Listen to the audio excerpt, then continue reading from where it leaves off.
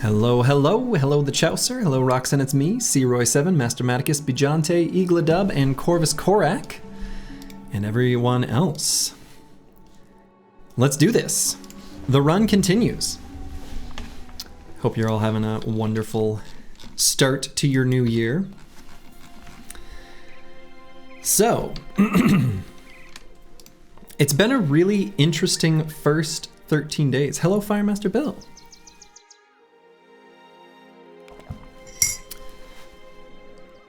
We've had some like pretty big ups and downs.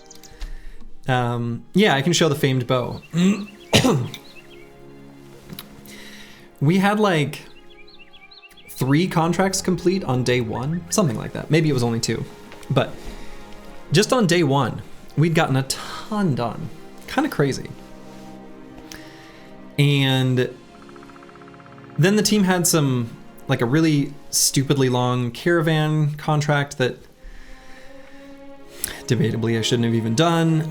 And then we got a famed warbow. And we had, you know, a really good fight against some zombies and geists, and then we had a not so great fight against some zombies and geists. The cult is still fledgling. We've got what? 1, 2, 3, 4, 5, 6. 6 of our 10 bros are cultists. Mastermaticus asks if his name's on the list. Let me see. It is not. Master Maticus. Consider yourself at it. So yeah, we've had a pretty weird start. The company's in an okay state for day 13. We're maybe a bit behind schedule, but nothing too crazy. But it's only day 13, right?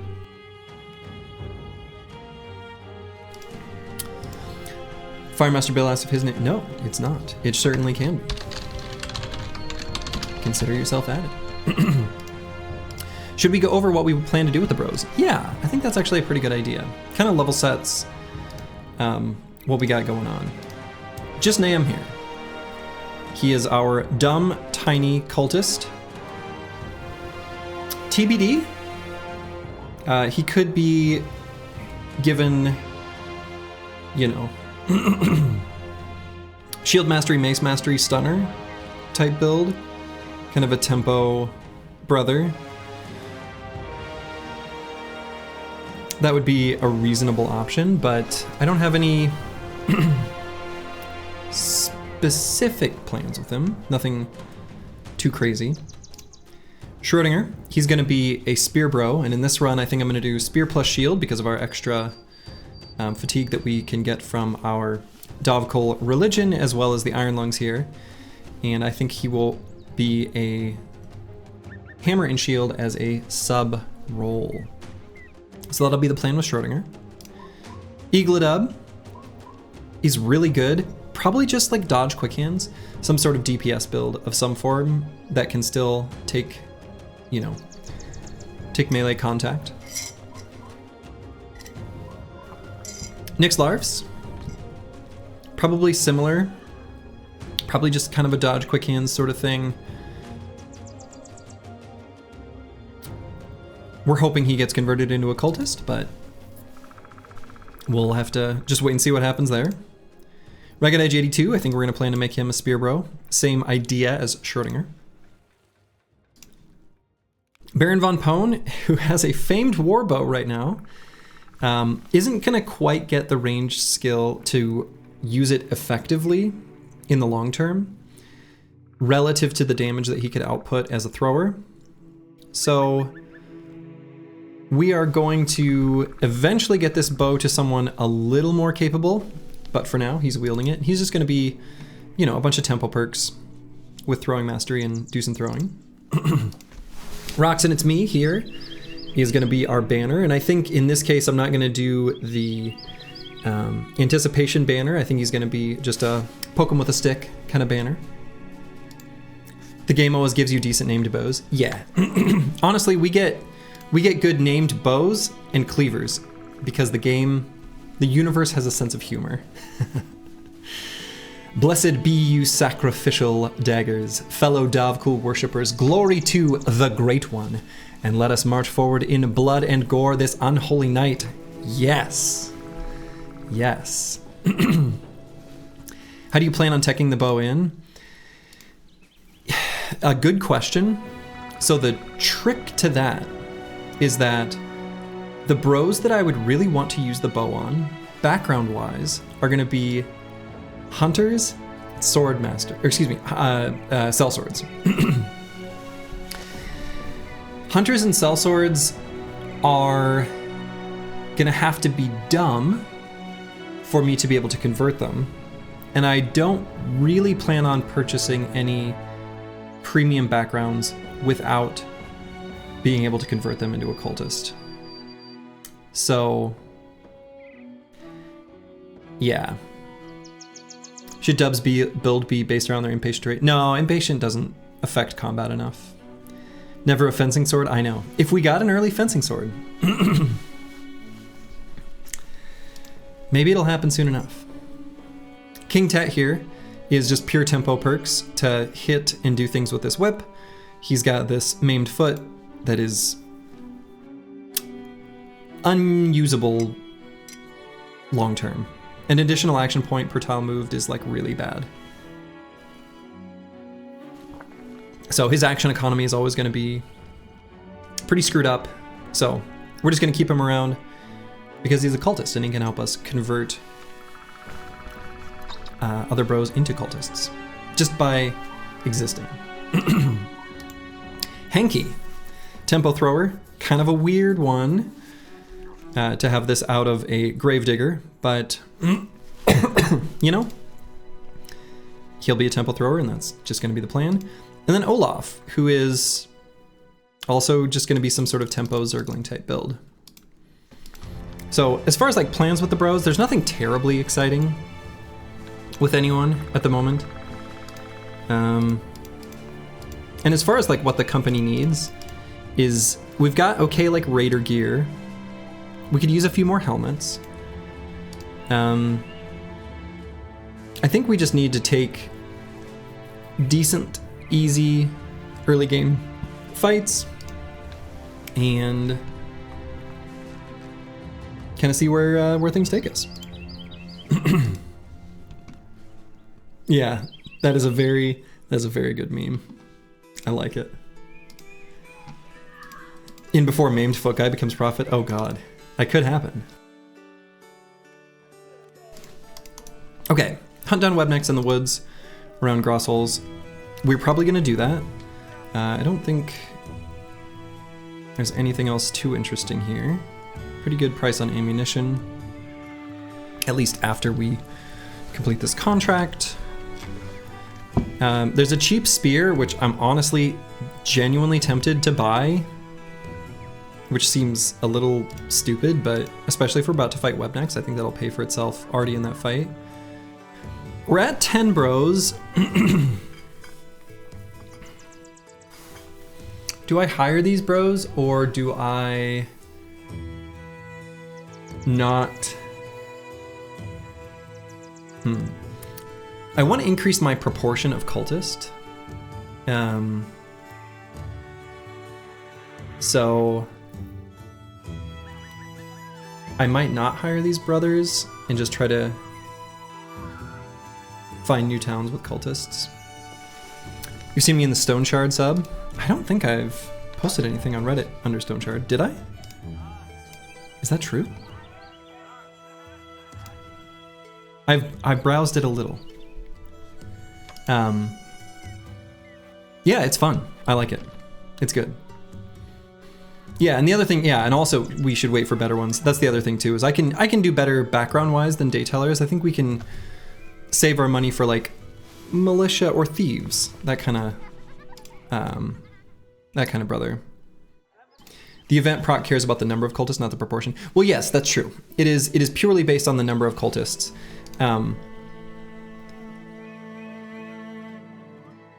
That is correct. But the brothers that it targets, we want to be ones with some experience, or that are like decent. And we've got pretty decent bros. Yeah, I don't know. And it's more like, I'm not comparing Dayteller to nothing. I'm comparing Dayteller versus Cultist. So we'd hire a Cultist instead, is kind of the idea. Either a Cultist or a like mid-tier background. So, yeah. So, anyway, we're gonna go ahead and do this contract. It's a pretty cheap payout, so I suspect it won't be too difficult. I'm gonna buy this spear. Screw it. And let's just go ahead and put it on Ragged Edge 82 right now. And maybe we'll give this setup to EELI.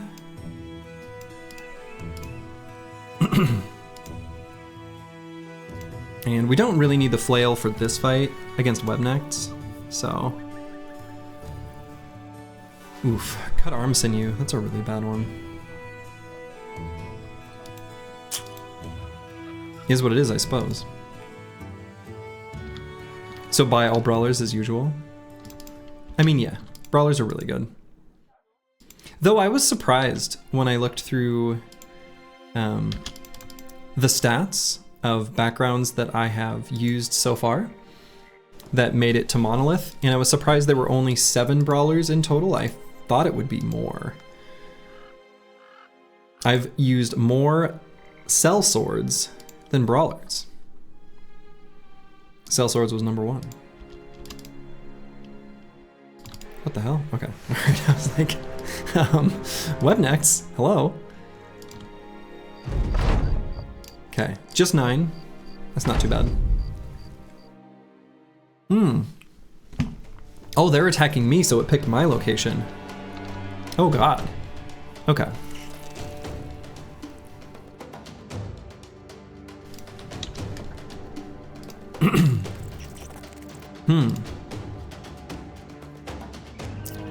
How many brawlers have gotten killed? Oh, now that one's gonna be many. Okay, so we definitely really... Oh god. Brigand von Pone is in a bad spot. Because he's only gonna be able to move to there.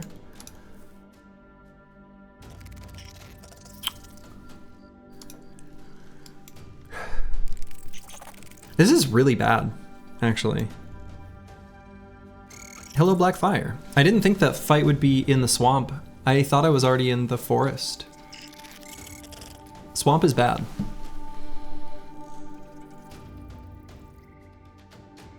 I guess I could get someone there, which maybe could be EELI.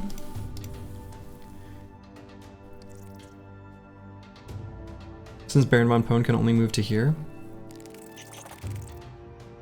Hello, Theojica, and hello, Black Fire. All right, let's just see where... Oh, Jesus, they're already in melee range. Good lord. Okay, 1, 2, 3, 4, 5, 6, 7. Okay.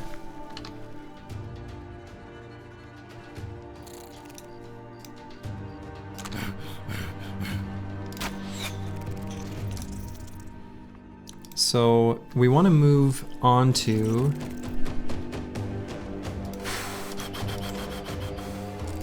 plushy grass and muddy earth and off of this murky water. The murky water is very bad for your stats, but if we can fight the Webknechts while they are on it, well, that's pretty good.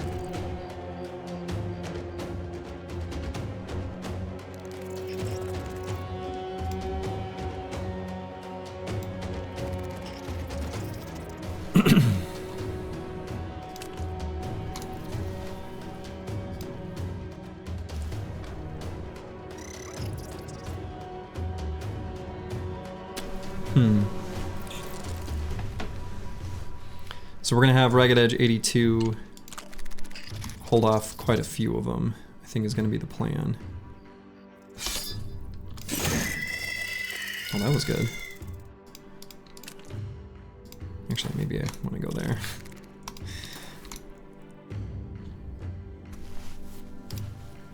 Could put King Tet there. Could still move EELI there as well. Maybe move Baron von Pone to this hex? No.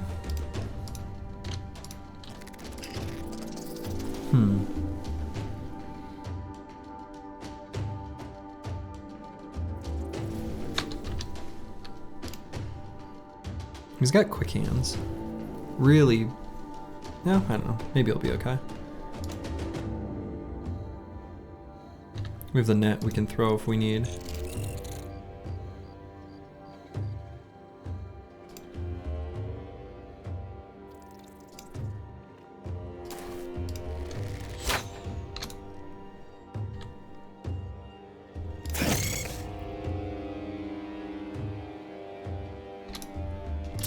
Okay.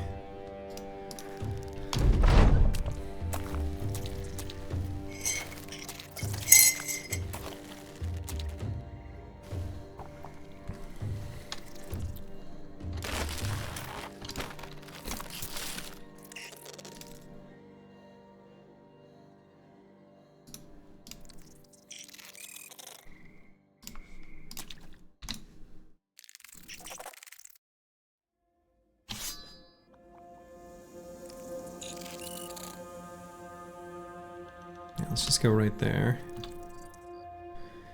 And probably should focus on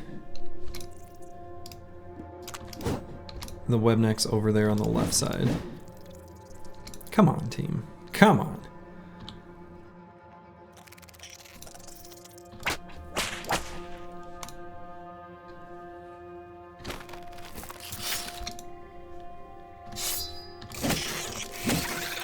All right, that was good.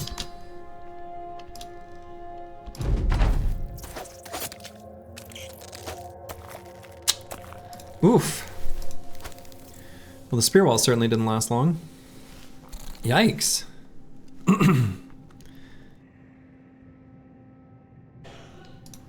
let's just see. We'll wait on that guy to see what, you know, what we want to have him do.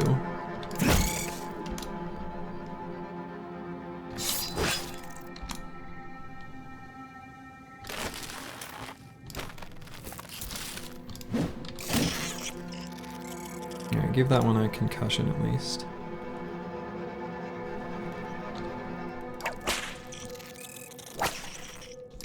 Alright, he's gonna bleed out.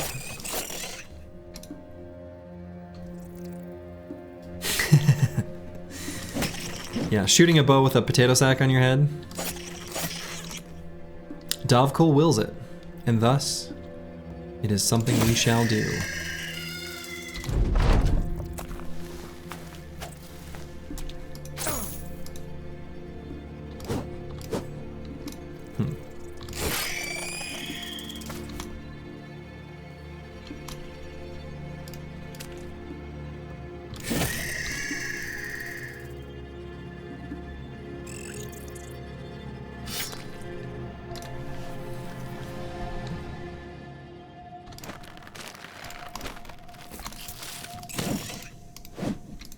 Luckily, this is a small number of Webknechts. Feeling very thankful for that right now.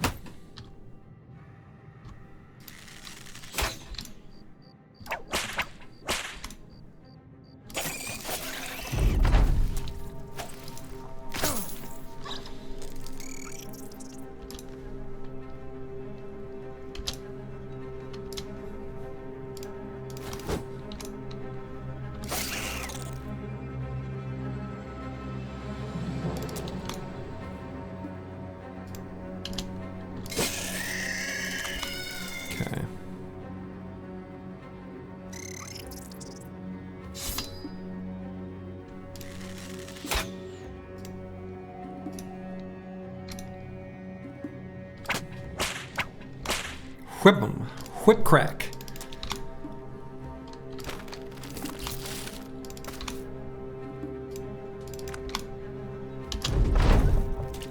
Alright, they're running away now. Good. Get out of here.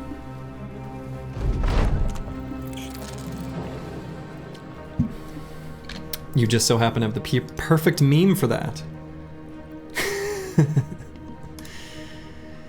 There's another good meme of You'll have to I'll apologize in advance for the Trekkies out there. I can't recall his name. He's from Star Trek. He's got like a thing over his eyes. And it just says on the bottom, I can't see shit, Captain.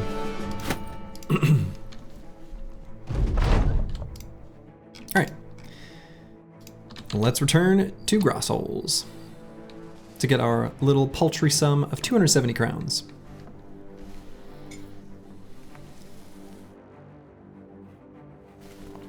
Good positioning, Slurgy. Thank you. Yeah, that was very much a fight about positioning. Okay. Lumber is cheap here. Tools are expensive, but ammunition and medical supplies are not.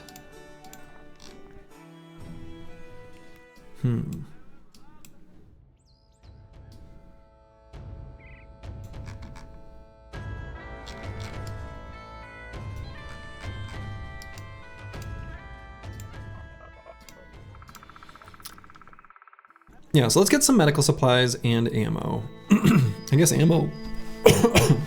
No, excuse me. Ammo we don't really need much of. We lost all our javs.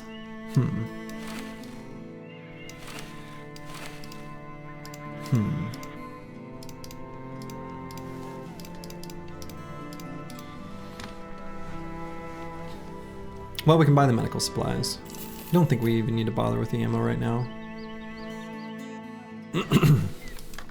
So we could go along this road and see what's over there. Not sure what else we would do instead. Seems like a reasonable choice.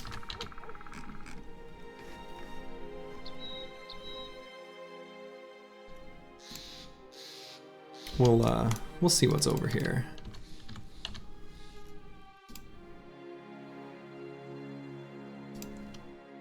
Okay.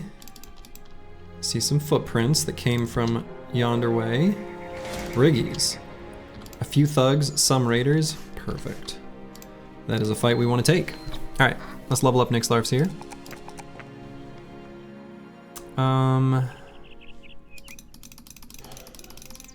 Could give him the fatigue on this level and toss a flail in his hand. Could give him fast for this particular fight, using the flail. Not a terrible idea. Let's just do it.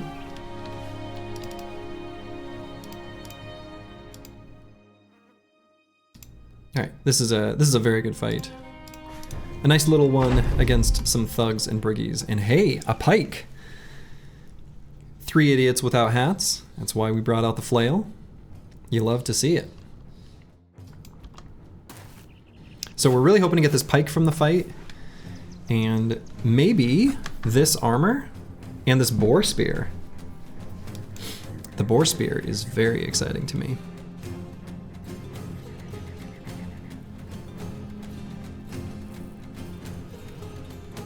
Yeah, the pike bro only has like a hat.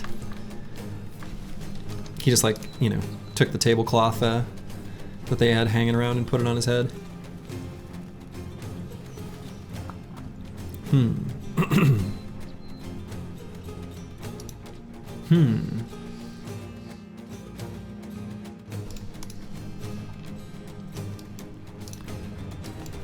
I guess I can still just do the scoot and shoot. Back up 2 hexes. Make them come to me. They didn't pull out their throwing weapons, if they have any.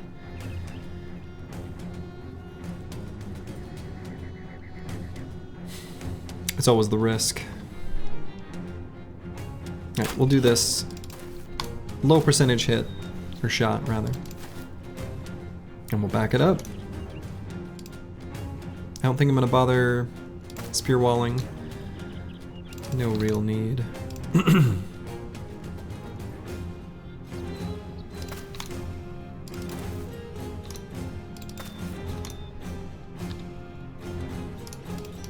King Tech cannot do that because of his broken foot.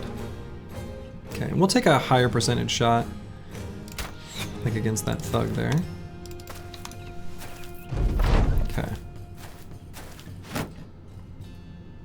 Pretty good with that thug moving right up there. He's... Does he have the Death Wish trait? Sure looks like it.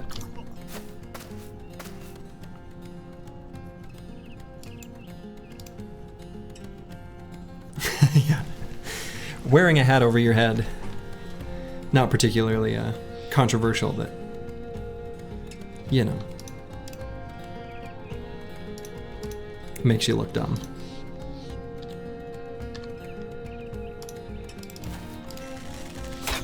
Praise Davkul.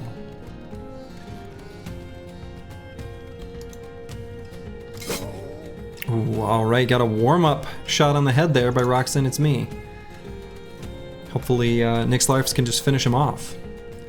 Could potentially throw the net on him to increase hit chance. Or I could just... say screw it. No need. Got him. Crackalack asks if he has a bro yet. Not yet. In fact, I don't see you on the list. So I will add you. Apologies if I had missed it previously.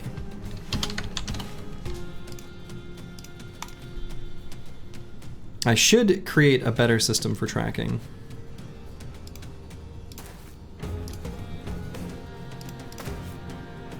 Okay, and we don't know if this is an upper or lower raider, so I'm kind of banking on the fact that he's a lower raider and thus doesn't have polearm mastery and thus isn't able to move up and attack us, but I don't actually know that. Okay, he was a lower raider.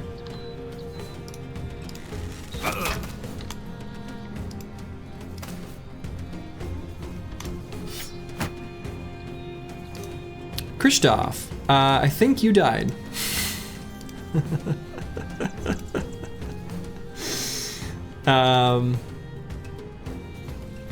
You thought the list transferred from last run?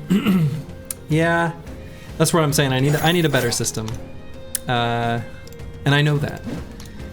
And some people have suggested some good ideas, like using channel points or things like that. My reluctance to do that is that there's a number of YouTube viewers that I don't want to disclude, you know? So, but yeah, Crackalack, I can add you. Oh no, I already did. And then who else? Oh yeah, Searoy7. Searoy7 is a mainstay of bros that I managed to get killed. So being later on the list, probably to your advantage.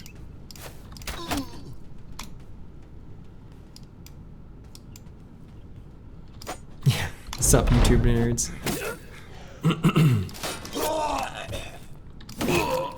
Okay, that was a really good fight.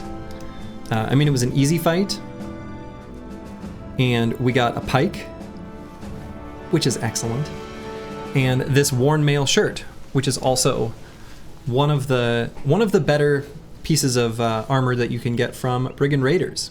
So, hey, not too bad at all. You like that pike? Yeah, me too. Me too. And in fact,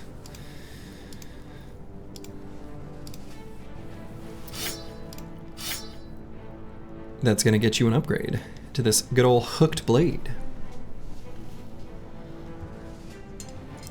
Imagine being the brawler. Yeah, that's here from day one to the end of the run. I mean, that's the dream, right? That's the dream. But sometimes Davkul has other plans, you know?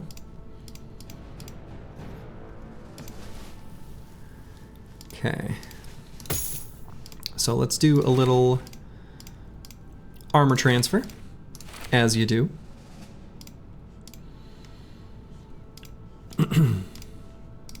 Schrodinger, gonna get Spear Mastery, which is a huge power spike. Secondary stats are so good. We'll grab the 4 hit points when it's available. Davkul works in predictable ways. Too good. Too funny. Too true. Just name him. I think I might grab Backstabber for this bro. Yeah. Christoph, you certainly can.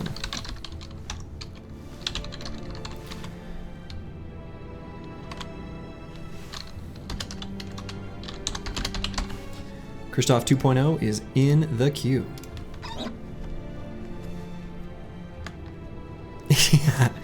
Yeah, Davkul may end up, you know, making some bros angry here soon. You never know. Okay, so now we have a choice between fatigue and resolve on this level. I'm thinking the +4 resolve is still too good this early in the run. We've seen how important that is. A few Geists showed us that. Yeah, have a good one, Christoph. You're in the queue.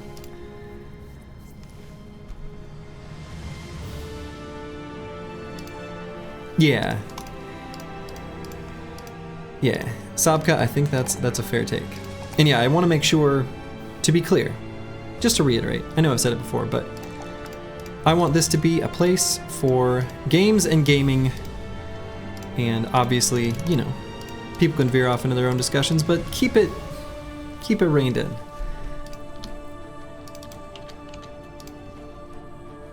It's not the place to discuss anything terribly important or sensitive about the world at large. It just isn't. Okay, so we've got this single caravan hand trying to protect some cargo from a whole bunch of brigands, which is really funny to me. So yeah, we definitely want to take these fights. We want to chase these raiders after we take out these thugs. So, first things first, the thugs. We could maybe try to dagger down like these gambesons or blotched gambesons. We'll see if that ends up happening.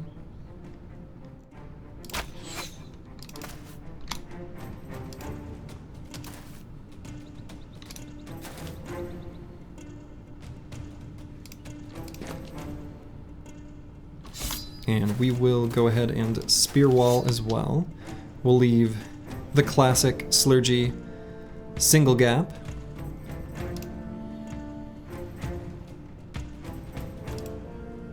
And let's pull out the Morning Star on Olaf.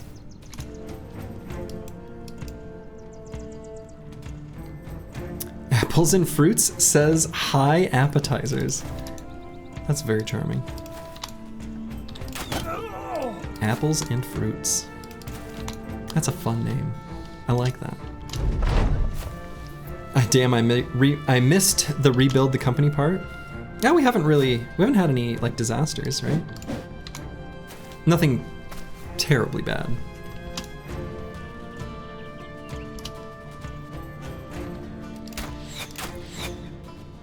This brigand thug cannot be hit by anything, it seems. He is somehow immortal.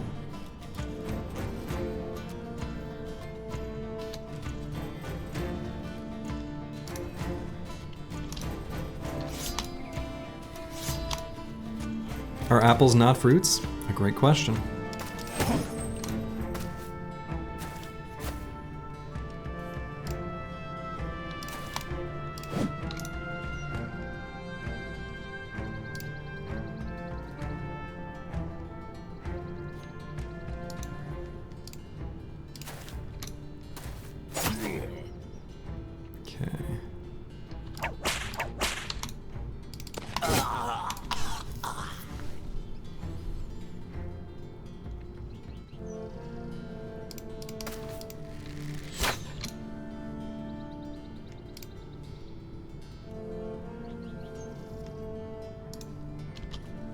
Yeah, that 1 in a billion run where one of the thugs just becomes superhuman. This thug, he's amazing. He's got some skills. But he's not immortal. Alright, I think because Ragged Edge 82 doesn't have Spear Mastery yet, let's move Nixlarfs up and try to just headshot this thug. Popped him. Popped him like a balloon.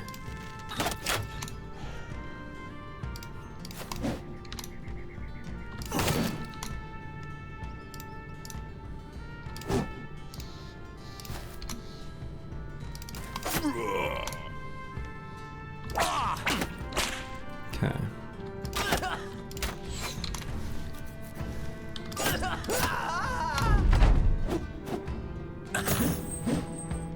Alright, and this fight is over.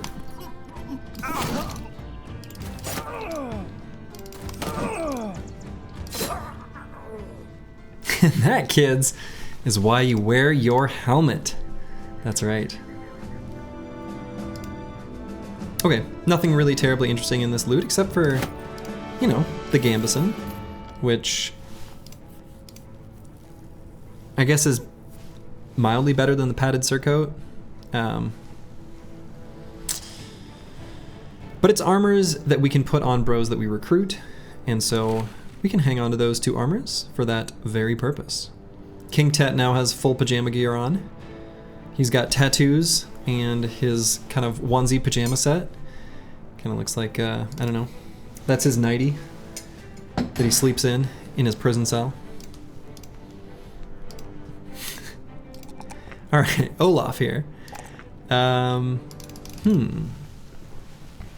Yeah, potato sacks. That's right. He always enters combat confident, which is pretty nice.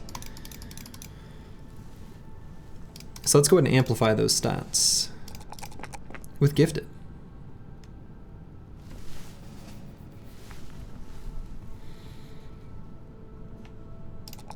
And we'll give him a little more hit points. Okay. Let's go up and show these Brigand Raiders. Who's the boss? Slurgy's the boss.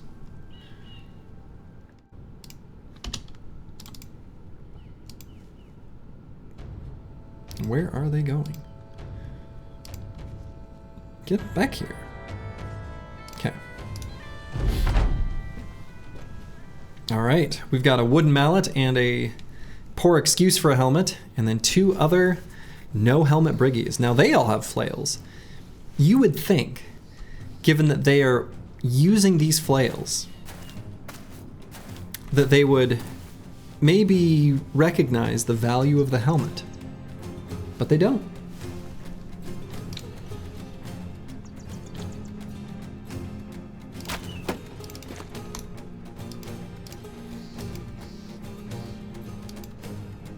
Yeah, these are very, yeah, Sapka Spirez is absolutely right. These are very favorable fights.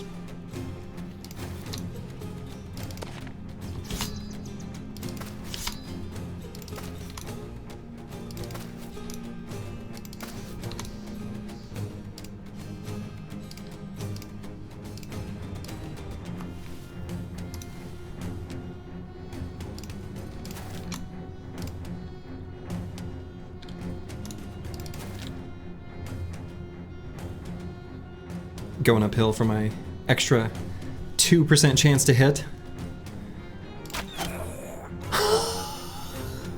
Hold on. Okay. I was gonna say, if the roll there was like 28, then it would have made a difference. All right. Anyway. Easy. Easy. No problem. What a simple game. This game's easy. You know? Okay, we want to try to get Nixlarfs on this raider, ideally.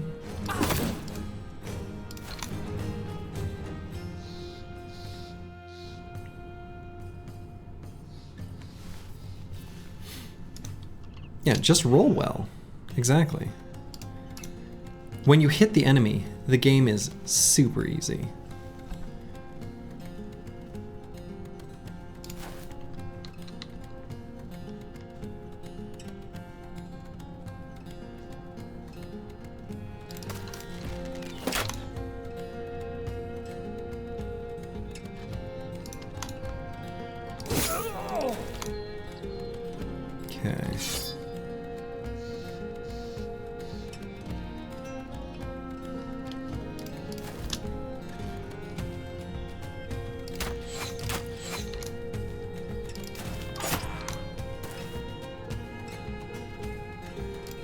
Do I move Nixlarfs up this turn?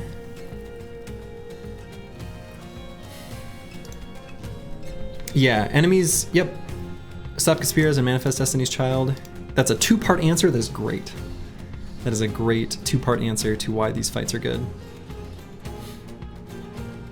Okay, I'm just gonna hope that Schrodinger can hold them off reasonably well.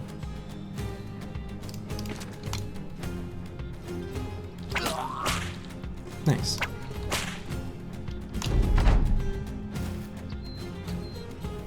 Okay. And we might wait on Nixlar to see what this other... Okay.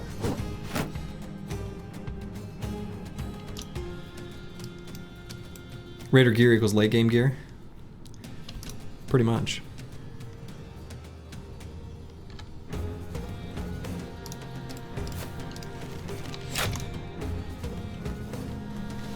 Okay, I don't want to kill too many such that this raider runs away, but I also don't want to walk up with Eagle the Dub and let him get attacked next turn.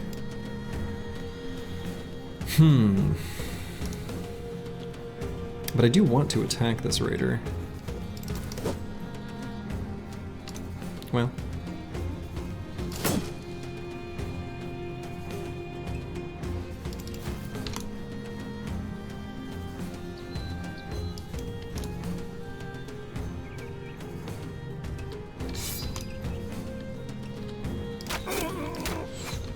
Alright, that was good at least.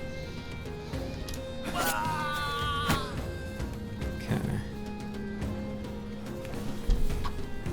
Kind of want this armor. I suppose the two shield walls next to each other make it pretty unlikely for any of this to hit. You know, 50% chance, that's really still pretty good.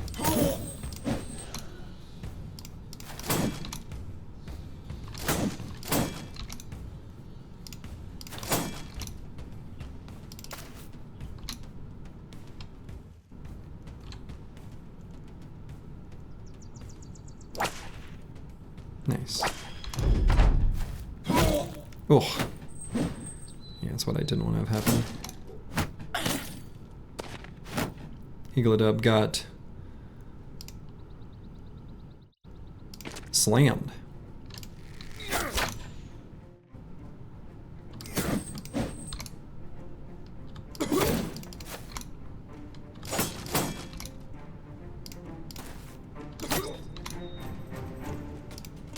So we're gonna have Baron von Pone go help him out, or try to.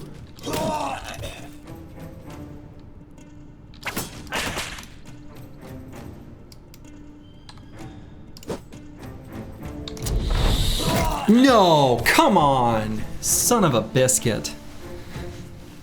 Shit. Hit him 30% chance, and then the first one must have been even lower because he was wavering before then. God. Man, that's so unlikely and shitty. And he's dead and he was good. Oh my God. That is so frustrating.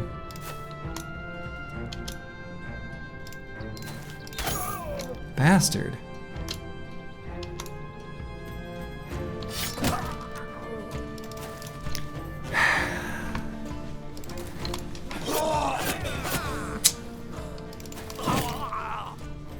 Ah, that really hurts. He was such a good brother. He was one of the starting cultists. He was like one of the two that was really good. He had really good defensive stats. And offensive stats. Yeah, I mean it's as Sapkaspira says, it's not a high chance, but it's also not that unlikely. But also, we had to miss our attacks, and we did.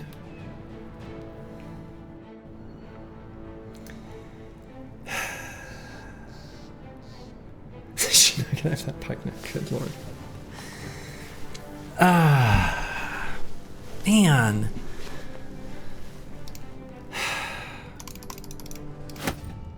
That is so disappointing.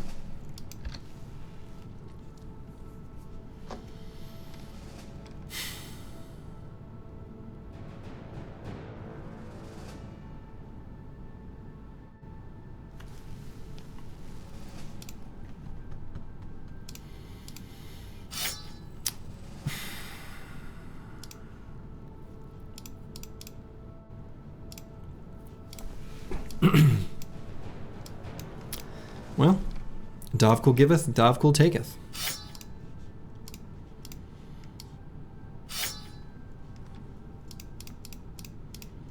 He is simply testing our devotion.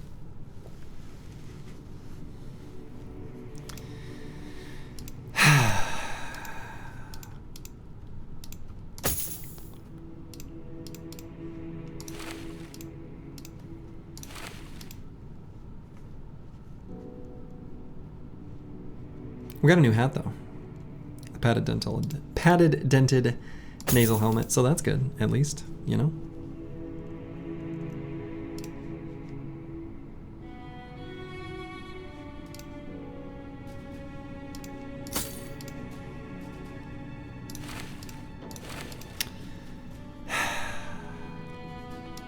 You were the hat tax. God, that's so... That sucks. That sucks. But it happens. Okay. These early fights, when bros are still very fragile, things can swing real quick.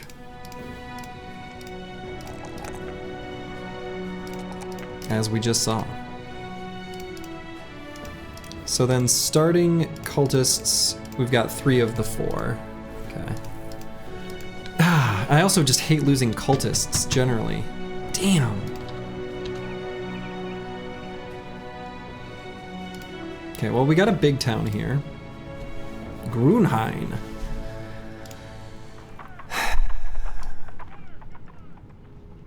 No cultist here. Maybe it was... Yeah, I don't know.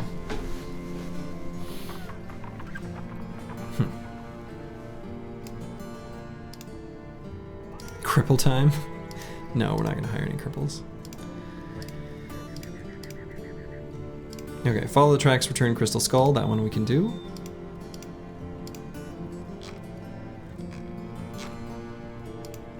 Yeah, definitely going to recruit the Brawler. 130. Can't beat it. Okay, so we'll go ahead and accept this contract first. Should be a pretty easy fight. The game will have pity on us, I'm sure. And Gisselhair. Hey. Gisselhair's good. Gisselhair's very good. Gisselhair is excellent. Yeah, best chance to get a cultist is in the swamp towns. Yeah, anything with the mushroom collector or whatever. Whatever that structure is.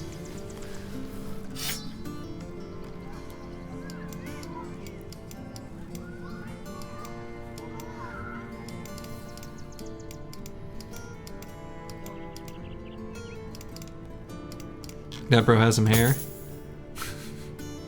He does. Okay, so Olaf is a bro we're gonna want to keep around. And next on my list, actually, is Corvus Corax. So this is pretty good, bro.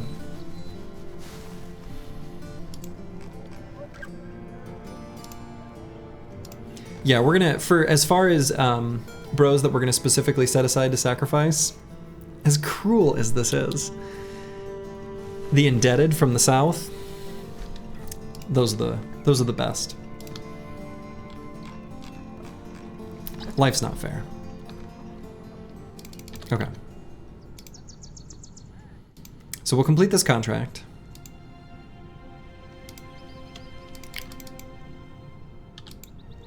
What if you get the sacrifice and the grave robber / brawler don't like it? Well, then they might leave.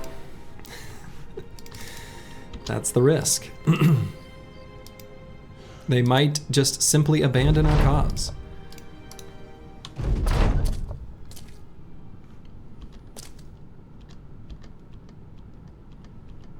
Okay.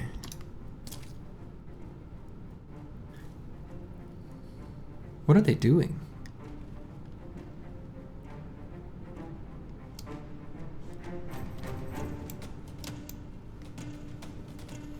Yeah, so the way the mood system works, the game displays it as a percentage, which is weird, but it's just a scalar like value. from 0 to 7.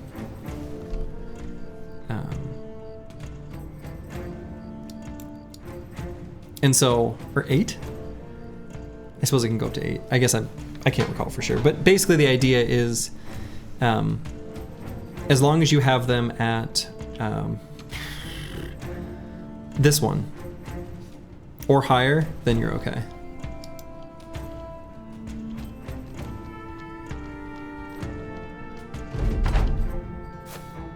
Do they really think they have ranged advantage? And that's why they're waiting? So they must have enough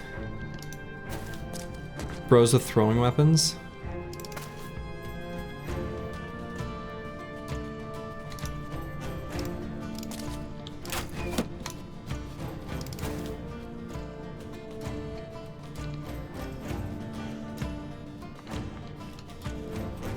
If that's true, let's move forward and pull up the shields.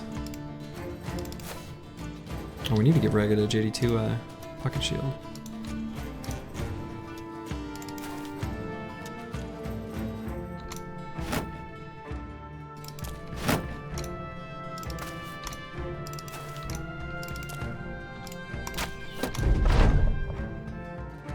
Yeah, they must believe they have ranged. Oh, okay. All right, here they come. I don't know.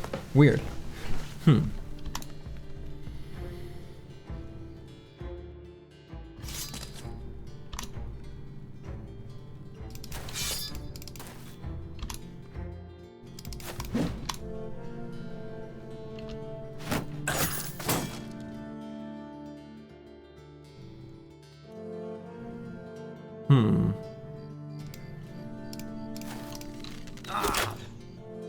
Nice. Shot him in the head. Good.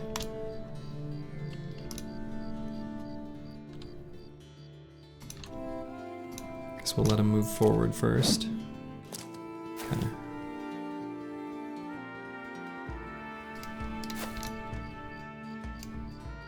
So move Nixlarfs through so we can attack this guy right in the head with surround bonus.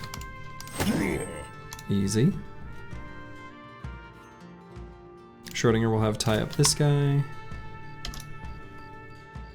Just Nam, let's move forward and shield wall. Maybe here? Let's do here.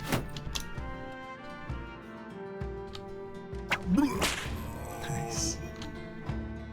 Could maybe net this guy to take him down faster. Yeah, I think that'll be worth.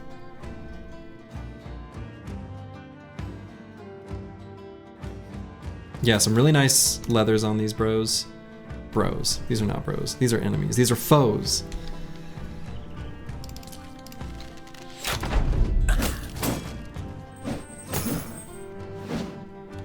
Okay.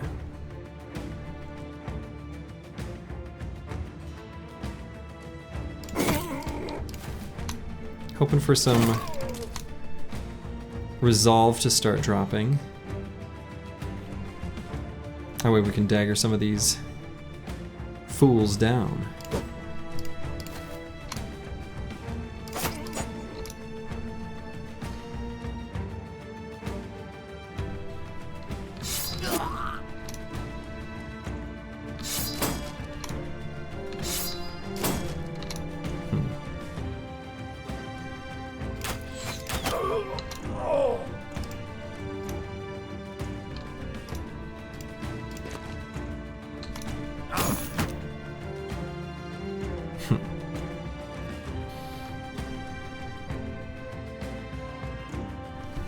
Just greed harder. That's kind of what I'm thinking. Slow that guy's turn for next turn. Sir.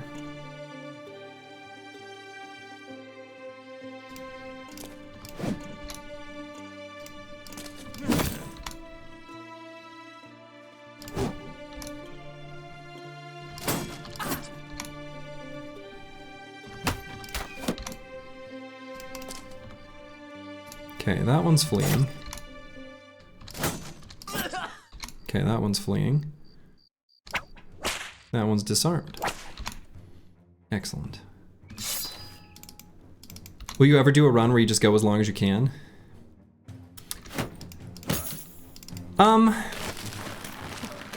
No, because as long as I can, it doesn't end.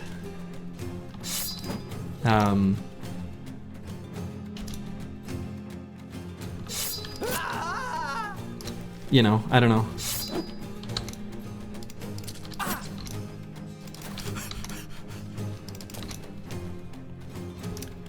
I think for me, the super ultra late game company also just isn't as fun to play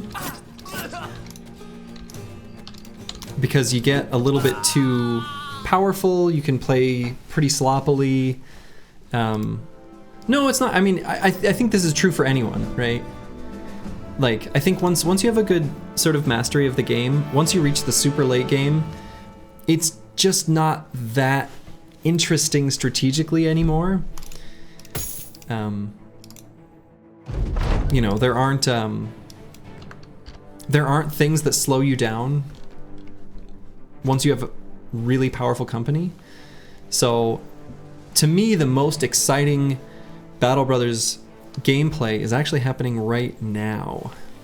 So just after the very first couple very samey fights, but right around now when you've got like interesting decision making around where to go, what to do on the map and things like that, and your bros are still very fragile, and the company is still sort of a fledgling little group of misfits with, like, you know, some big boy toys and weapons, but they don't really know how to use them that well yet, that's when the game is exciting. So yeah, playing after day 80, 90 is a pain already, more than 150 is ew. I kind of agree with that. And yeah, there are mods that, you know, of course do certain things to make the game interesting late and whatever, but I don't know. To me, this is the sweet spot. This is where Battle Brothers is at its most fun. So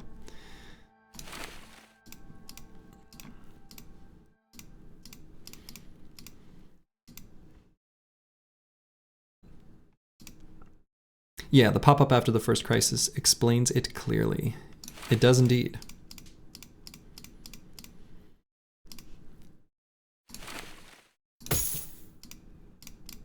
Okay, so we got some decent armors. We got a couple leathers now, which is really nice. Those are pretty good. They'll be indispensable when we first perk into Nimble. Yeah, you mostly zone out of Slurgy's late game run content if you must watch on YouTube and just scroll to the interesting big fights like Library or Monolith. Honestly, I would do the exact same if I were you. Okay, so this is another cultist specific event where they take leather hats and transform them into cultist versions of leather hats. It's a weird event. But yeah, we lose the open leather cap and we gain a cultist leather hood. It is an upgrade. It goes from 40 to 60 durability. But like, yeah, I like making a hat. Yeah. So new hat, cool. Great.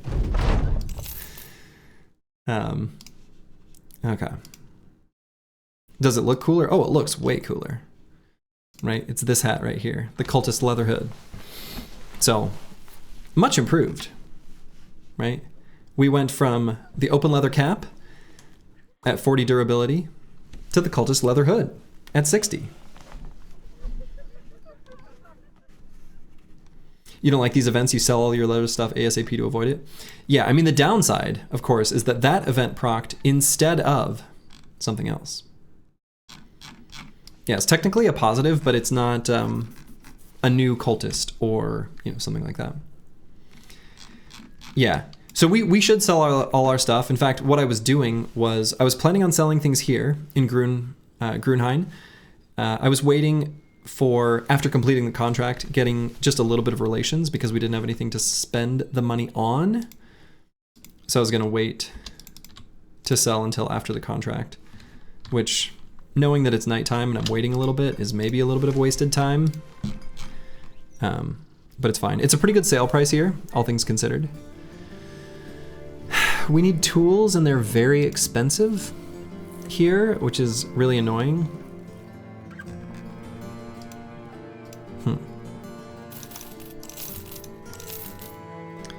So I'm gonna hang on to the rugged surcoats and gambeson.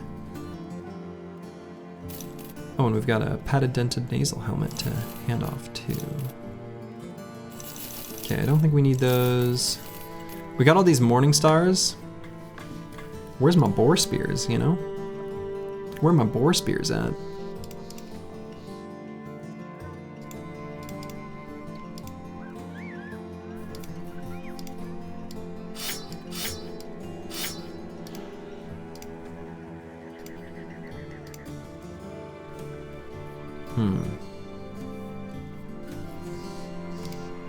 Let's see, and what's our current ambition? Just, yeah, destroy a hostile camp. Okay. I guess we could hire that farmhand. Just to get another bro on the battlefield. It's probably a good idea. Don't forget your new helmet. Yeah, we'll get the helmet equipped. Thank you, Cracklack. Let's see.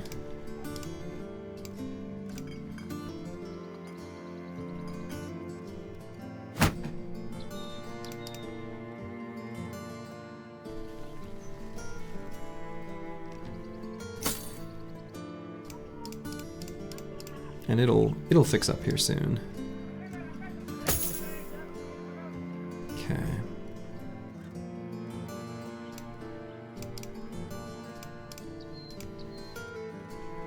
So let's give the morning stars to our throwers, actually.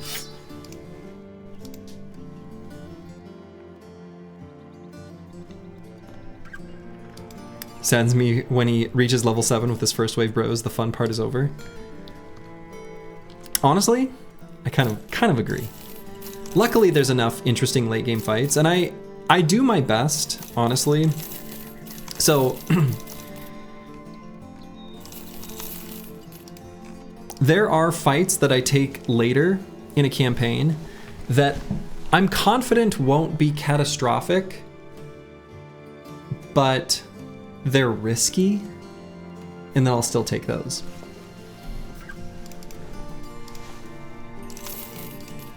Kind of it's to test the company's strength, but also just because it's fun. Okay, I might hire this farmhand. I don't know. He's not very good. Boy, he can work in the field for days, though.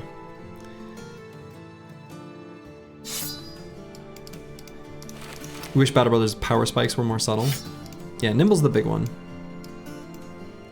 Nimble's the one that's not so subtle.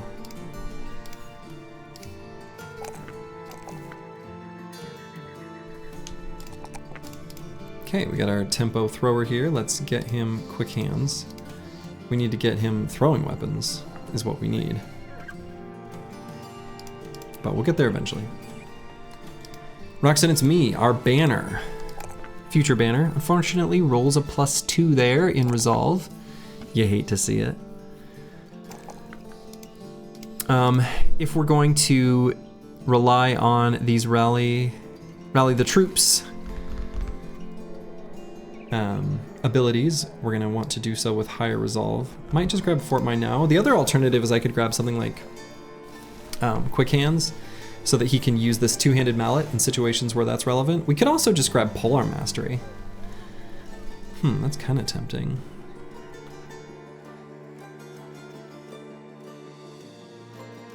Yeah, he's just gonna be a poke banner. So I think we'll just grab Polearm Mastery. Just gonna be a poke banner. All right, and I'm going to bite the bullet and just spend a ton of money on these tools so that we can fix up the gear that we've got. Okay, so can continue on a road and just see what we see.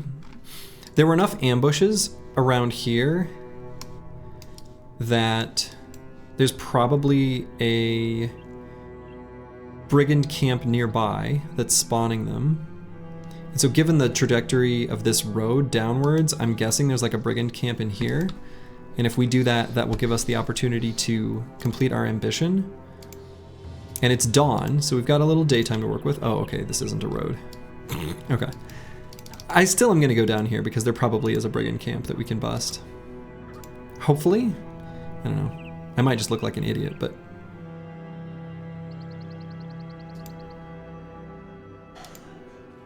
Well, you know? Could be in the forest, which is harder to see. Could also just take this opportunity to walk through a little bit of unexplored wilderness and head back south. Oh, busting? Busting make me feel good. Hello, Faraday Wave. Welcome, welcome. All right, many thugs, a few poachers. Very nice. We'll go ahead and pull out the shields on our front line and run forward.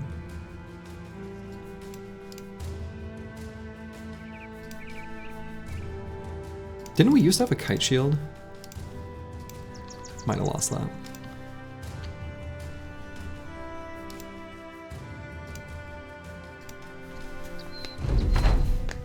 Okay. This should be a nice easy fight.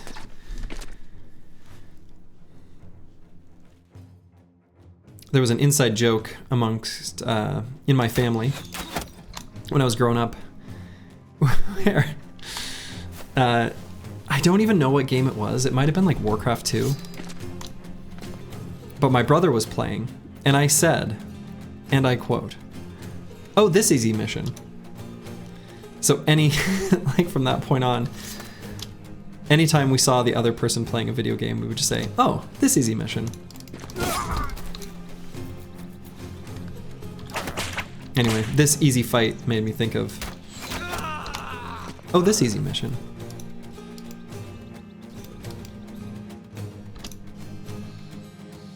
All right, so we're just gonna shield wall here on the front. We got the spear walls there. I don't anticipate too much damage happening after this part of the fight.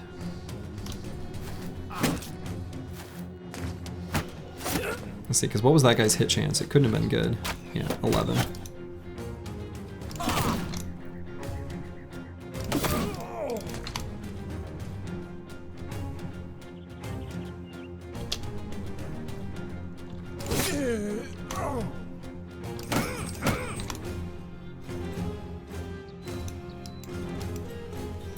This easy mission. We weren't particularly concerned about emissions from our video games anyway.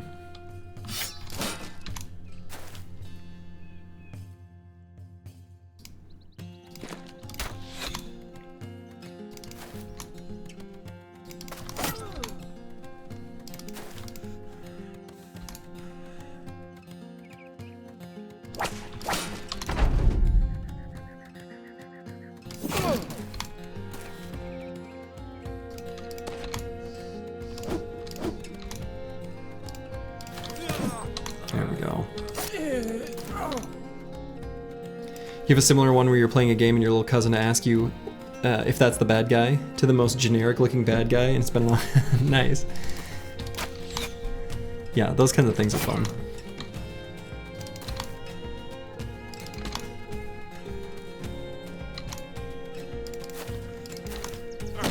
Little inside jokes.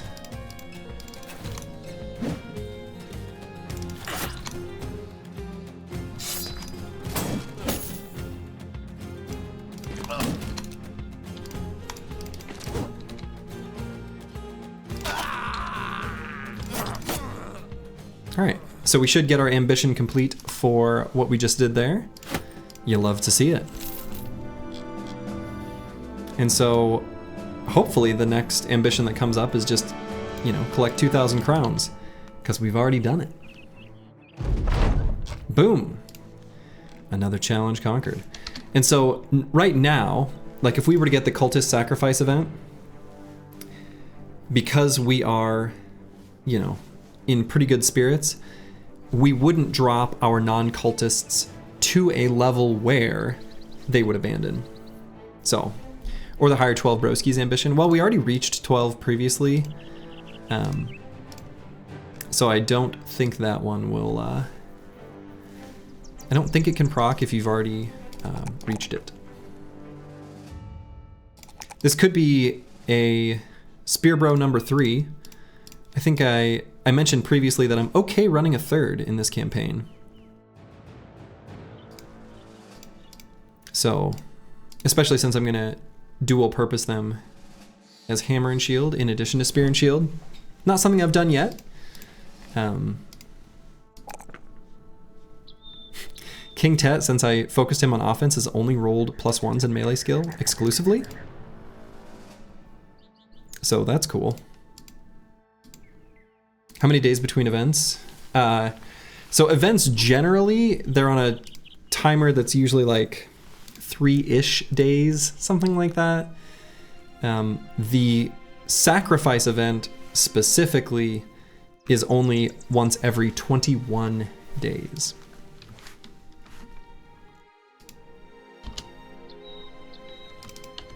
Okay. One option to us now too is we could get some doges. No, sack is 21. There are mods that I'm sure change it. In fact, I know there's a mod that changes it. I've never used it, so I have no idea how it changes it or what it changes it to. 13 to convert? Maybe? I'm not sure. I don't remember. Soul is 21 grams. Maybe that's Davkul's measurement. Like tempted to buy dogs at the kennel. But I also really want... I mean, we'll collect 2,000 crowns really soon.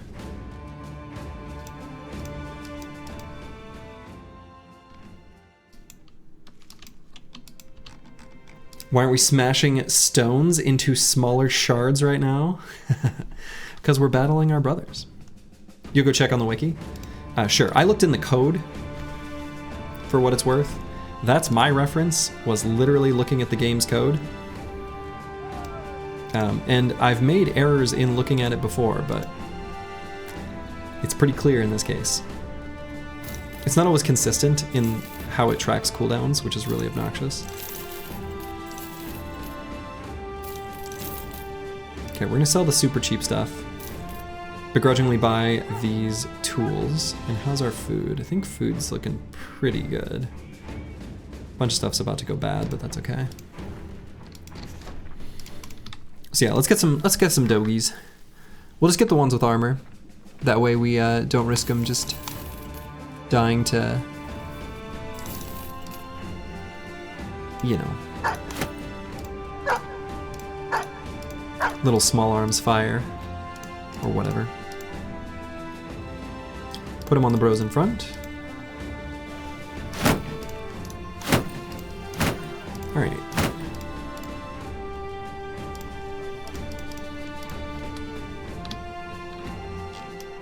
So let's head on to Sonfels and see if there's a contract for us there. If there is, we'll do it. If there isn't, we'll maybe explore through this unexplored terrain and maybe go back to the Grim Tombs. Maybe.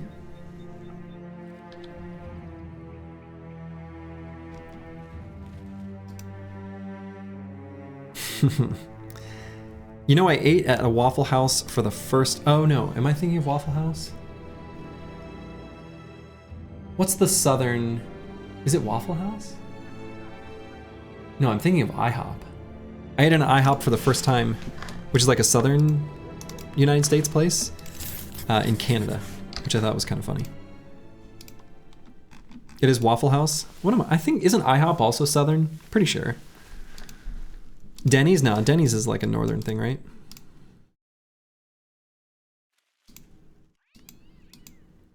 Isn't IHOP southern? I don't think there's IHOPs in Minnesota or Iowa. I don't know, maybe there are.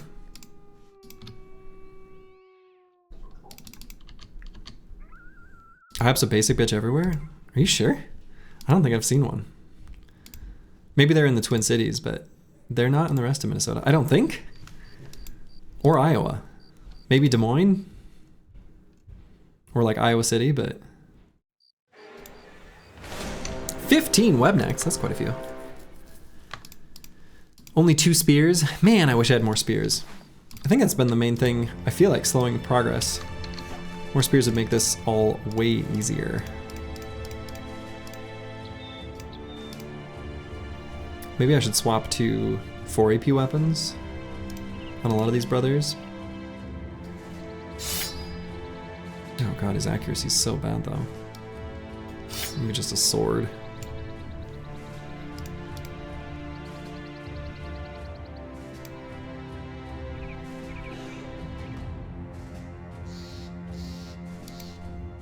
Waffle House fights are one of your favorite contents on... Are there Waffle House fights? Is that a thing that exists? What? I don't understand. You're in Georgia at the moment in Waffle House galore? Okay. Interesting.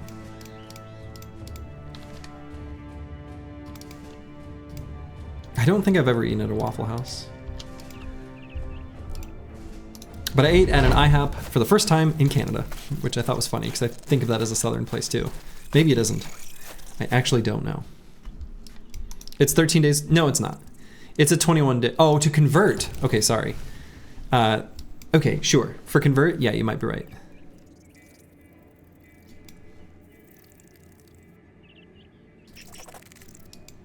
Fighting subreddits are full of Waffle House fights? What? The hell is a fighting subreddit? Do I even want to know?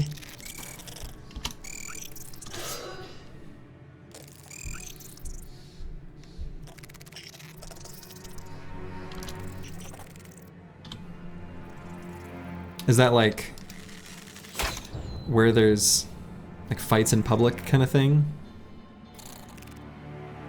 I don't know. Not a fan of that.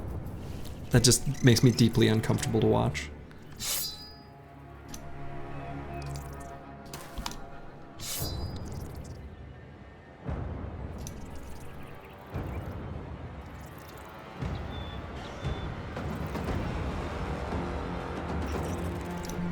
Okay, this is quite a few Webknechts actually. Like,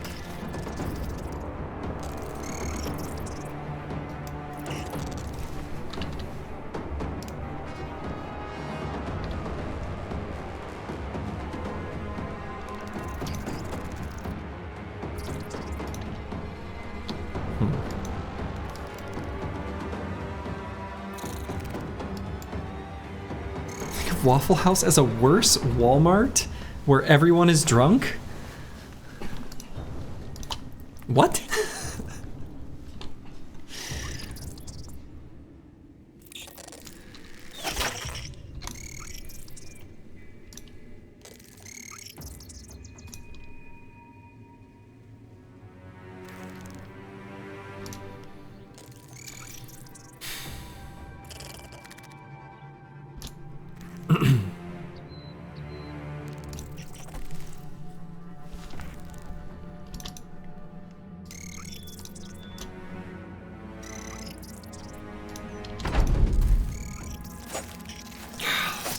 Fails on the first attack.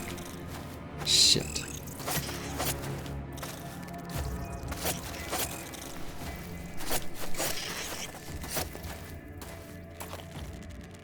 Okay.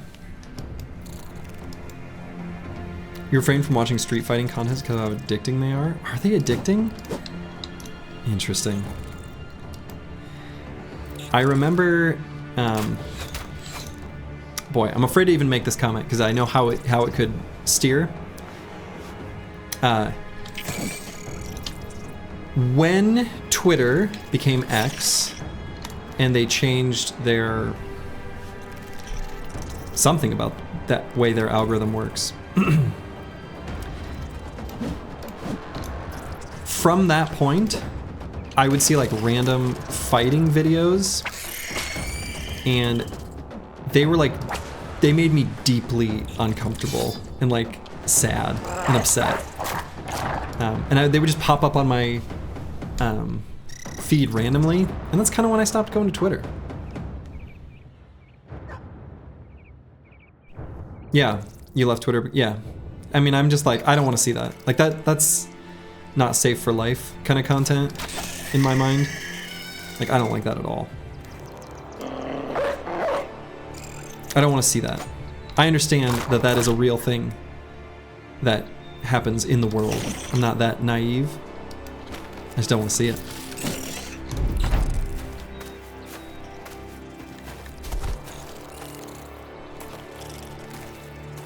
Okay, so this fight is actually pretty bad. Speaking of things that I don't like.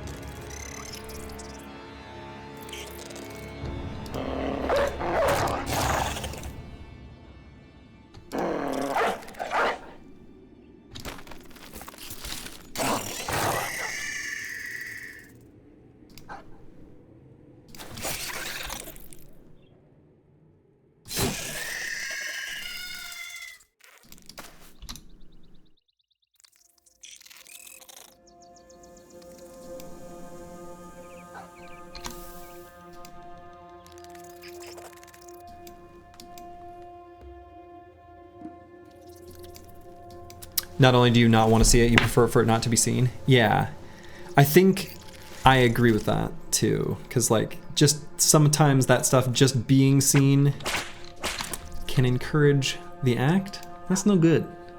That's no good.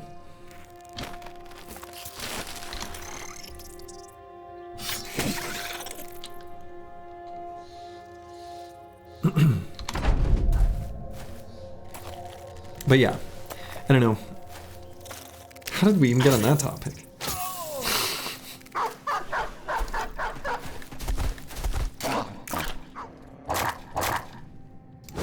Was it all from Waffle House? I think it was.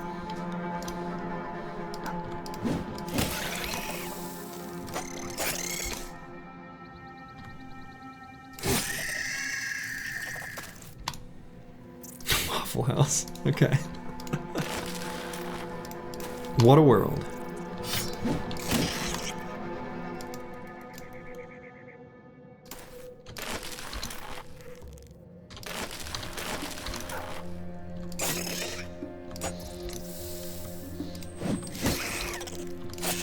Okay. Kind of a spooky fight, but I think we're in pretty good shape now. So there's you hypocrite, you literally play the most bloodthirsty game. I mean, it's kind of true.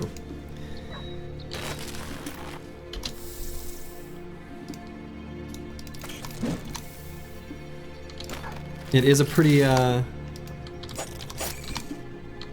violent game. But, my children, know that Davkul does not seek your pain, only to end your suffering. Totally different.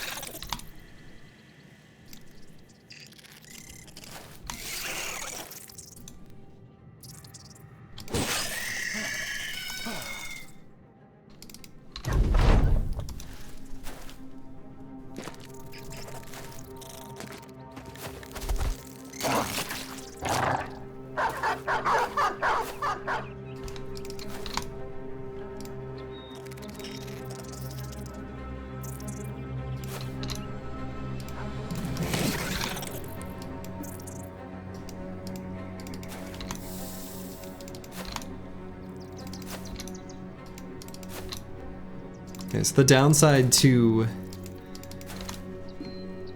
unleashing the dogs, of course, is then they zealously try to chase after the eggs and the fleeing Webknechts, and we gotta keep them safe.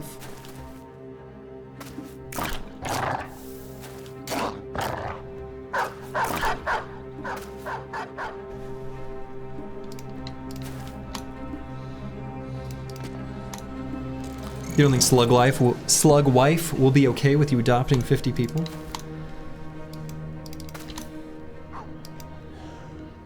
Probably not.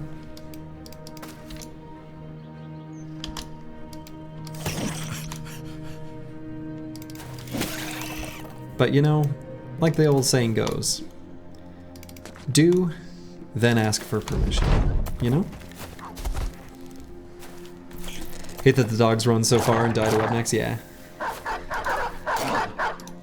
Luckily, all of our little doggies are nice and safe though.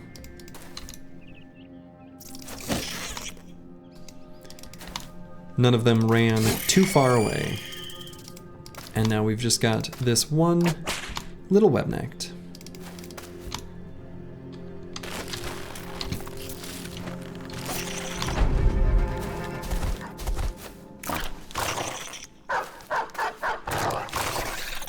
Okay, that was quite a few Webknechts to fight, but it went pretty well. Back to Zonefels.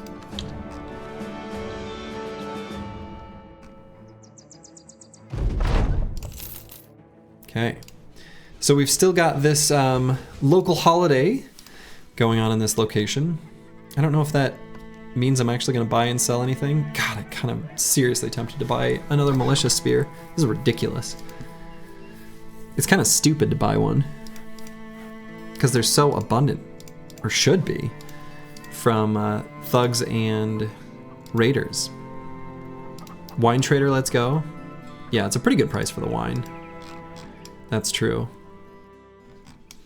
At the very least, we know we can always sell in Wyrmfesta, since it's you know, the military city. Otherwise, our next best place to sell that would be like Wickstadt. And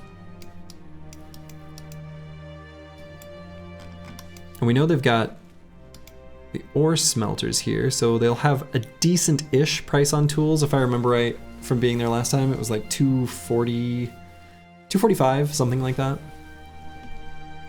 It was some number a little bit off from that, but it was slightly lower than 250. They also had the workshop here in Burkhaven, so reasonably priced tools there. Just thinking that we kind of want some of those. And then we could maybe spend some time in the south fighting nomads.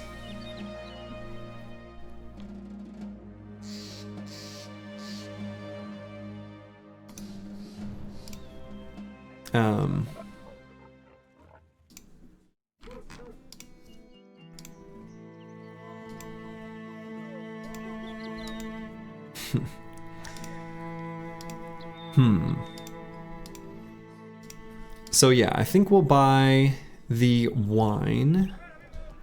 Yeah, before they have dodge, it's a good idea. Right, because outlaws, so cutthroats gain dodge at day like 37 or 38, and then outlaws gain dodge at day 40, so fighting them prior to that time is generally favorable. And so spending time in the south relatively early on in a campaign is a good idea. So, yeah. Heading south is good. I think we're at a good place in the campaign too to do it. I'd like to get a couple more cultists. We're kind of limited in what we can recruit when we go down there. That's kind of a downside. Oh, I didn't even check. A cultist. Oh, interesting. Huh. Weird. What a weird brother.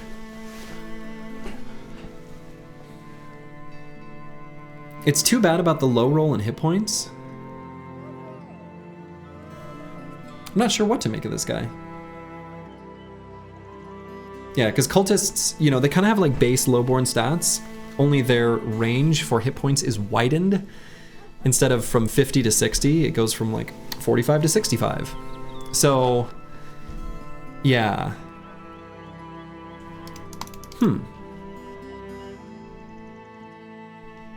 And he's got the 2 talent stars in melee defense, but no starting melee defense.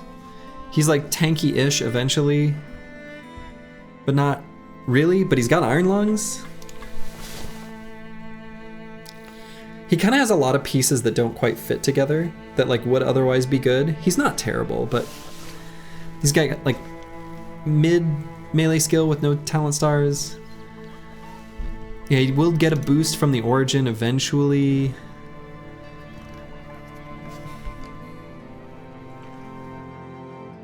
Dodge Forge with Orc Flail. It doesn't even have to be Dodge Forge, but he could be like a Flail Fatigue neutral or something. That's true. Yeah, if it wasn't for the Iron Lungs, he would be entirely unimpressive, yeah. Guys like this you level just to see how well they roll in melee attack? Yeah. Because I don't think he's not a tank, right? He doesn't have either the fatigue or hit points to do like nimble or forge tank. However, he can make use of like, you know, the big chonky orc two-handed weapons just fine. Fencer? Yeah, he's not a fencer. If he rolls well on attack, he becomes amazing. Otherwise, he can meet Davkul. That's kind of about right, actually. Luckily, he's got good starting base resolve. Cultists have good base resolve, so that's not unexpected.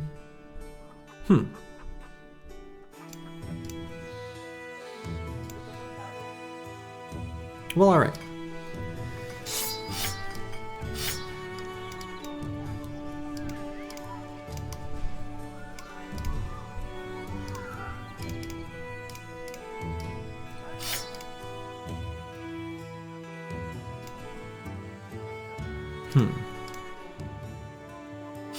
Backstabber, Mansplitter.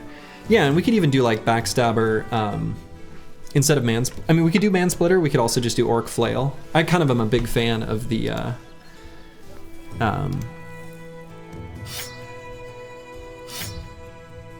shoot, what's it called? The Zerk Chain. If you know, you know. The old trash adapter. A classic. A slurgy classic. I could revive the trash adapter for this bro specifically, and actually it'd be pretty good. Whatever happened to those slings? Did I sell them all off? We'll find more. Okay, so next on the list is, let's see, not a Smirker, not a Bowman. We have Zenithot 3.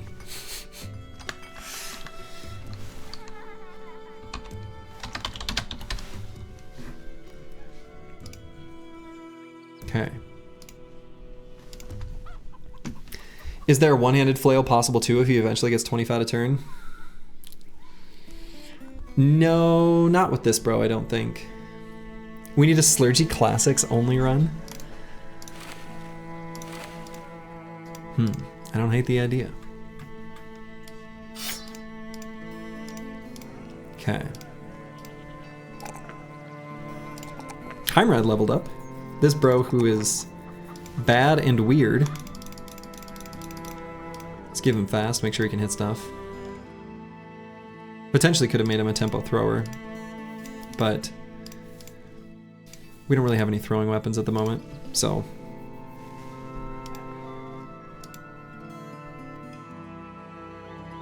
Are mace duelists fat neutral with 20 fat regen? No, I think the mace is still, what, 11 fatigue to swing? I actually can't remember.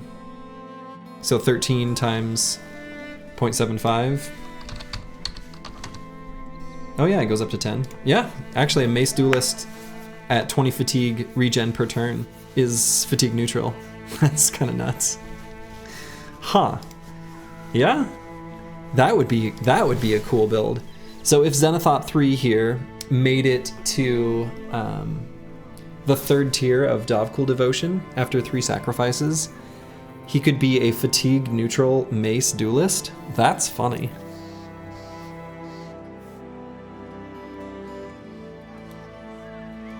Huh.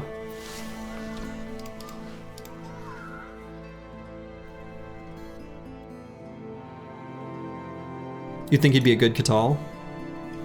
Nah, he'd be okay. Sounds badass. Kind of does. Well, we'll see. We'll see what happens with Zenithal. Again, it's kind of an unremarkable bro.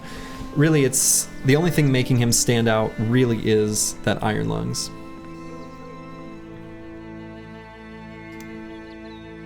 Okay. I'm really tempted to buy a bundle of Javs too. Screw it. Let's do it. We've got quick hands on Hank here. Am I really going to keep this bro around? Anyone want a tempo bro?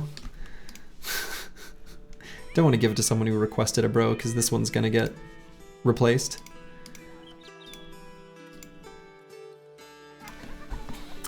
Not to pop anyone's bubble, but Roxanne, it's me. You're already on the team. Kill you again? All right.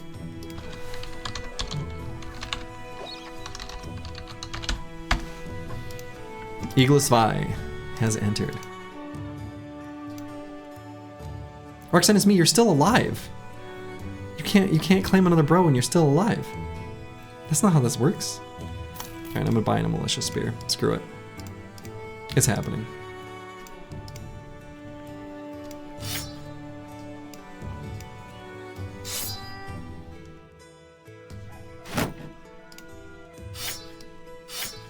Okay.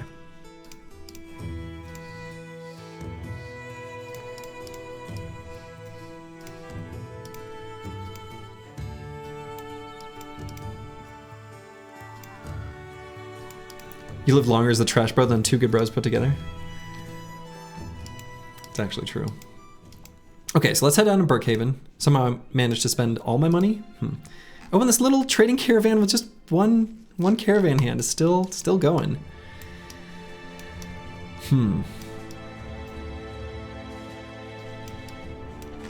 The other thing that's kind of interesting, or an option that is available, just saying, is if we wanted to make an enemy out of this faction with the like forest and fish flag, could maybe make some good coin from raiding them. And I think we know the full extent of all of their settlements. So, yeah. Okay.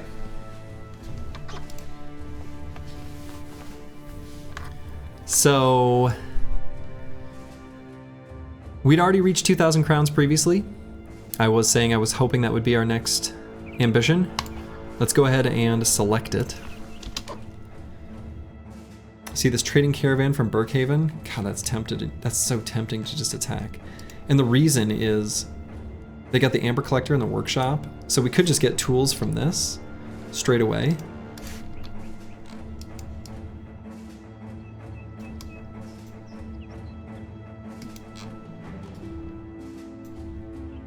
This faction doesn't actually offer us all that much. Other than, you know, places to recruit bros.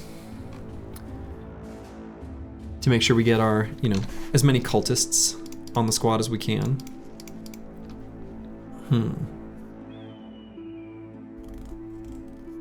You would have fought the mercs if I wanted to piss them off? I don't know, the company's not in great condition to fight mercs quite yet. Caravan might be brigands in disguise? That's what I'm wondering. I think it might be. These might actually be briggies here. And so we're doing the world a favor by taking them out. That's what I'm thinking.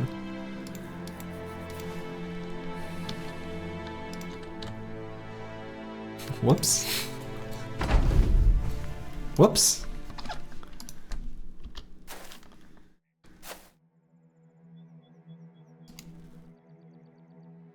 Okay.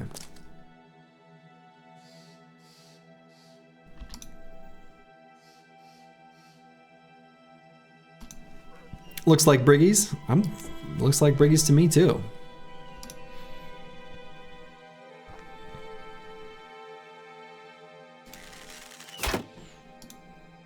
Does rejecting a contract make a new one appear faster? No, and they will time out on their own. However, the number of contracts that can be available at a town is limited to its size. So if you have like a tiny town it can only have one contract available at any given time. So if you don't cancel that contract, you have to wait for that first one to age off before they'll give you a new one. So the answer is no, but situationally kind of yes.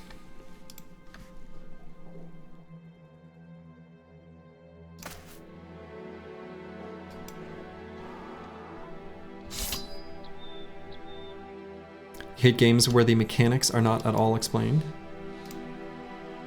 Which games are those? Are you talking about the contract thing I was just talking about?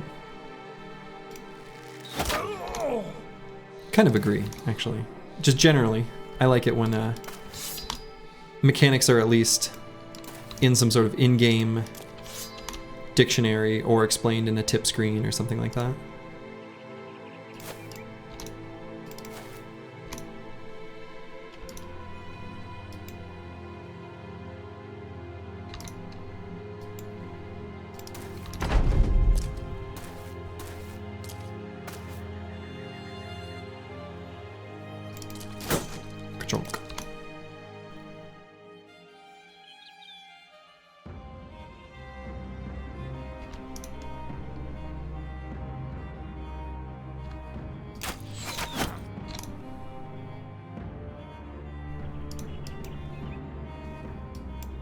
There's a lot of that in Battle Brothers.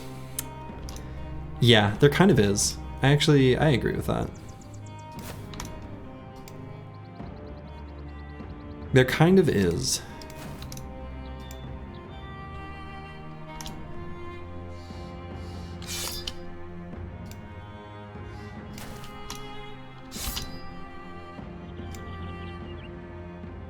Alright, let's put this named warbow to use. Hey.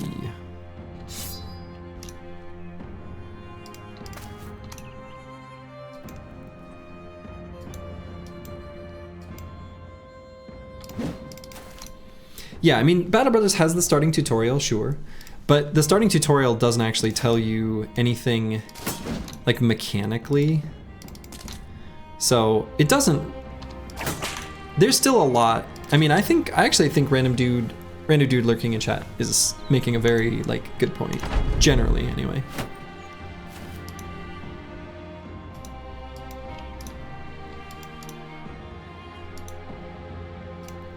I mean, I think one thing in Battle Brothers' favor is that none of that stuff that you have to like dig through the code is necessary to like do well in the game.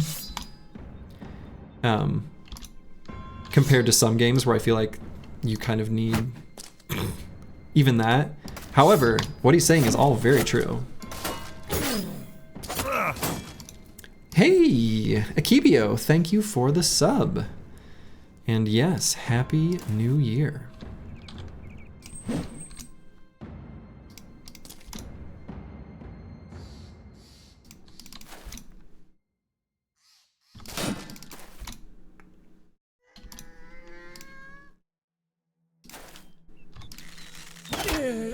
Chunk.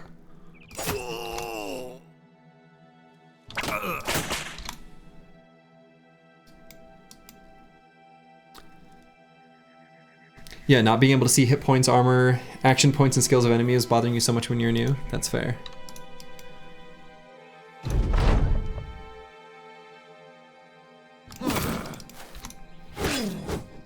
Yeah, and I think some of the things, like knowing the specific amount of hit points that an enemy has is useful, but not that huge of a deal. I think to me, some of the things that are the most obscure actually are, you know, enemies get more fatigue than you, right? They just gain more fatigue than the player's units.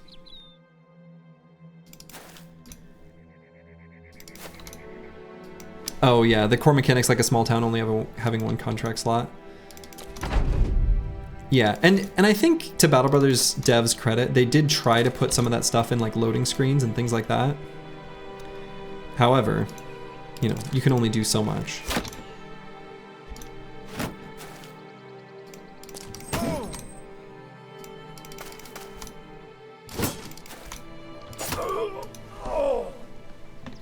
Gain is in, yeah, in reduction. Yeah, gain is in reduction per turn. Yeah, that's what I mean.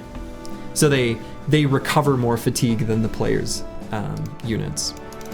Oh man, I said we wanted tools, and look what we got here. These brigands stole these tools, and we have liberated them. We are such upstanding citizens.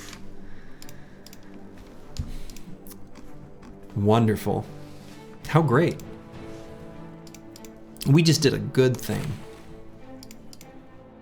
Sticking up for the little guy, you know? I'm just helping out. Doing my part. Did you miss war crimes? No. Absolutely not. Those, no. Not war crimes. Totally different.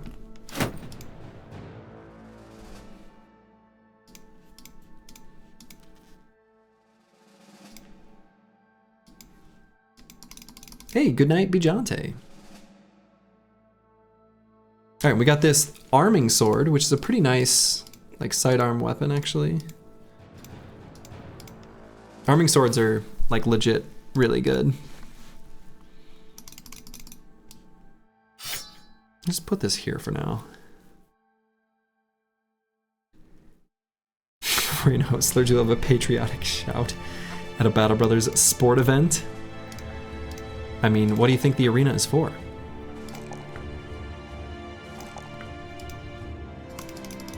Okay, Corvus Korak. Let's give him quick hands. He's got this two-handed mallet and hooked blade. There's definitely situations where we want to make use of the mallet. Let's move him over to the edge so that he can do that more easily. Pretty sure the donkeys were not active combatants. True, that's why we left them alone. This time. An arena is for getting spear bros killed. True. The first Burkhaven company. Not hostile. No problem. Oh, supply caravan. Oh.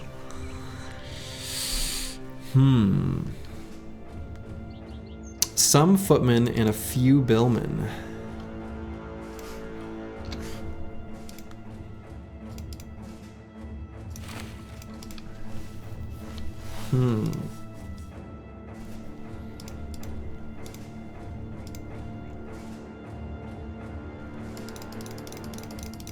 You have no nets? We've got 2. Just 2.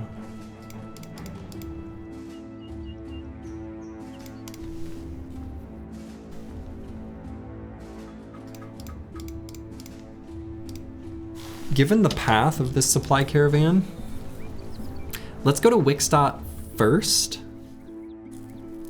and potentially prepare for its arrival.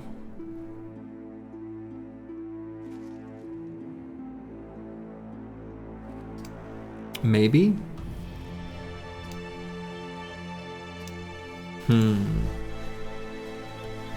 We want those bill hooks though. Bill hooks, pikes, pole hammers, whatever those billmen have. We got the 2 nets. We don't have great weapons for them. Still doing like hooked blades and... I mean, the flails, we'll definitely want to pull out more flails if we're doing this.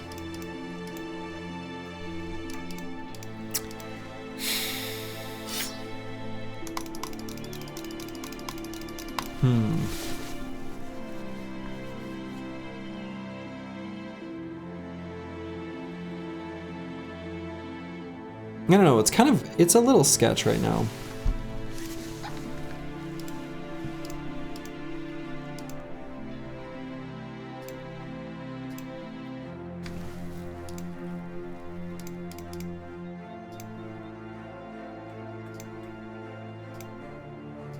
We don't have super high bro quality.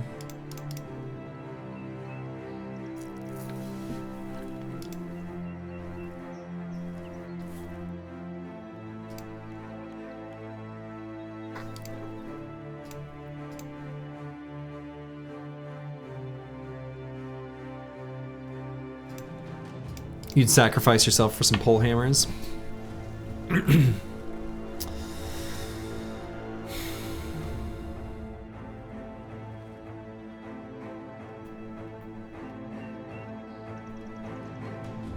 If they start to shield wall spam, they're just hard to kill with low percentage. Yeah, that's why we would want to go into battle with the flails.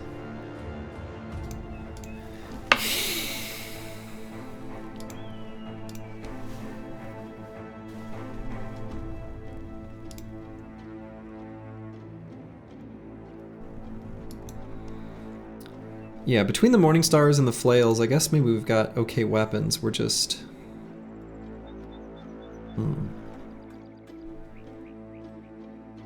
Yeah, not that bad, but expect losses. Yeah, so there's only going to be 4 to 5 footmen, and then there will be between 2 and 3 billmen, based on the some and few. There's only 2 possibilities.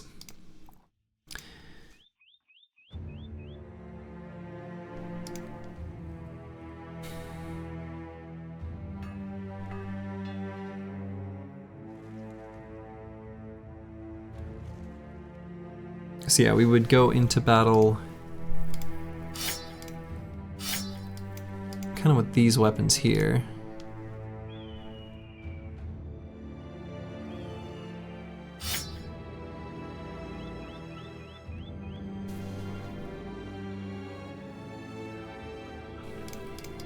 We got the 2 nets. It might make it so that Wickstad goes hostile to us though. And I was kind of hoping to get there first just to sell some of the things we've accumulated.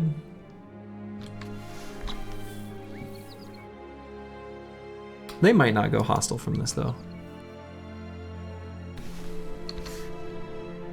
We've got okay armors. We've got pocket shields.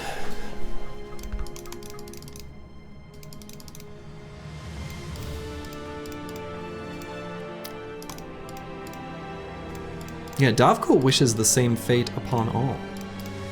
For that is Davkul's mercy, really.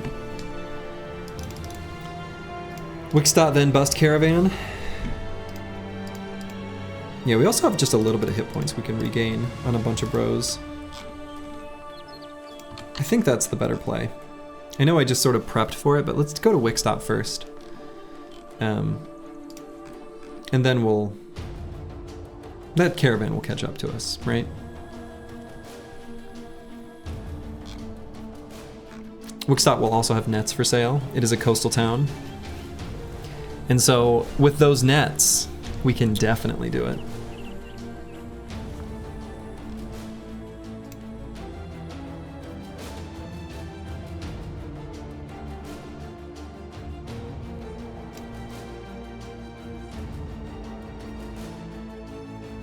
So we're gonna make our way down here, do a little shopping, a little selling, a little buying. Gobbo tactics, exactly. What's the contract?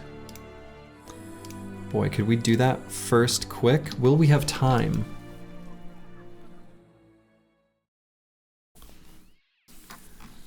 Probably not. All right, we'll wait for daytime. Okay. So they don't even have amber here, so we can sell this. That's great. We're gonna sell the Gossamer. I mean, I could hang on to a little bit. Nah, that's worth too much right now. Okay. Kind of getting a baseline for how much gold we're gonna have. Cheap militia.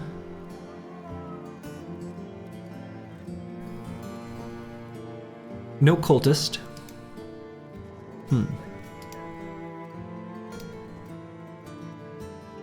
Reasonable price on tools.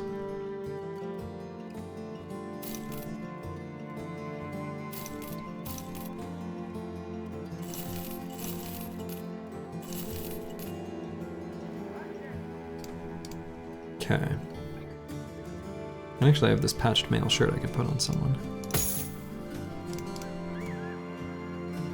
Okay. Yeah, militias are good. Militia are good for conversion. But we kind of need more cultists. Yeah, they have no events. That's a good point. Yeah, things like gamblers, for example, have that obnoxious, hey, do you want to gamble? Event that clogs up the event pool so that you don't get the conversions and the sacrifices and things like that.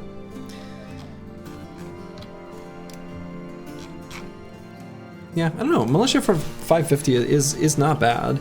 We've got a couple like really bad bros. Like Heimrad here. We are hoping to get our 2,000 crowns though.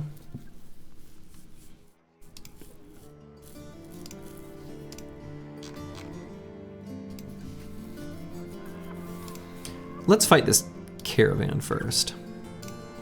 All right, so we're gonna buy all of these nets, I think. And we're just gonna run forward. Nets out on all of these bros. And we're just gonna plonk nets onto them and give them a piece of our mind.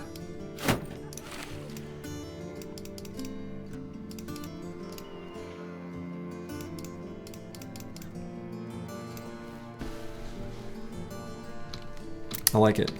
Okay.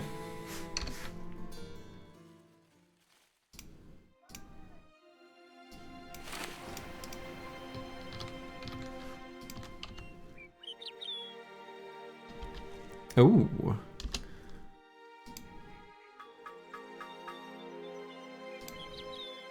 And a fresh caravan coming out of there.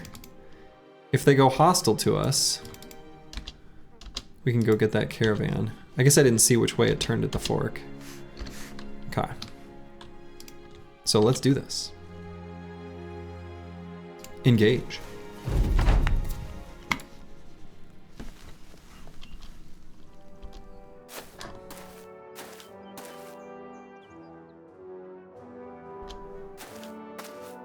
Oh, perfect.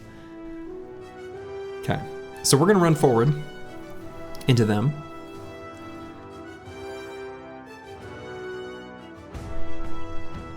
And so this is the scariest one with the arming sword. These two with the falchion are less scary. Same with the mace.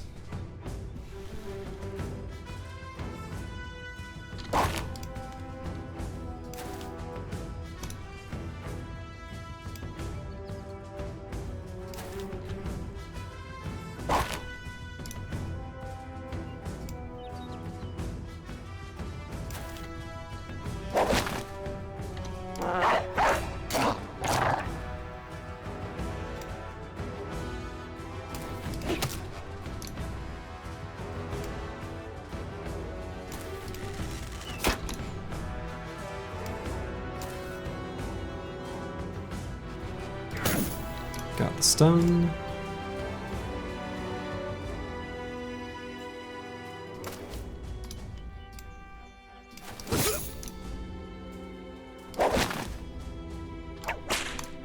Okay, this is unfair for them. Yeah, you better change your mind, Billman. Boy.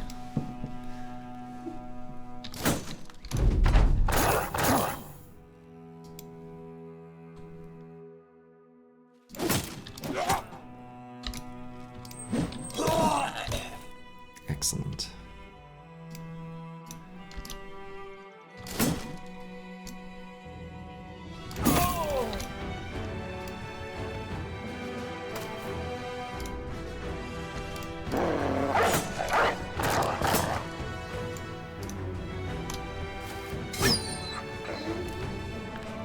Rude.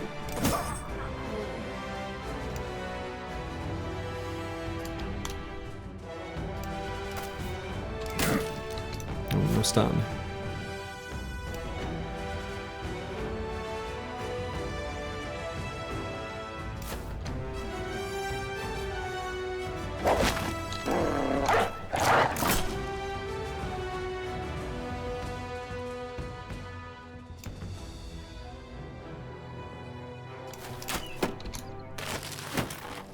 Good. The guy couldn't break out, which we like. Excellent.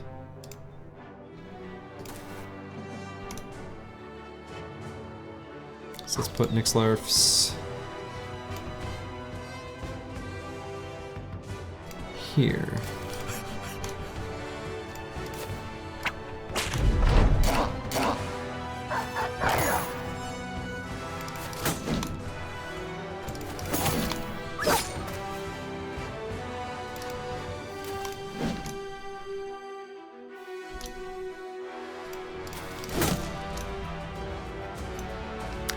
Can you have a converted cultist at some point? You certainly can.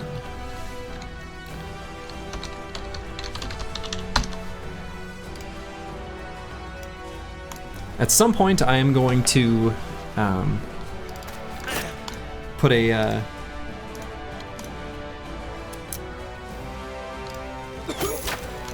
what's the word? Where you're no longer accepting entries for something. Anyway, I'll have to do that at some point soon, because the list is long enough. I think we're fast approaching the point where, you know, no one's gonna get the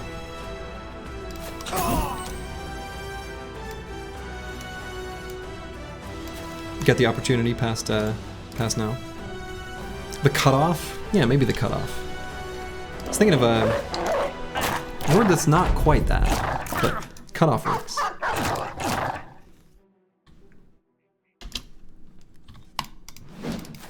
Might not be a bad idea to make that a chat command, though. You son of a Xenothought 3!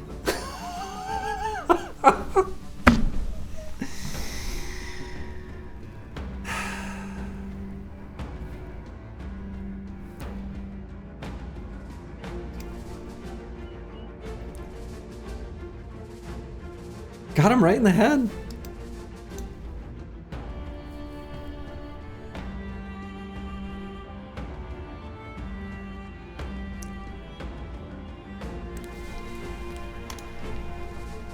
Yeah, that bro was a cultist.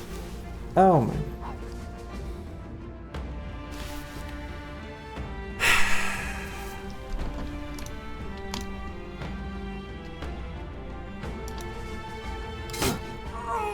Could make a Google survey. Well, that's not a bad idea, actually. Actually, I like that idea a lot.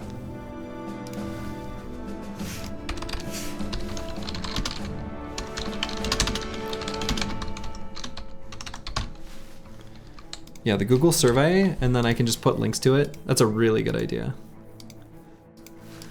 No 9 lives, I guess? Yeah, I mean, I think he was level 1. We just got him. We'd end up with a no cultist. Oh god, I hope not. That would be very bad. Oh man, they were carrying dies? That's great. And Wickstat is not hostile to us, which is great. And we got these 2 pikes, which is great. Xenothought 3, however, dying was not great. Can you have that hat? No, actually, you got a better hat on.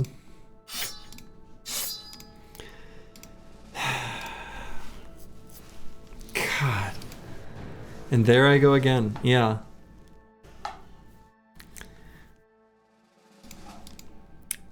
Incredible.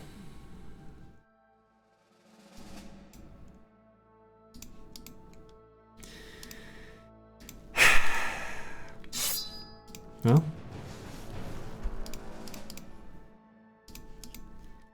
Davkul giveth, Davkul taketh. Got better shields too, so that's nice.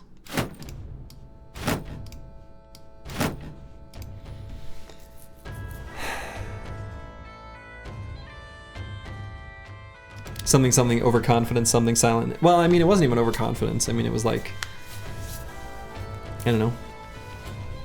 He was in a position where, in an unlikely situation, he could die. Still needed to move him forward.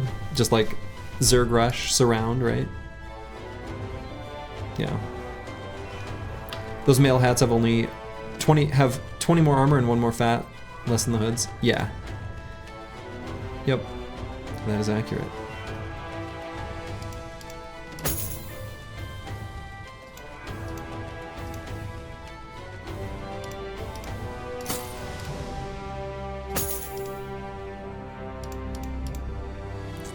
God. What a shame.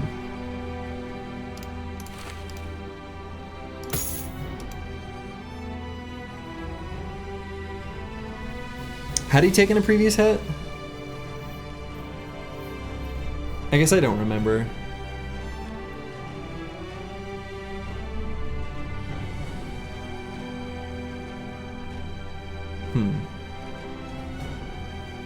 No, I don't think he'd taken a previous hit, right? Because the previous turn that Billman had... So he did... Yeah, so that Billman, his previous 2 turns, he attacked the dog and killed it. Then he attacked the dog and hit it in the armor. Pretty sure he was full. I don't think he had been attacked. But he was pretty low hit points, right? Because he came with 49? And I think he was still level 1. He took a hit, got a pierced chest or something. Are you sure? I don't think so.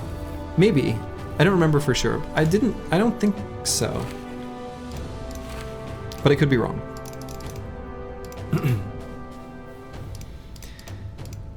In any case, he's no longer with us.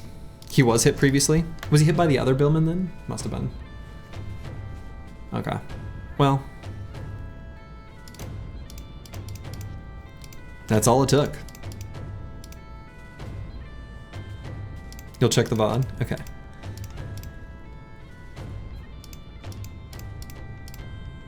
Yeah, let me know. I am curious.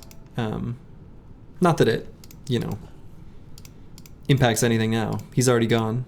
He's met Davkul, you know. He was hit in the chest. Okay.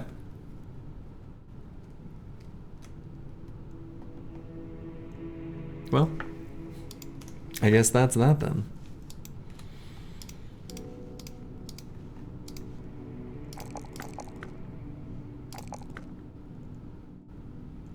How goes the run so far? How many bros are cultists?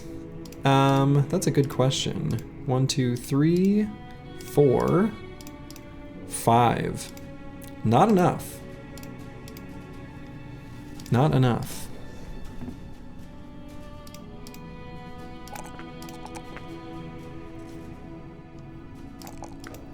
He is with Davkul now. Exactly.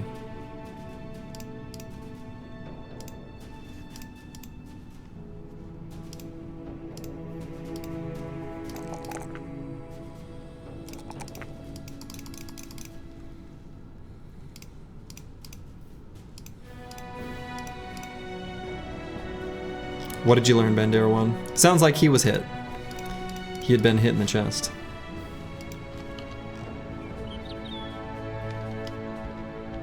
"30 hit points, 20 body armor." Is actually lucky you got hit in that. Okay, well. So be it.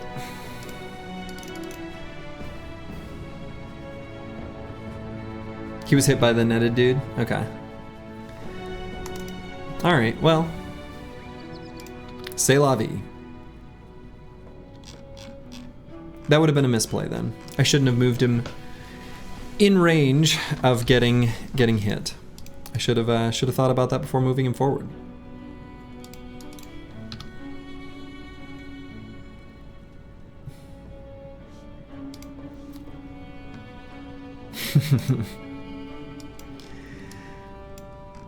All right, so should I attack this trading caravan? Kind of thinking I should. It's the right thing to do. Because we know we can travel along this road, presumably, and make our way to Al-Hazif.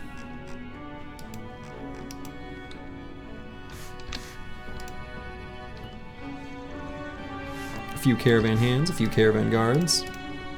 We're just gonna make an enemy out of this noble house. And that's okay. Oops, that's not the button I meant to press. Your fat newt mace duelist remains a dream. Yeah.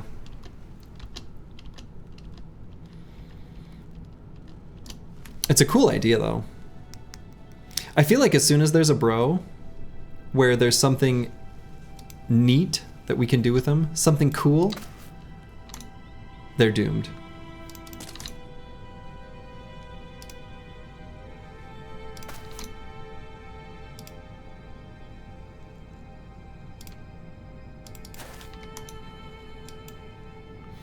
So you're just not valuing the port that much here?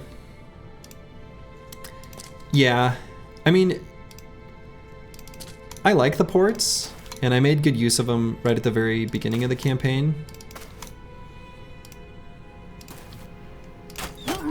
But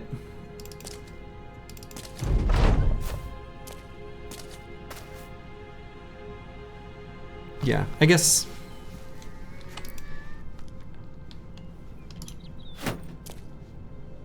my answer is, I suppose, yeah, I guess I'm just happy to let the port go. Not that important. Important? Wow. Where'd you get this bow? Did I buy it? Whoa, no, there's no way I was gonna have the money to buy it. Nor would I ever. Please, I've got standards. No, we just got it from a camp.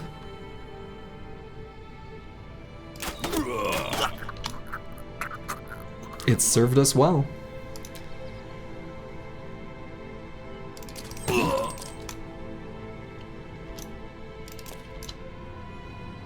Alright, we're really hoping to get this boar spear. I want it.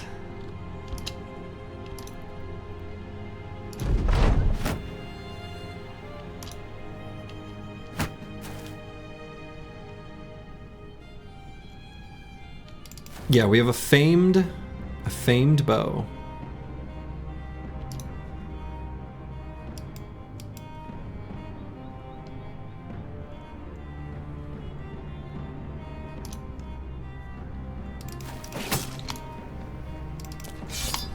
The game is intent on giving me, I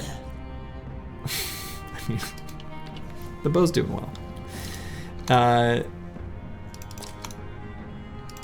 Giving me weapons that I don't care that much about, that would be exciting for others, like cleavers and bows. Yeah. But what you gonna do, you know?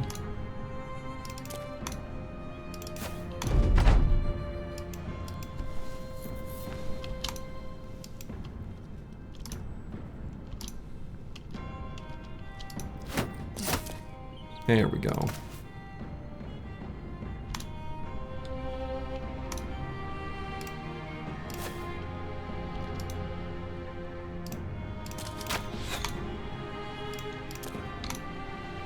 Hoping for some resolve checks here.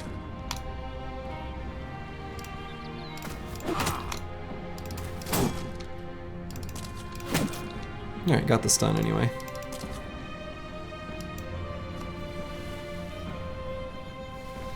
Not in a mean way, but you love how Fire's the gesture of the stream, just always using his funny emotes. Oh yeah, me too, dude.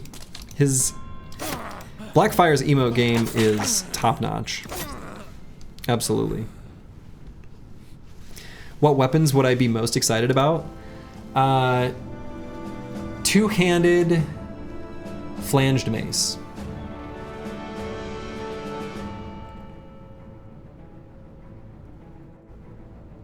Is probably what I would be most excited about.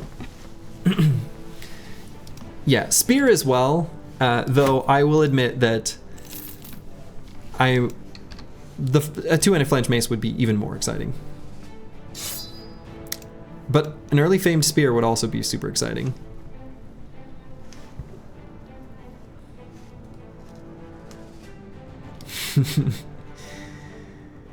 In Manifest Destiny's Child, of course, quoting one of my favorite events in the game. It's so good. So wholesome.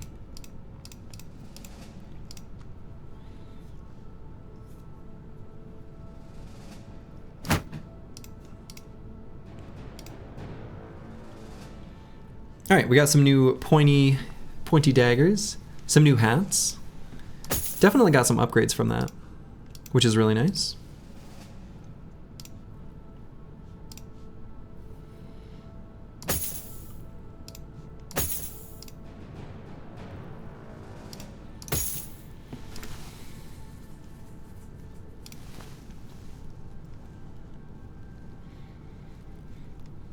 Would you rather get a great sword or a great axe on an early brigand leader?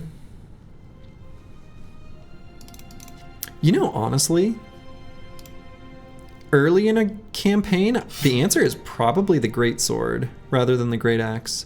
Although, I would be more afraid of the great sword, so maybe I'd rather see the great axe.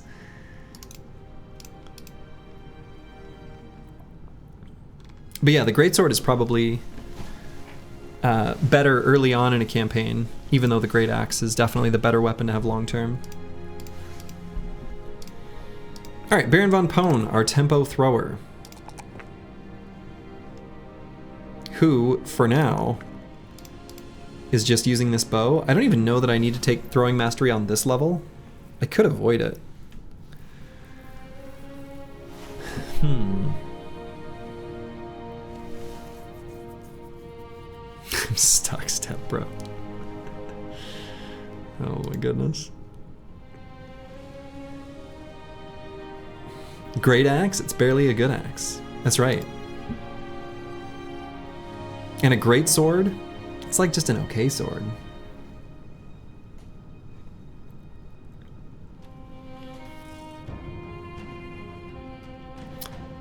So I could take like a...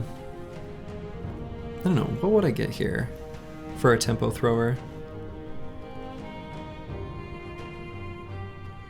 Just Pathfinder? Just Pathfinder. Not even gonna get a survivability perk. And I'm not gonna grab throwing mastery because honestly right now using this bow is just better. We are eventually going to, fingers crossed, recruit like a proper bro with really good range skill to use that bow, but not quite right now. Alright, so we will obviously not be doing that one contract in Wickstad. Oh, unexpected. But what a delight. They're sending their militia after us. Well, well, well. Well, well, well.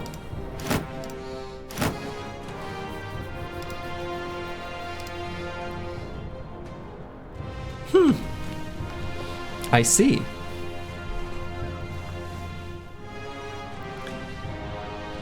So they've got marksmen in both, so that's why I pulled out these shields. And in fact, let's pull out a couple kite shields.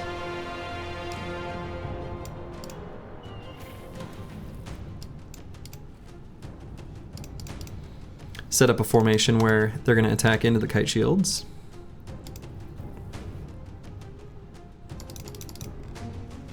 Well, the pikes will be really good weapons against them as well. So we should have pretty good weapons for fighting militia.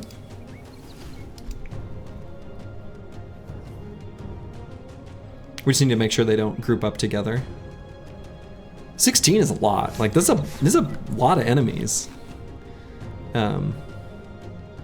But militia are pretty weak units. They're actually even weaker than thugs, though 16 is a lot. Luckily we've got one bro with spear mastery already, so that'll be definitely useful.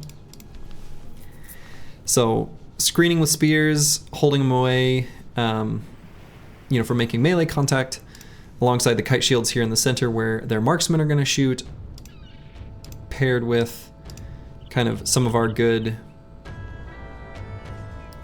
reach and ranged weapons, I think will make this a pretty okay fight.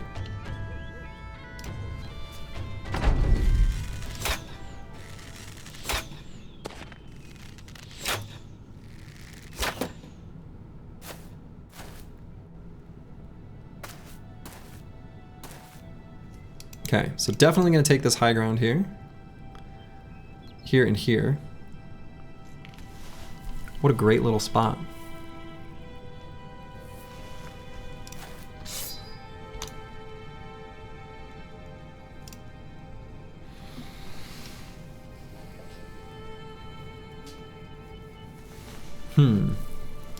Synergy cheating with the terrain gen? Practically, yeah. Now let's see what we want to do with Nixlarfs after knowing what the rest of them do.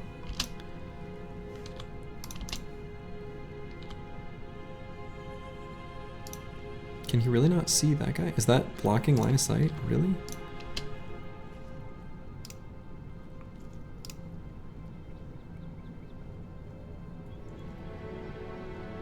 Okay.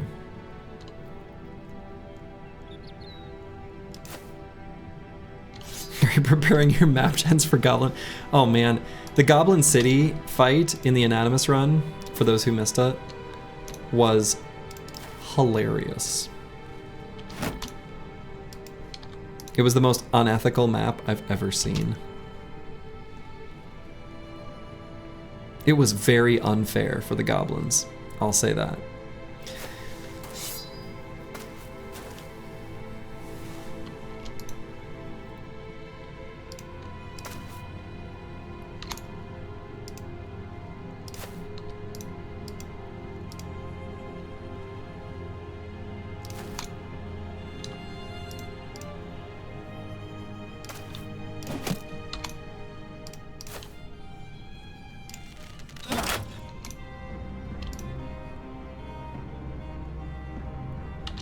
Now, Roxanne Me's got a big pile of hit points, but I don't really want to put him there. If I put him here, that's going to change their arrow fire to mostly point at Gisselhair, which I kind of want. So let's move him there.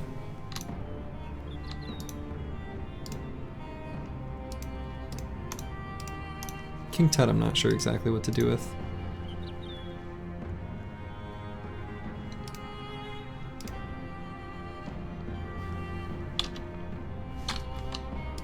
Move them up here.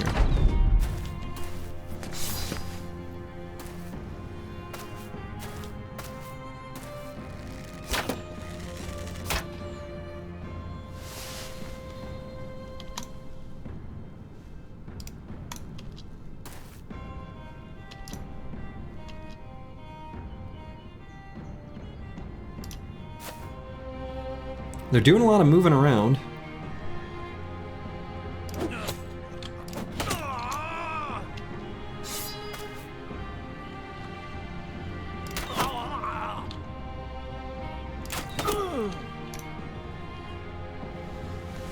I don't even know that I need a shield wall. I don't think so. And I might even not spear wall. Let them come up, at least give them the opportunity. We can hit that guy with reach weapons. And so we could hit him with Heimrad, but actually I think I'm gonna give Roxanne It's Me the opportunity.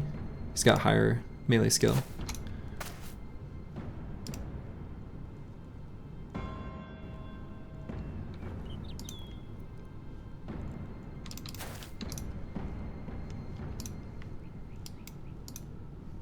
Slurgy's washed. He hasn't made a single comment on those juicy boar spears. I mean, I'm seeing it. That's true. I actually, it crossed my mind to comment on that, and then I just got distracted by other things. But yeah, this one and this one, not only are they juicy boar spears, look at this guy. Look at him. Just look at him. Going into battle with just like a leather tunic and no hat. Obviously, he's a Briggy.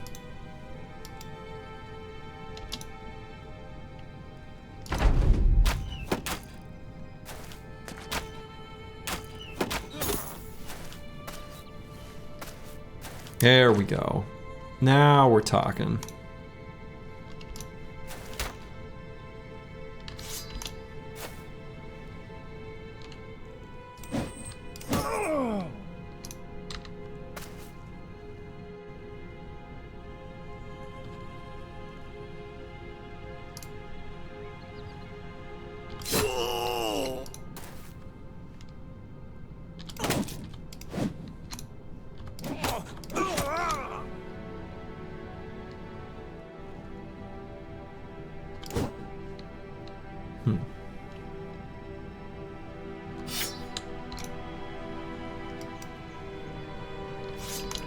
We look too cool to be the baddies. True. Are we the baddies?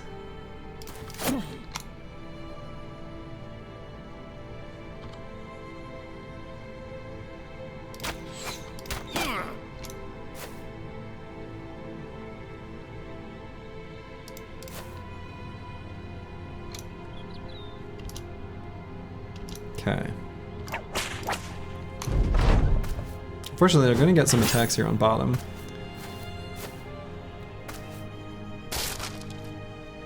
Okay.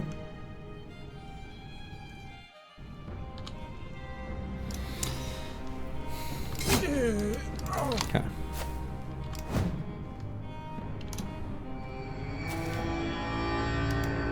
Rally!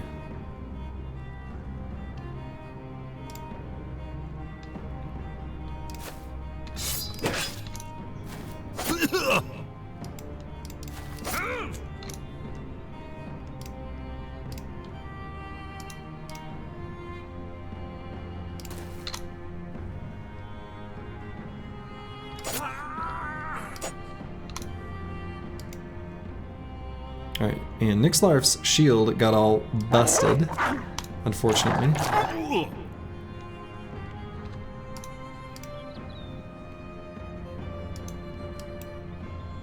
Best dressed villains of the 20th century patch for the world.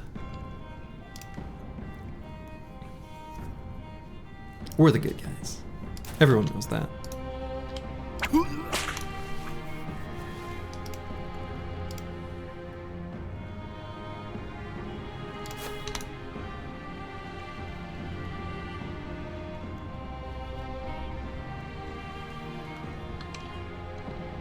Let's see. Eagle's Spy. What do we do with them?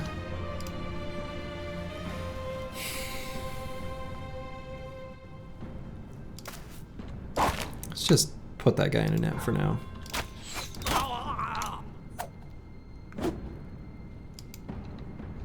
Make it so he can't attack anyone.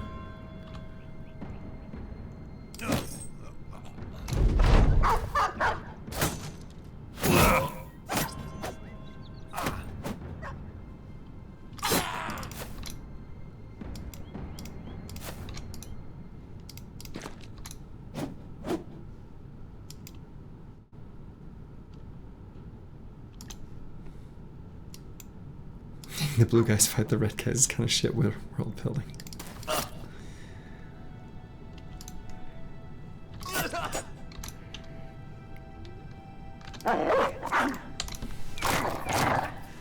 Yeah, they attacked us.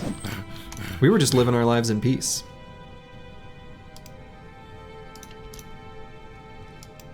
Doing our best to be, you know, good citizens, good stewards of the world of Battle Brothers, and they attacked us.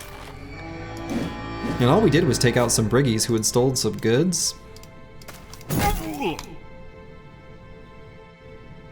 It's hard to be a good guy these days, you know? It's very difficult.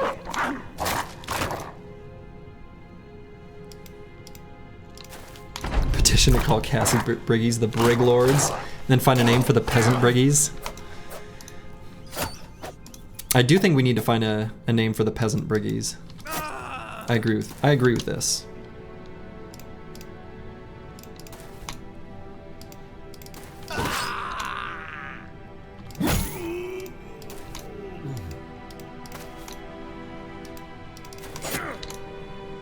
This is such juicy experience. This is so much EXP from this fight. Beautiful.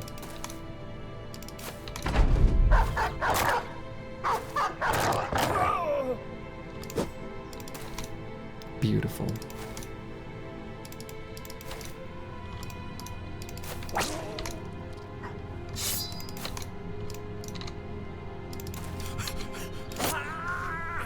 Man, hell yeah. Over 100 experience for everyone in that fight. Pretty good for an early game fight. Got one of the boar spears. Got that mail shirt. Ka-ching! Yeah, it was 2 headshots on the captain. Yeah, Brig Peas? Who said that already? Brig Peas is very good. Brig Peas. Oh, that's good. That's very good.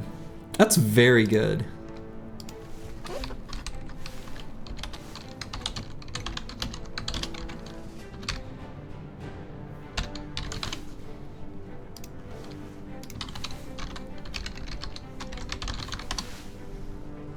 Boom. And actually, it should have 2 Gs.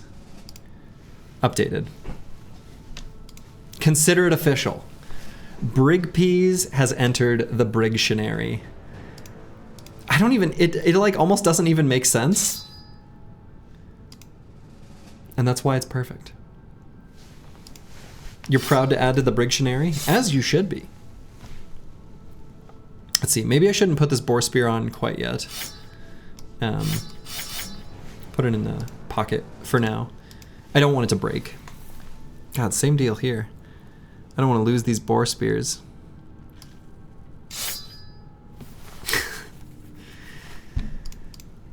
I don't want them to take so much damage that they break. That would be very sad.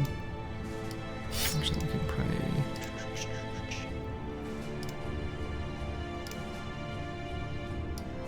Yeah. Yeah, he got double headshotted with the mallet. Yeah. Yeah, that militia captain got absolutely bodied in the head. Unbodied? He took a bunch of headshots. All right, so we're gonna repair up this lamellar armor. So I'm gonna mark it to be repaired.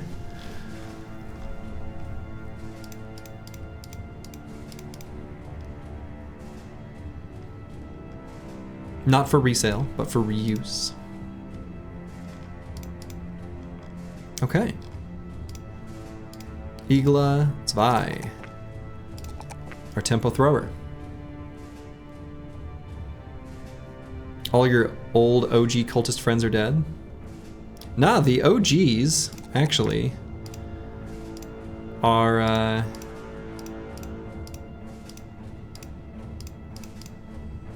3 of 4. We only lost 1 OG cultist. It's the new ones that can't seem to stick around. All right, and I think I'm actually also gonna grab Gifted on this, brother. Mostly we just care about this one stat. So let's pump it up. Thought we lost more, no? I mean, we've lost more cultists for sure, just not like the OG cultists. Those ones, you know, have managed to stick around. Okay. What does it mean when someone uses the word tempo in Battle Brothers? Like, sometimes perks are referred to as tempo perks. Yeah, so I can't speak for everyone, but what I mean by it is I am sacrificing late game power for something that I'm selecting that gives more value now. So I'm like taking a tiny loan from the future as far as like what the brother could be and making the bro more useful in the short term so that we can use that power spike to give the company a better position in the future, sort of at the sacrifice of what that bro could be. Maybe is a, yeah, it's kind of temporary. Yeah, yep. That's probably a better way of putting it. Yeah, fast adaptation is like the perfect example, because it specifically requires you to miss for it to gain value. So as you keep gaining melee skill, well, fast adaptation, you know, gives a lot less value later. Like when you eat at McDonald's, you have to apologize to future you for what you've done. You got it. You got it.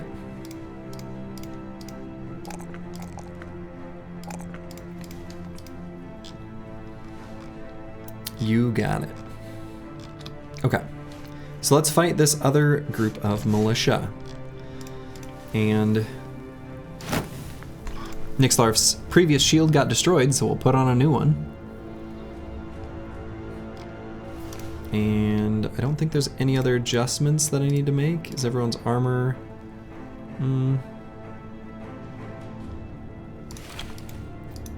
Let's mark that for repair and just put on a different one.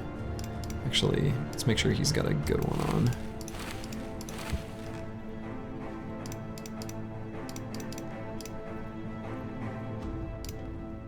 Okay. I've actually used the bow so much, it's losing durability. One of the big lessons you're bad at is to realize that some bros are just for the time being aren't meant to be in the late game? Yes. So you want to keep that in mind, but also it's okay to do things well with the bros that you have at the time as well, right? That's like important.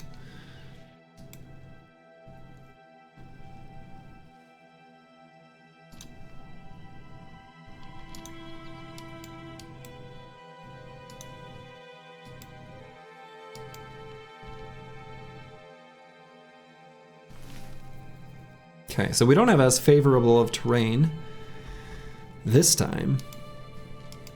My terrain generator must be broken.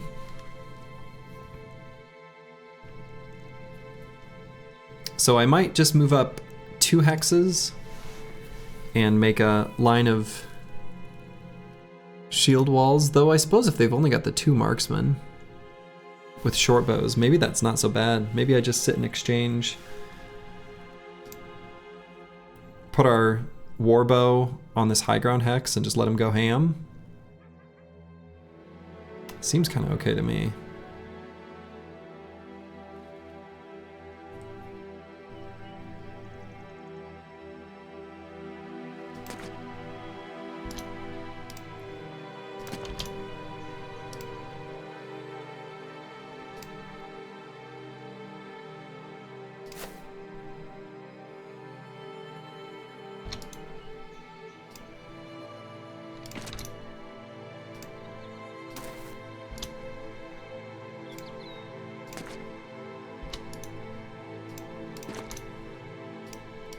Okay, so let's stand on this high ground and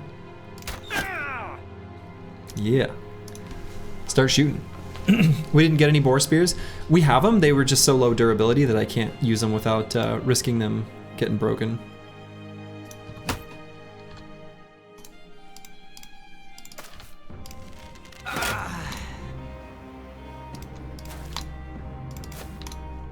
So they're actually sitting in my, oh, that's the wrong skill. Meant to do that one. Whoops.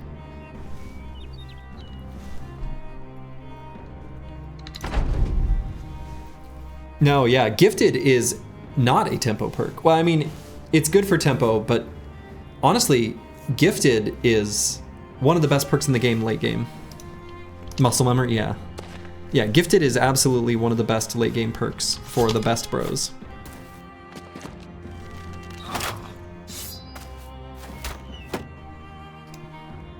Look at that guy hitting his 5%.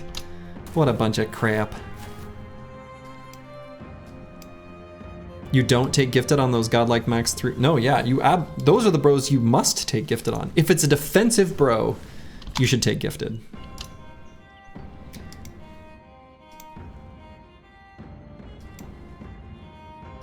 It's hard to find a spot for Gifted. Are you kidding me? You can put Gifted on anyone. You should put Gifted on anyone. You should put Gifted on probably everyone.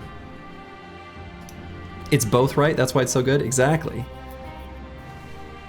Apples and fruits nailed it. As has Grib. Gifted, you should have a very good reason for not picking Gifted. If you could take Gifted 10 times, that would be a build. Yeah, it'd be fine. Reddit is leaking. Yeah, I take it probably 99% of cases as well. Not always. But most of the time.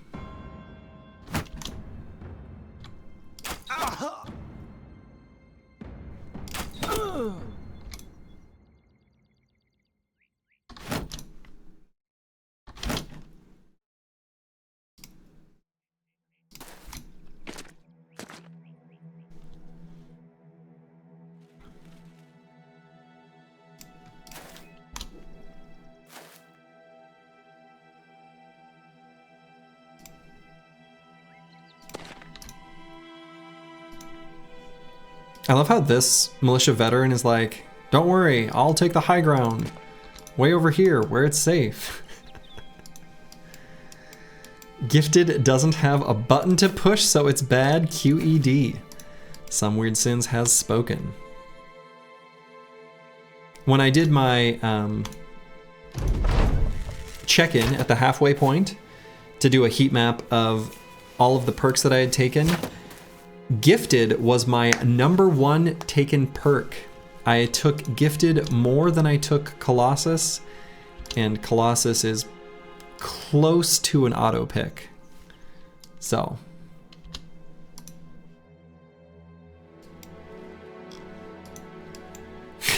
Oh my god. Just Nam has hit us with a zinger.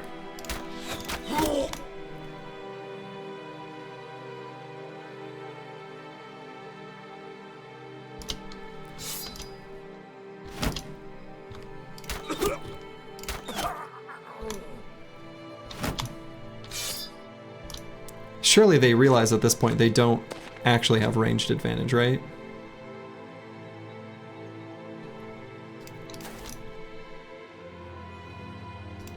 Surely.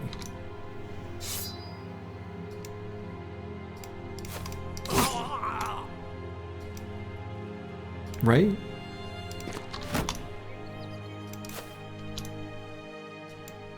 You take Pathfinder more than Gifted? I'm surprised I didn't, actually.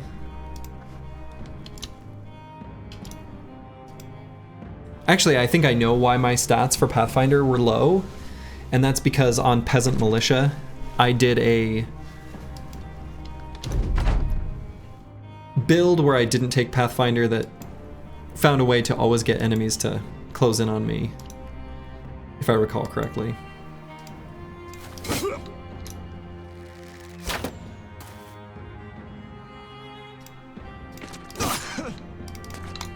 Also noteworthy from this fight, despite the fact that they had ranged advantage, looking over here you can see where I forced them, well not forced, but I understood the enemy archer AI such that, you know, they still managed to get a couple 5% shots. Maybe just the one? I think he's already hurt.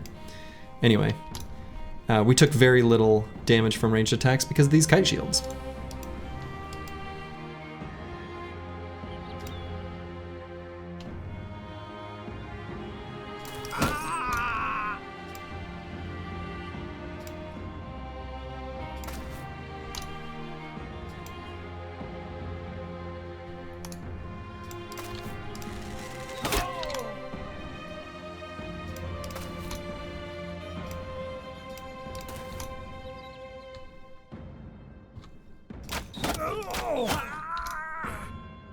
So good.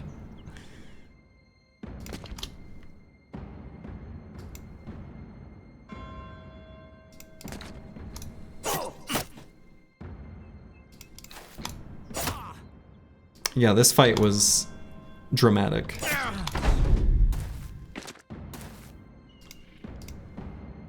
guess technically it's not over yet, but it's, I mean, is basically over.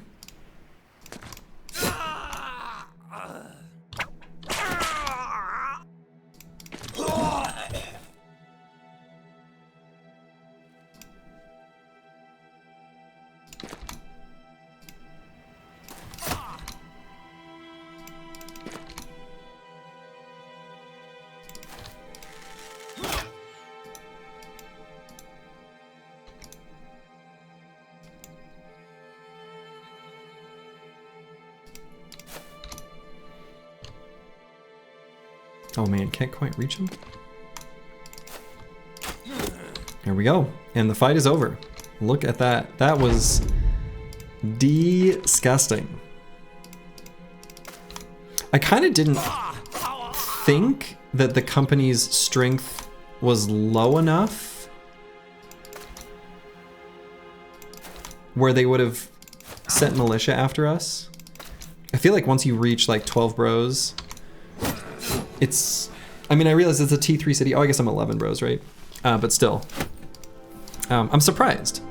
I kind of didn't think, you know, there's an equation for it that's basically like a bro is worth 10 and each level past 1 is an additional 2, and it, you know, you can create a number from that, and that is the same evaluation for bro strength that the game uses for like contract scaling. Anyway, I didn't think that we would be below the level where a T3 city would still send its militia out at us. But I'm not complaining.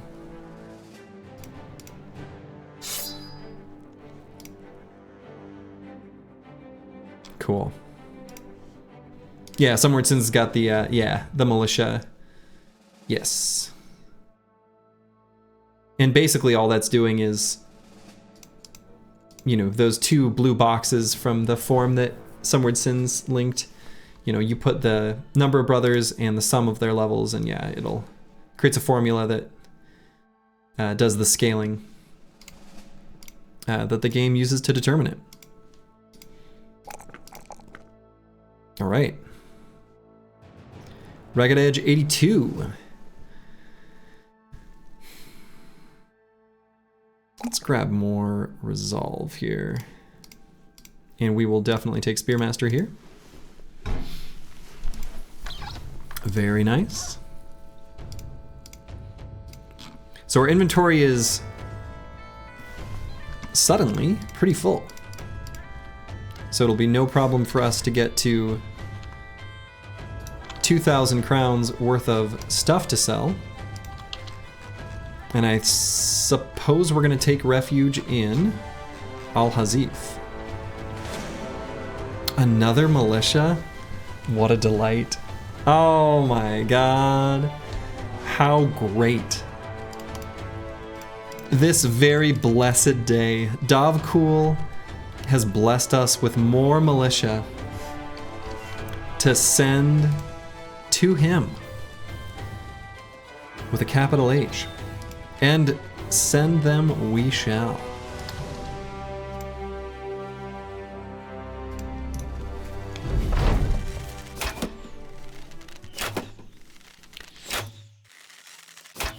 That's right, shoot into my kite shields, you nerds.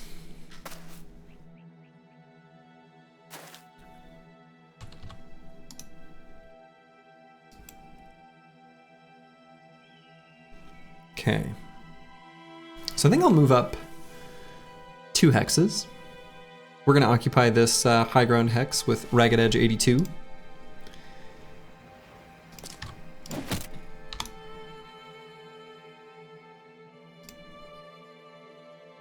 We can also put Corvus Corak right here to be able to blast next turn. Schrodinger can spear wall right there.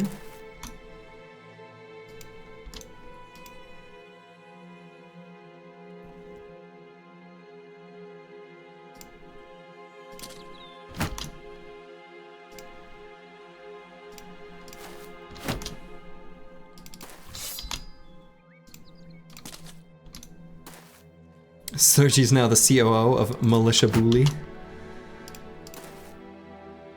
Right now I am. We got a military cleaver here. It's kind of nice.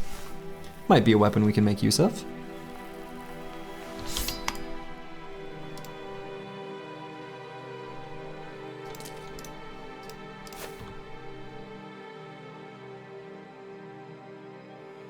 Actually, I might attack that guy.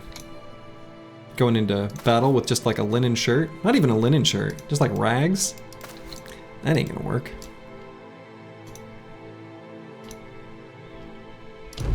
I will say this warbow is getting a lot of kills.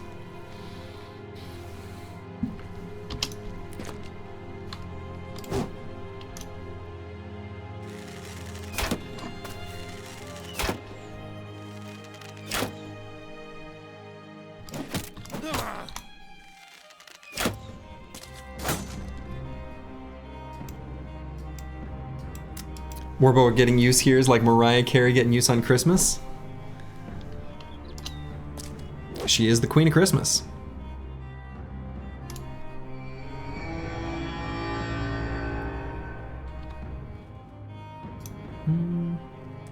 Might wait here on Baron von Pone. And Gisselhair. But not Nixlarfs. He knows what he needs to do. Let's smash those brains.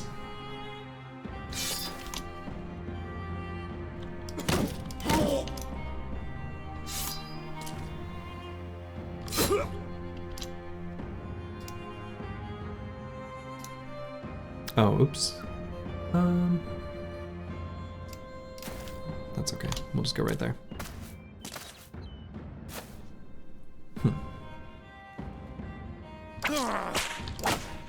Nice. Got him in the head for one of those attacks.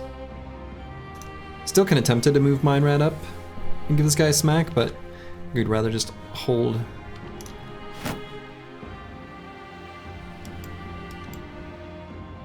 Two-handed cleavers have 44% more fatigue cost than military cleaver, yet deals less damage most of the time. Accurate. Oh. Speaking words that just bring me joy. Yeah. I'm not a lover of the two-handed cleavers. I don't think they're a very good weapon.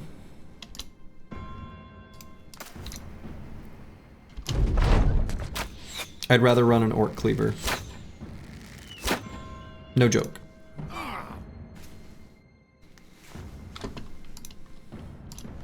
Why use cleaver when Catal's a thing?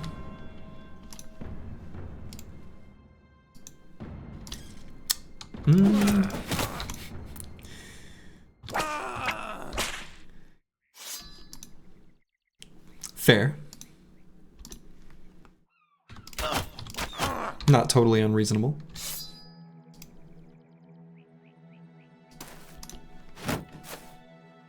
You have to pay money for the Catal. That's one good reason why not.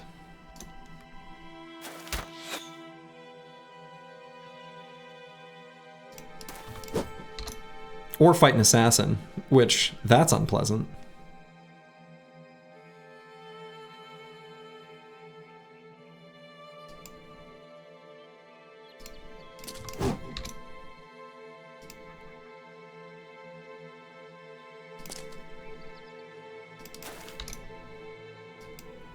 Or buy an assassin, which is pleasant. True.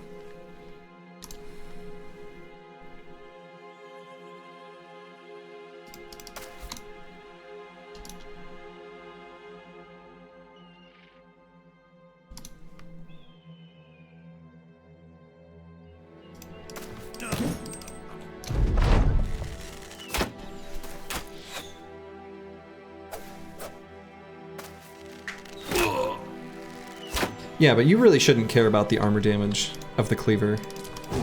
Like, caring about the armor damage of the cleaver is like a big who cares.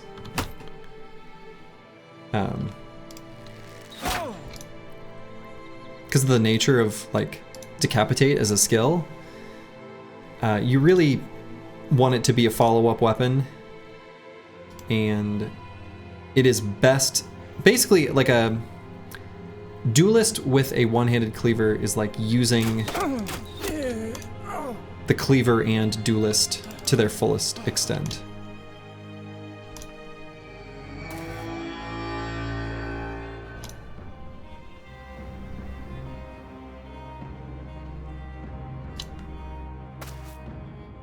If you run the numbers, you'll find that the two-handed cleaver is just not a good weapon. It really just isn't. And the fatigue cost for using it is very high.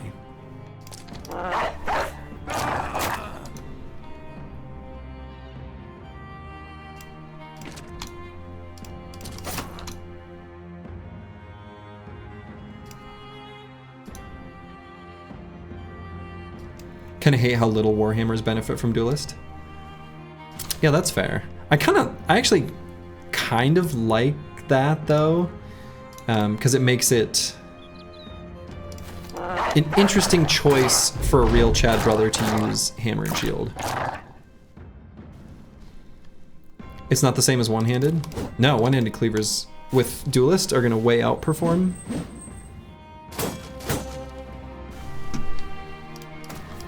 Oh, you're talking like the fatigue cost for using the abilities? Yeah, no, it's not the same.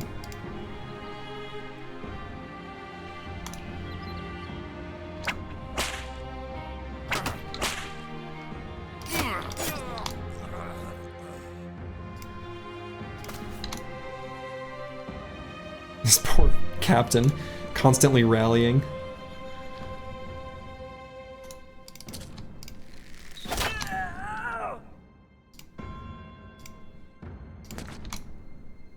You'll go check it? Okay.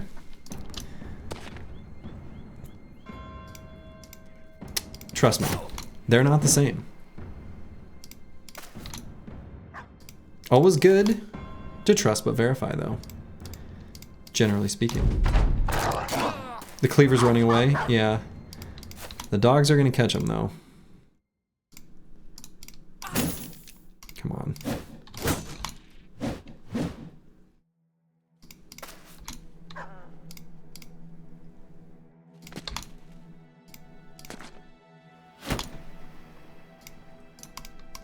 Alright, we'll give him an adjacency shield wall bonus there.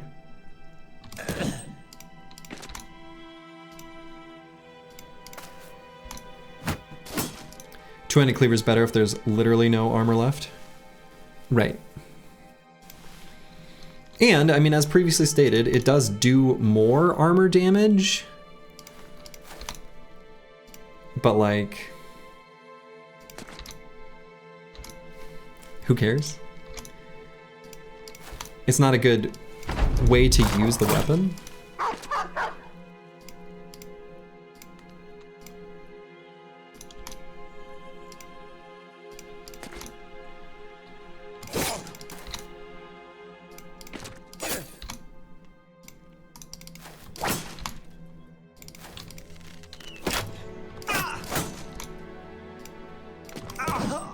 Here we go. The cleaver will not escape us. Another battle where nearly everyone got 100 XP. Incredible. So, let's see. Probably these knives. Or, actually... yeah, the knives. Knives are what we should leave behind.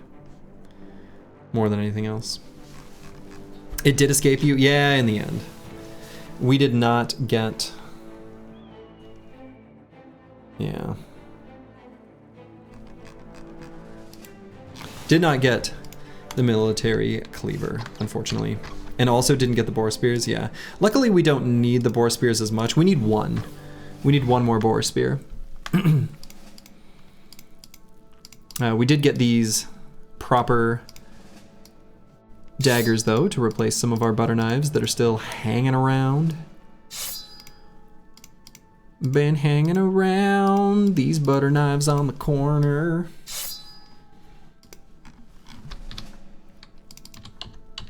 Well, that was a delightful little militia bully session. Liked that a lot. You got any more? Oh, okay. Alright, this is a different fight. We found what must be a military settlement. Sergeants are spicy. Sergeants are spicy. We are low on nets. We're only going to have 2 available to us. Many footmen, a standard bearer, and a sergeant. So no billmen at all.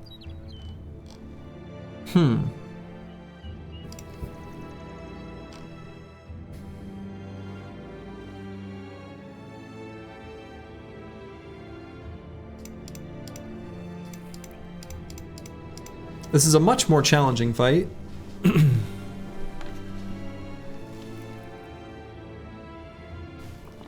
Yeah, the sergeant's going into battle with their head exposed. Is not the smart play. But they do have nimble, and they've got a big pile of hit points.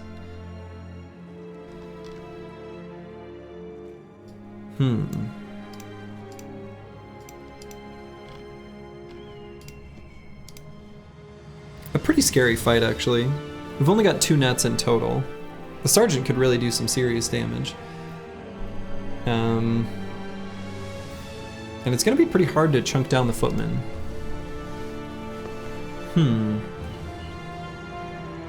I've got like the 1 flail, a couple morning stars.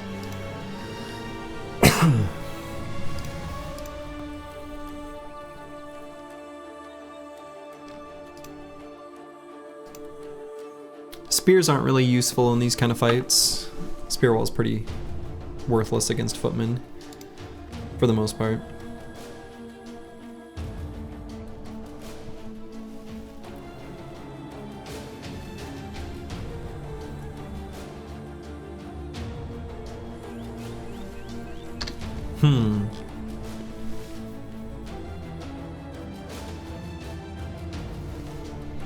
Yeah, the sergeant can come in with brain damage. They have the stitches, scars on their scalps, yeah. I suppose they probably don't actually have the injury stats, but I don't know that. I'm assuming it's just cosmetic. Do it.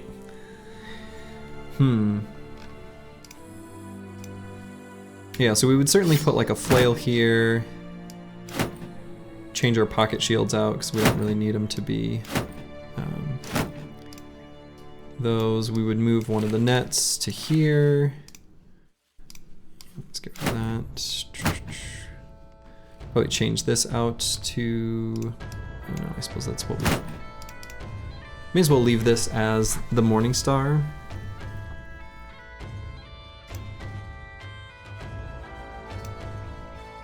And I suppose we could just keep these bros as they are. They've got good fatigue, so we can just use them for shield walling. The backline, I think, doesn't need to change anything for this fight.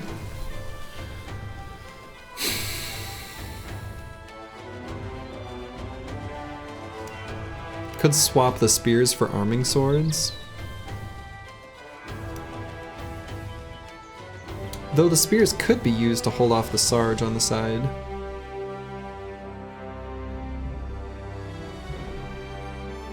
You like the Gobbo daggers on the spear bros?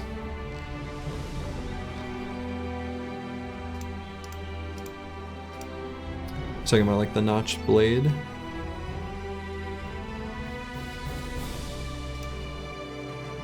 Yeah, I think we're okay with them as is. Mostly in case you get surprised by skellies. Ah, yes. Yeah. That makes sense. That makes sense. That is good, actually. That is a good use case for him.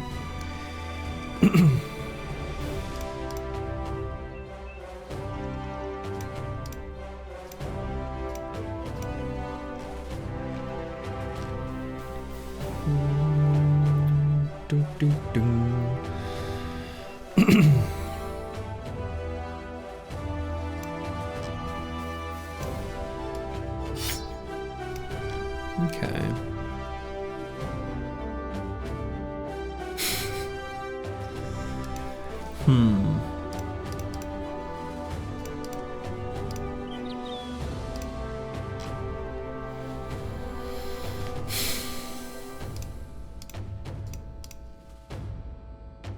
Our warbow has seen so much combat. We've shot it so many times that it's at 54% durability. That is really funny to me. Yeah, the sergeant's kind of like a mini boss, I agree. We're gonna try to maybe hold him off either with spear walls, or like nets, basically. Yeah, these boar spears though, the durability is really low. So we're not gonna be able to use them against like footmen meaningfully. Almost think I shouldn't even use them. We're not gonna get that many attacks with them.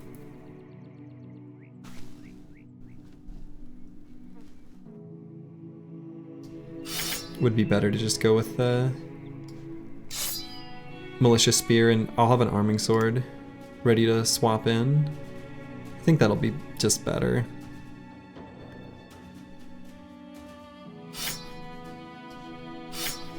Even this one that's almost broke, I think it'll be okay.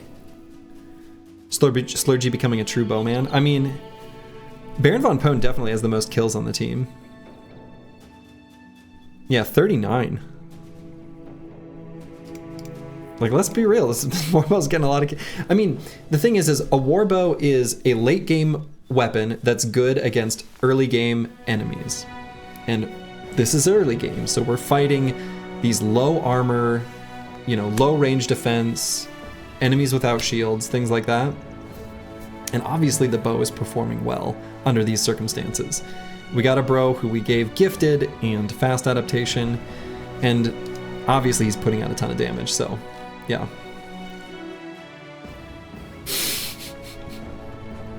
Just sniped the 6 banners on day 60, oh my god.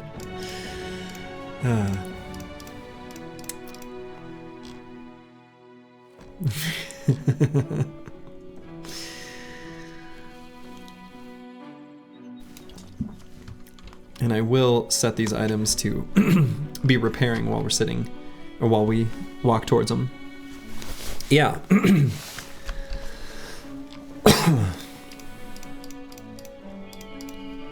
We could lose a bro here.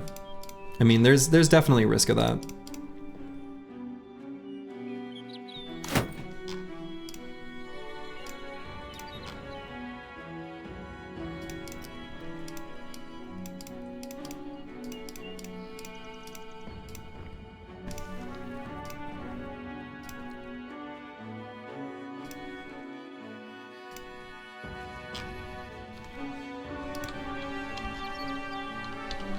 Yeah, I don't know. This is a pretty spooky fight. It really is. I'm doing all this prep for it, but I'm kind of second guessing myself a little bit.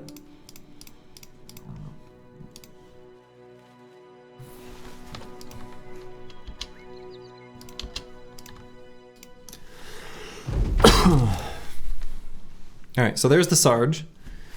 He's got just an arming sword. I say just an arming sword, it's actually kind of spooky. They are exclusively kite shields, no heater shields, and arming swords.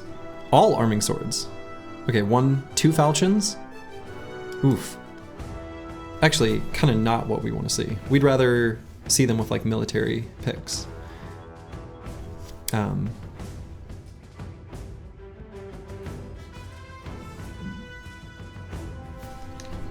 The kite shields are fine though, instead of heaters. Weirdly uniform. Uniforms.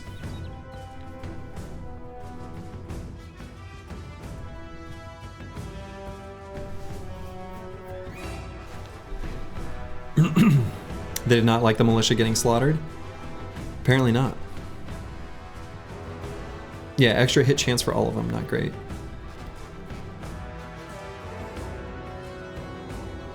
We will have the option of doing a little scoot and shoot.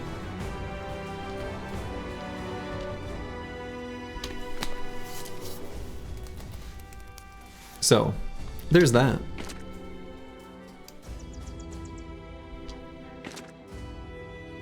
And I think we're gonna do just that. Force them, it's kind of a little bit like Fading Ancient Dead, actually. Since they don't have any ranged anything. Pretty uniform helmets as well. Yeah, they got the big helmets on, right? These ones here, they provide a lot of protection. Yeah, I don't know, this is a pretty spooky fight.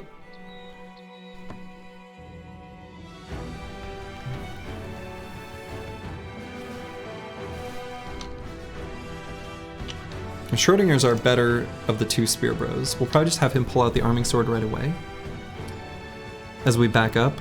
However, Ragged Edge 82,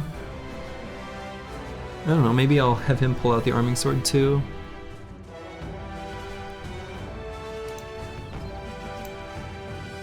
Yeah, so we're definitely gonna back up 2 hexes.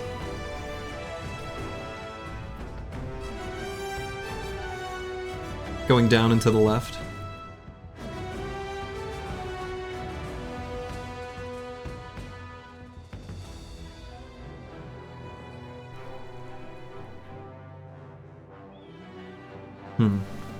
Yeah, I don't know. This is pretty spooky.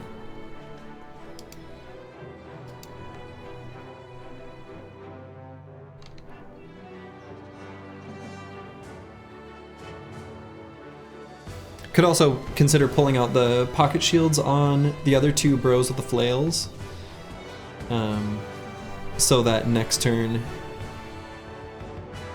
they can just get 2 attacks instead of 1 attack and then needing to pull out their shields. That's probably how we'll do it. Might even, on some of them, could just do an attack plus shield wall too.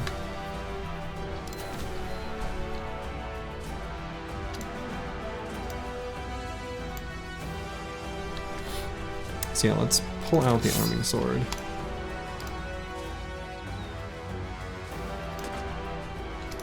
We have a few dogs, yeah.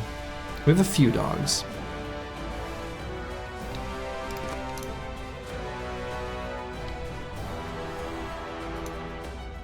I'm gonna wait with that guy to see where their Sarge ends up. Okay. Not in a spot we can really hit him very easily. Take that.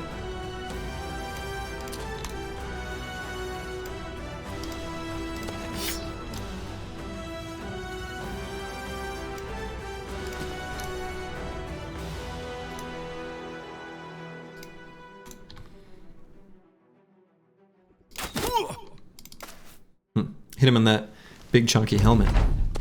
Yeah, they have a banner. Okay, so they're moving up in shield walling, which seems wrong.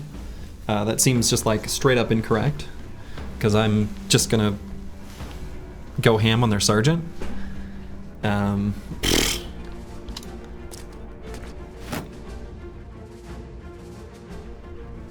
Yeah, weirdly unproductive turn. Agreed. Could make room for Corvus Correct to go up and give an attack. I think that's okay. Right, remind myself. Yeah, so he's that confident Gravedigger.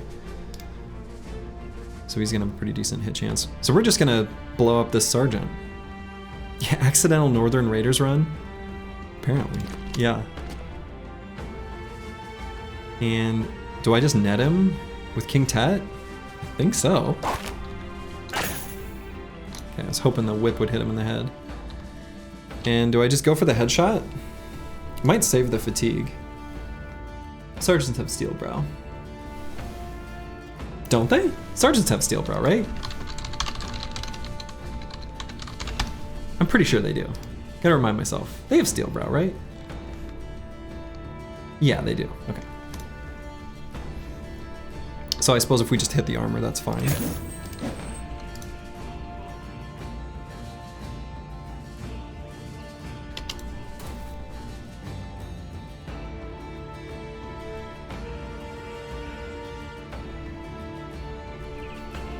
So do I shield wall for next turn?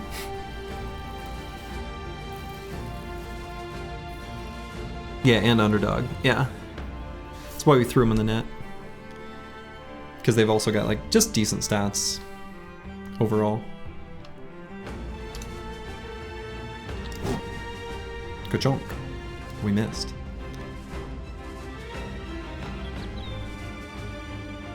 Do I want to move Rock Sentence me anywhere? I don't think so. Okay. Go for a stun. Got it. Move here. Make room for...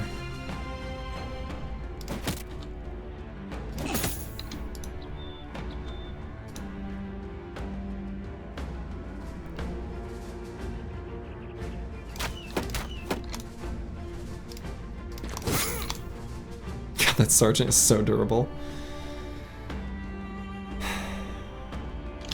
Alright, I guess I will do a few shield walls.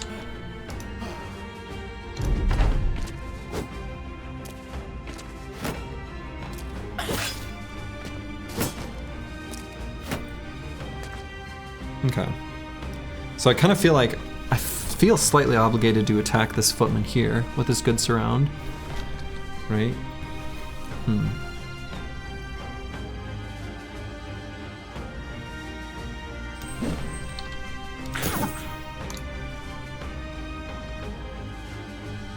feel like here I should pull out the hammer.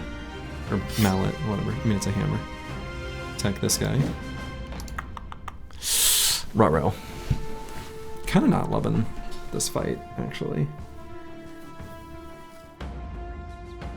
Here we attack the sergeant for sure.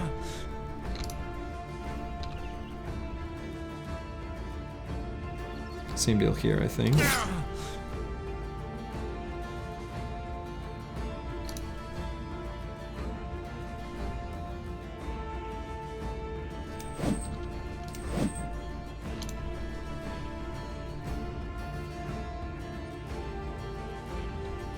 Here we'll go ahead and throw a net on that guy. Baron von Pone is going to need to back up. This guy's gonna chase him. How bad would that 1v1 be? Pretty bad, because I didn't take a survivability perk on him. I grabbed Pathfinder. I feel like Schrodinger's got to... Well, I could do this shield push and keep him safe, because I don't care as much about Gisselhair. Put Gisselhair in the more dangerous spot. I guess I kind of care about Gisselhair though too.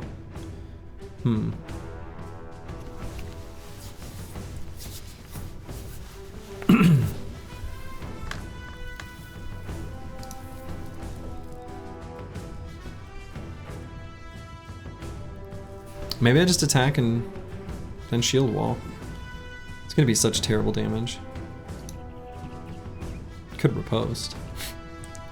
No. Oh, I suppose he can... Oh, yeah.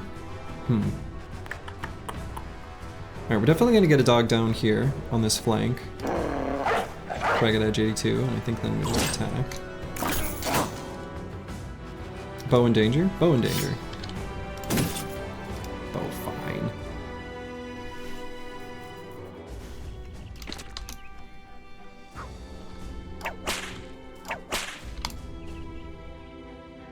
Alright, we'll go for the stun here. This is not good.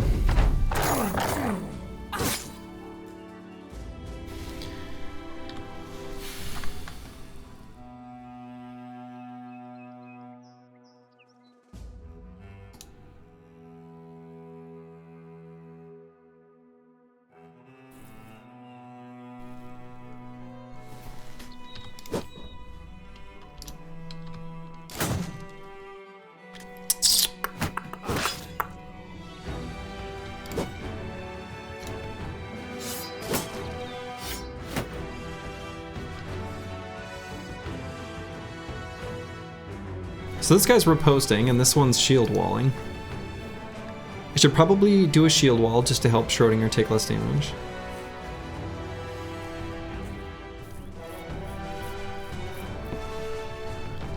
And I guess attack this footman. Maybe I just go for this one, considering I'm likely to block his counter if I miss. Alright. And I think I want to put more damage on that top side anyway. Still gonna go for this sergeant to attack him and take him out before he gets a turn.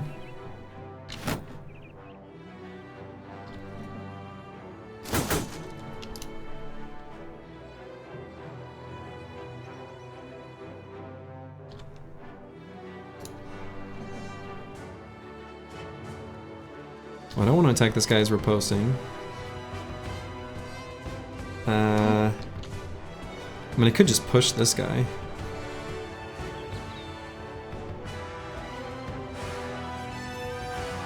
Does that really do me much good? A little bit.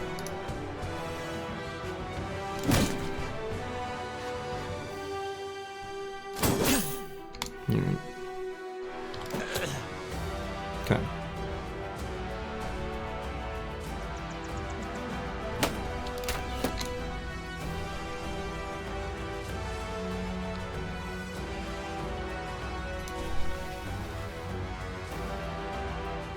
King Tut I might wait on here. Baron von Pone I think we'll do 2 quick shots there. On the banner.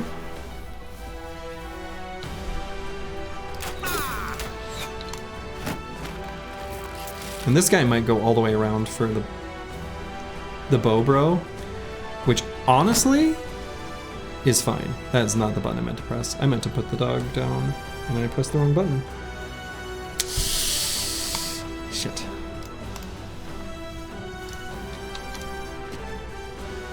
Good. I actually kind of wanted him to do that to put a little less pressure on Schrodinger. So weirdly enough, I'm actually okay with what he did.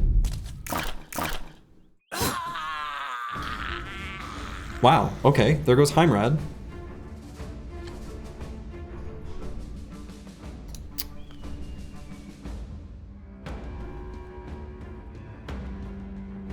So these attacks are terrible. Heimrad was trash, it's fine. I mean, yeah, but this battle's not going well.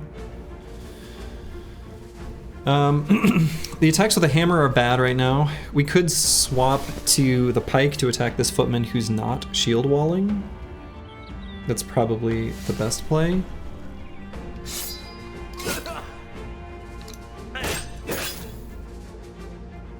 Similarly with Roxanne, it's me. We move him up and attack this guy.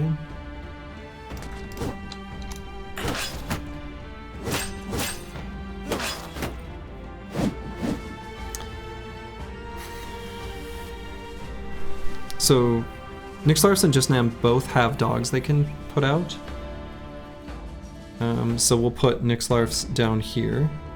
He won't be able to attack this turn. But that's just how it is. Alright, that was good. So Schrodinger, I think, is just going to 1v1 this footman.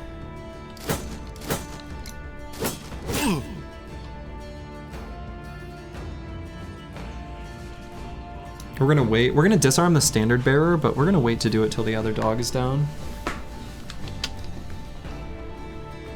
Same with this attack.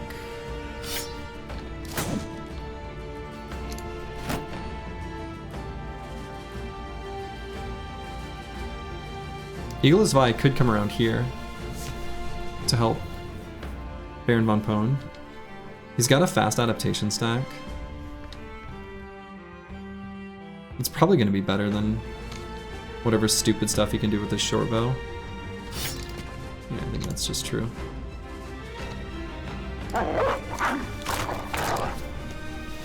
Okay, so now I need to decide who I want to disarm, the standard bearer or the footman. Let's make it the standard bearer.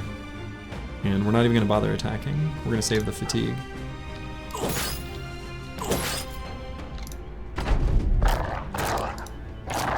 Malibro in grave danger. Oh yeah, we got some serious danger going on. Corvus Korak. Common Raven, smartest of all birds. So we can move Roxanne, it's me here to get better surround bonus. And I think we'll probably attack the footman who is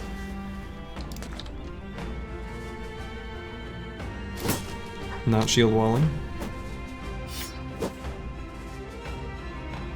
These guys are both shield walling now. Could wait to see if this guy changes what he does, which is spooky because then he might die. So maybe I should attack now. Probably should attack now. So let's attack with the mallet.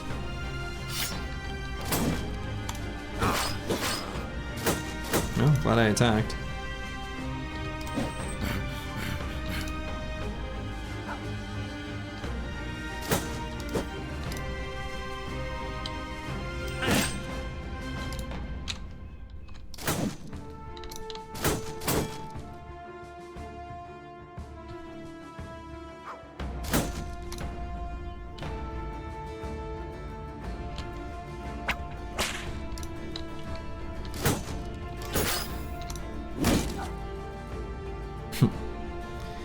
And here with Baron von Pone, I think I'm actually not going to attack. I'm actually going to save his fatigue for a stun.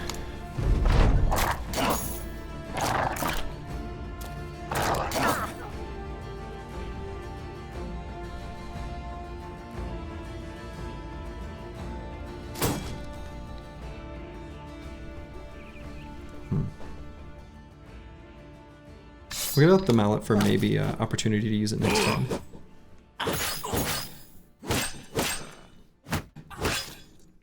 I noticed their attacks are hitting. Their 50% chance attacks are hitting. Where's ours?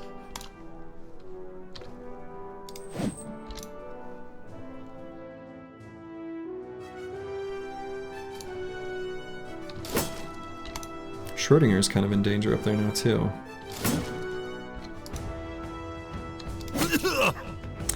The stun didn't hit. I think I still just save fatigue for the stuns up there.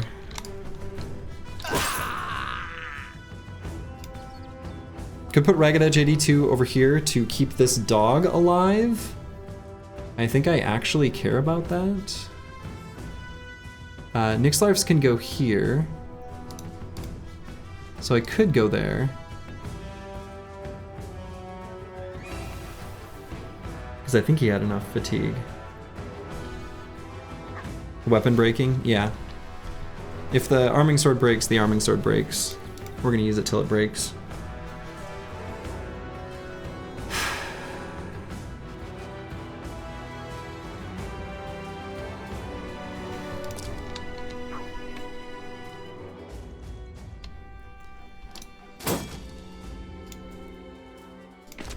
Okay, so we got better surround there.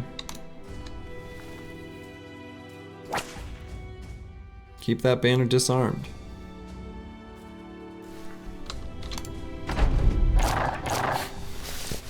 The banner's attack is actually kind of spooky. Okay, so do I want to attack here or this footman there?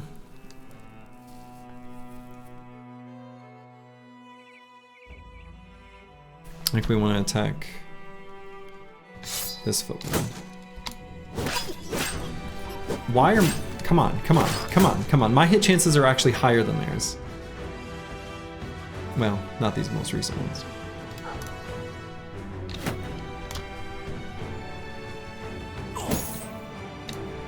Finally getting some connections. Let's take out the standard bearer. Come on. His name's gonna die.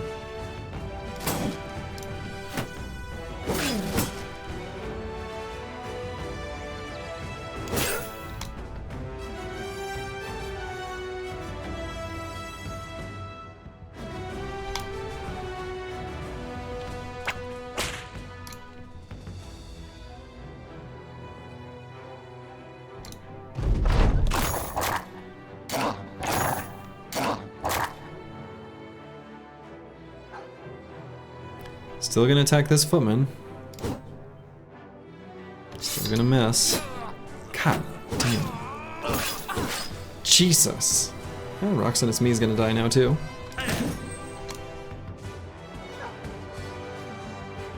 He's got the cut artery. No 9. He's dead.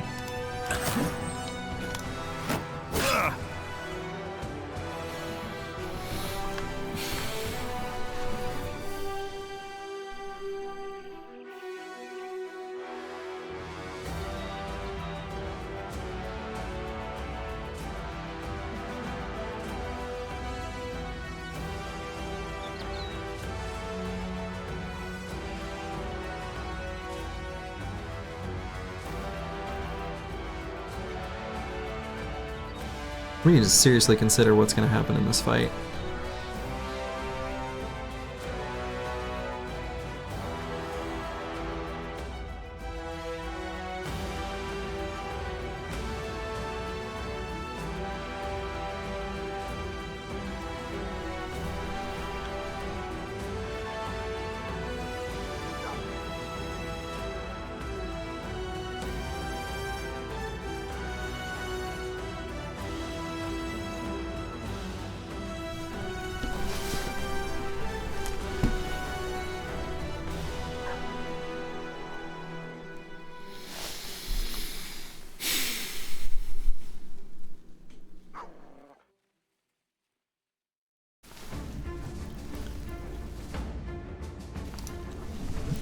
Are we saving what's left?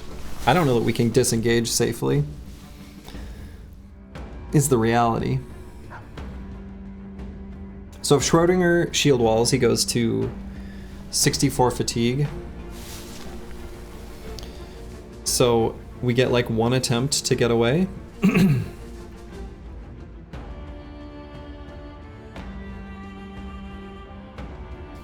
With Schrodinger, right? So we would shield wall and then try to run out. I think that's more reliable than trying to do it without the shield wall.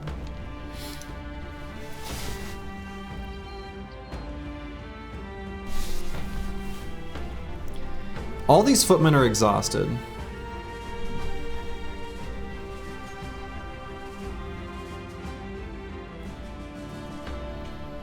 The standard bearer will die to the dogs. And Nyx larves. Potentially the whip. Baron von Pone does have a stun primed and ready. Unfortunately, his last attack hit, so he doesn't have any fast stacks.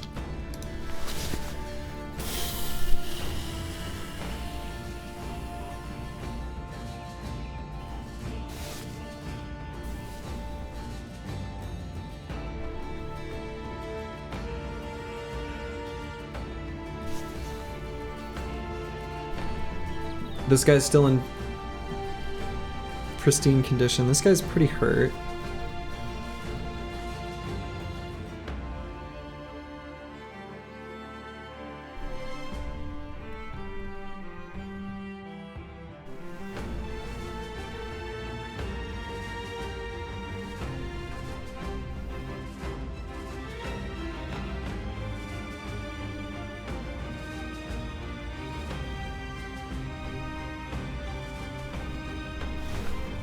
Could also do the shield push.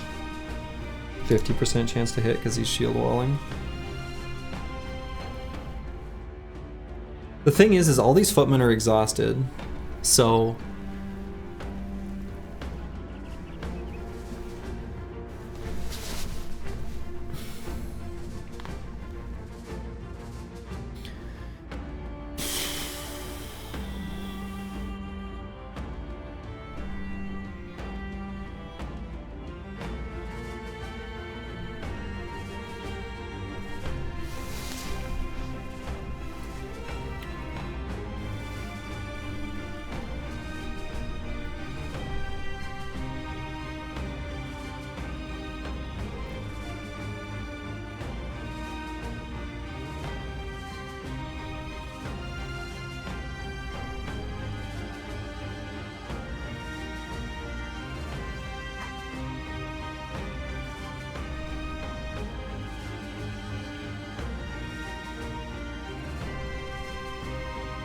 this music is very good.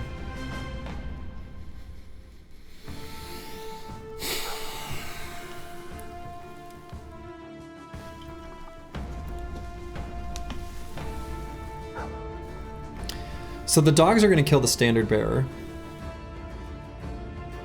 And they are going to jump on these footmen. And when they do, it will give us the opportunity to just shield wall spam every other turn. Because they're going to keep the fatigue of the footman down. They'll make sure it maintains its exhausted state. I guess it will either way, because they're going to use all of it. They're either going to shield wall or attack twice, right? Because they all have swords. God, I wish they didn't all have swords. That's so shitty. Exhausted means they won't shield wall. No, they still can. They still can. And still will, sometimes.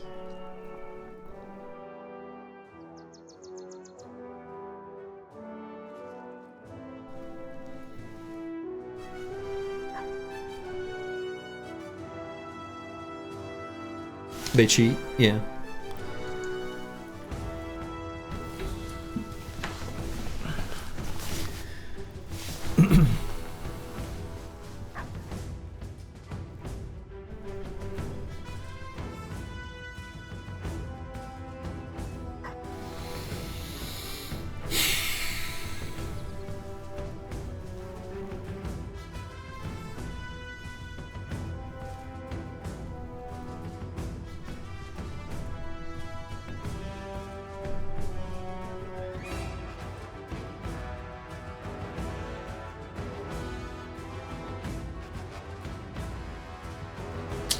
Man, I don't know.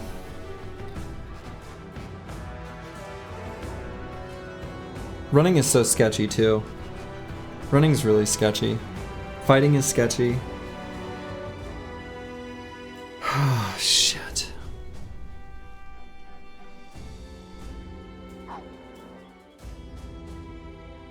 I mean, I guess I could wait for this guy to go. Let's see, if he does 2 attacks. No, then we won't be able to do the knockback and then run. Because we'll take the accumulated fatigue from his attacks.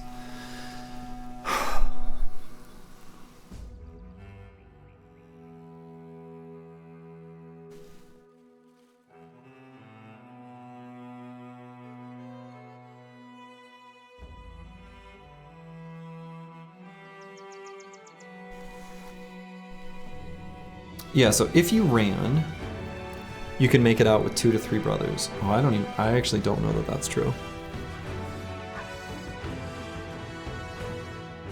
If I ran, I make it out with 1, maybe 2, maybe 3. Unlikely, but maybe 4. Yeah, only the whip bro is guaranteed. He's got a maimed foot, so we have to decide now. Oops. I wasn't looking at the... Actually, I can check here. So, Corvus Korak is dead. Jisnom's dead. Heimrad's dead. Like, dead, right? Roxanne's me is gonna die, because he's got the cut artery.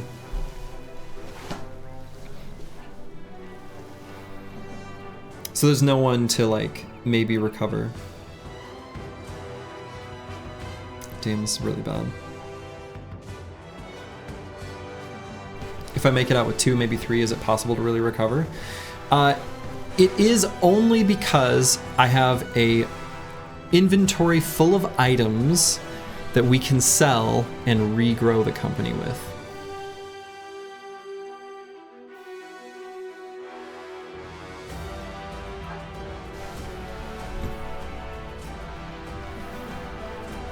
So I'm gonna try to get away, I guess.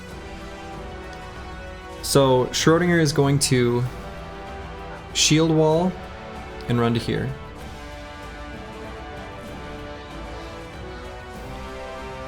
Baron von Pohn's gonna stun and try to run.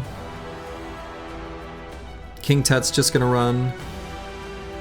Ragged Edge 82 is just gonna run. And we'll see what happens. I think that's got to be the play.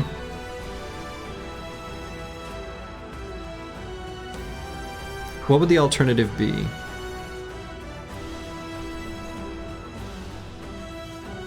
You're streaming right now, but one of your chat. I'm a chat and you believe? Thank you, Slugzoo. I appreciate that.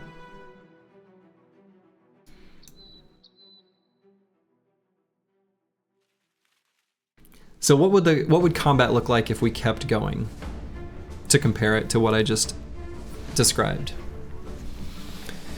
So if we kept going, what are our plays? So Baron von Pohn would do a stun and he can run.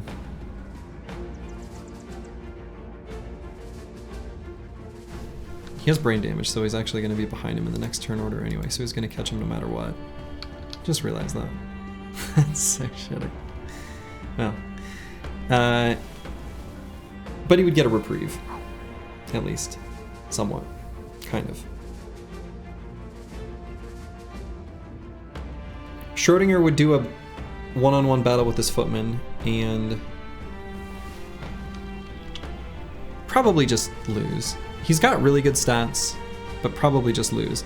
The nice thing about Schrodinger is if we got in the situation where we had to swap to the Militia Spear, we can attack twice each turn, which is good.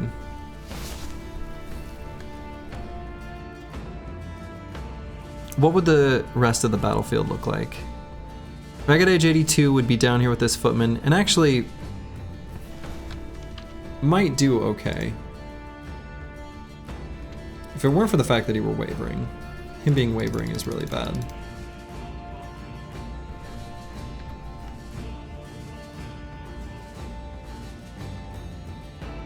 These dogs are going to attack the standard bearer and not kill him on their turn, though they would set him up to die the next turn, almost for sure. Yeah, his arming sword's at 10%. Yeah, his arming sword's not long for this world. We would attack, and then if it breaks, we just swap to the spear. He's got a spear in his backpack. So then Roxanne, it's me, is probably just going to die before he gets to do anything by this footman. Gisselhair. I mean, he's confident, which is wild. Decent stats. I mean, decent offensive stats. He should be hitting this guy. And he's still got enough fatigue for 2 swings next turn. Just barely.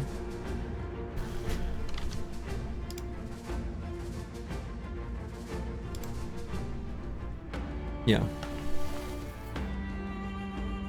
None of them are below steady morale. Right. Yeah, they're all still full of fight.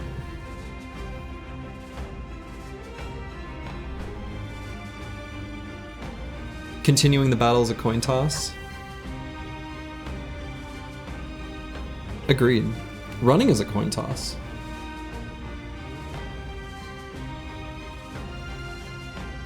Run the whip and fight with the rest? Well, here's the deal. We don't have to run... Well, yeah, he's got that maimed foot. Let's say we don't have to run right at the beginning. We can stick around to do 2 whip attacks against the standard bearer next round and finish him. Running, you 100% get to continue the game. Is that even true? Yeah, whip can stay at a safe distance-ish. Yeah, versus all swords, I doubt anyone gets away. That's the thing, is like as soon as I start running, the battle really falls apart, right? So let's look at what could happen here. Schrodinger, if I try to run and fail, I get hit once, then let's say he takes a morale check. That could very easily cascade on this turn to the rest of my squad and cause things to fall apart where I can't even...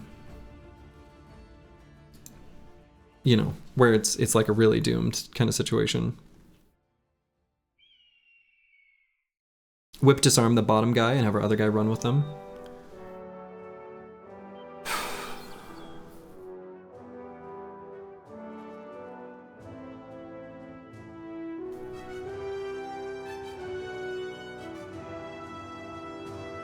Yeah, I don't know. This is really tough.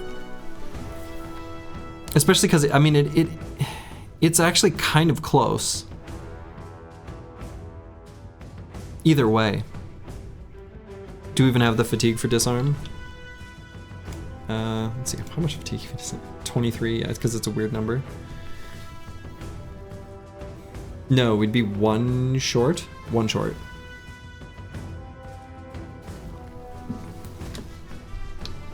And we can't get to him and do it anyway. We can't disarm right where we are. We're gonna be 1 short. No, actually, no, we're gonna, no. He already regained his fatigue. He already tried to disarm this turn and missed. Right, I think he's only got 4 AP left. No, he has 9. Is this really still the top of the round for everyone? Yeah, I don't know. This is so scary. I said I had a bad feeling about this fight. I should have listened to that.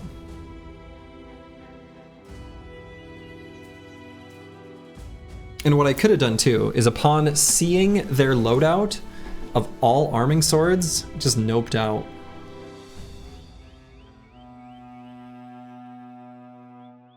Is this the first time since you did all the runs that a situation looks like this is bad? Actually, no. If you want to see a even worse situation, Oath Takers fight against Goblin City. If I run with Schrodinger, then Gisselhair's definitely not getting out because this footman's going to come down and make contact with him.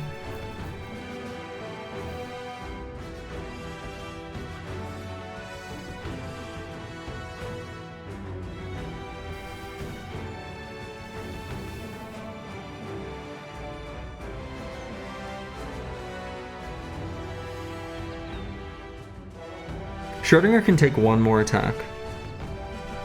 We don't have to commit to running on this turn.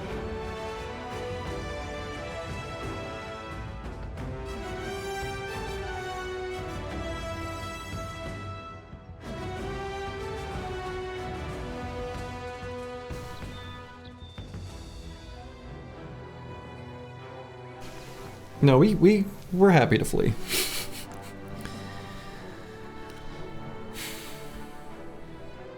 We just don't have great options for fleeing, is the thing.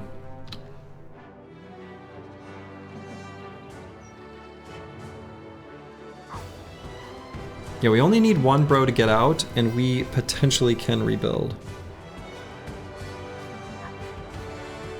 If we could keep Schrodinger alive, that would be really, really, really good, though. Because, like, in a rebuild the company sort of situation, a bro with this high melee skill and spear mastery can fight so many thugs.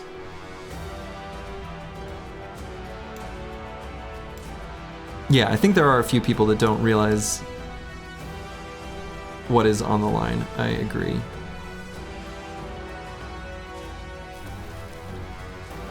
Can't worship Davkul if we're dead? Yes.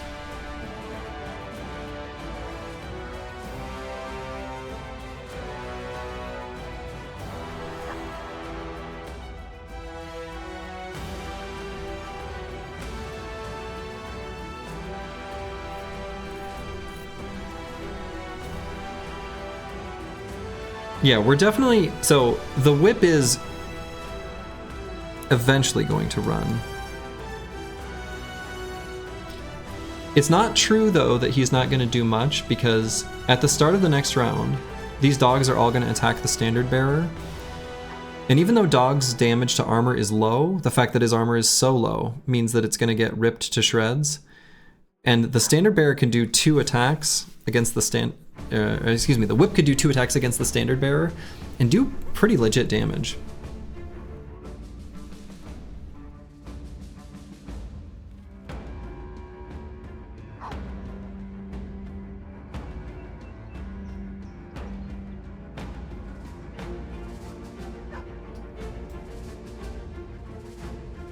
Yeah, we would love to see Schrodinger out of here. If Schrodinger gets out, we can fight thugs very efficiently with him plus a bunch of other scrubs.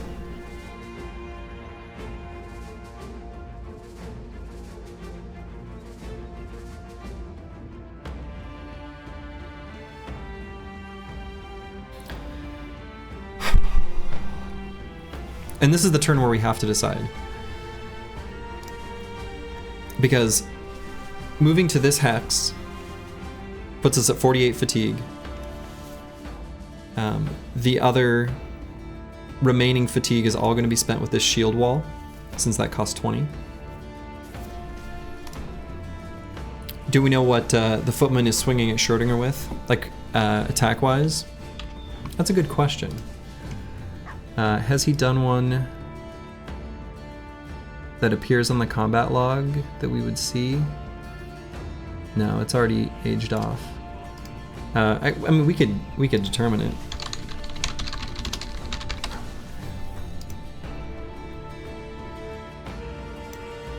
So Footman has 70 melee skill. It's actually really high. So 80 with the bonus from the sword. So if we do a shield wall, that'll put us up to 51. Which actually, that extra 1 isn't going to do anything, so 50. So it would be a 30% chance that he hits us. So 30%, yeah.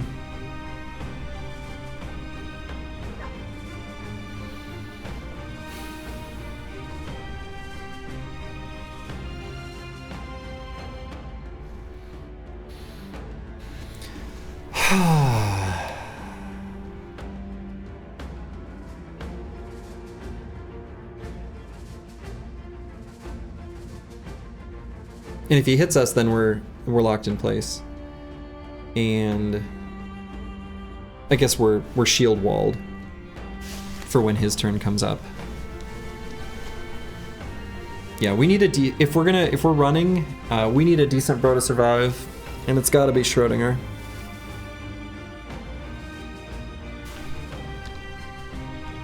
I think the play's got to be to run.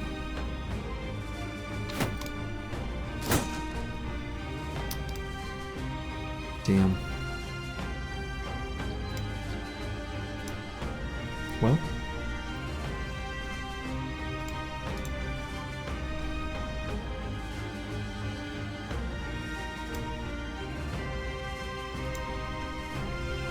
Okay.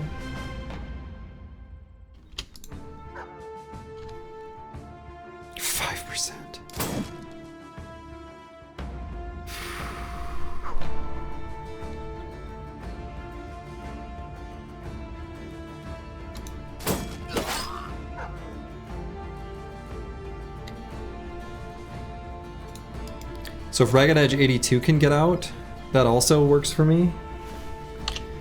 He's not as good, but he's still okay. Come on. 56%. Okay.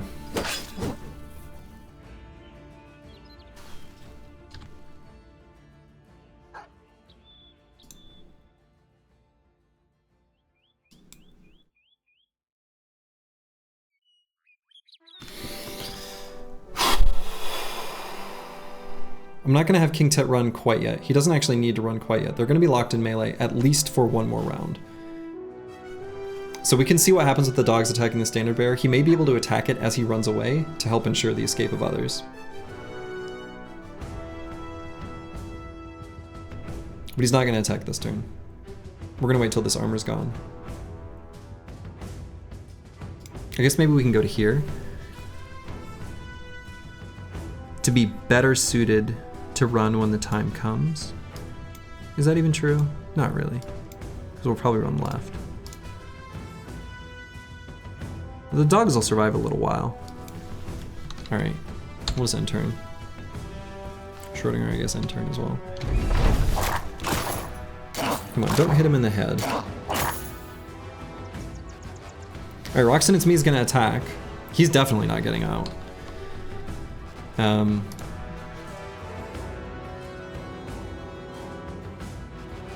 He has enough fatigue. He could, to be a hero, pull out the pike and do the push attack against this footman. Yeah, repel.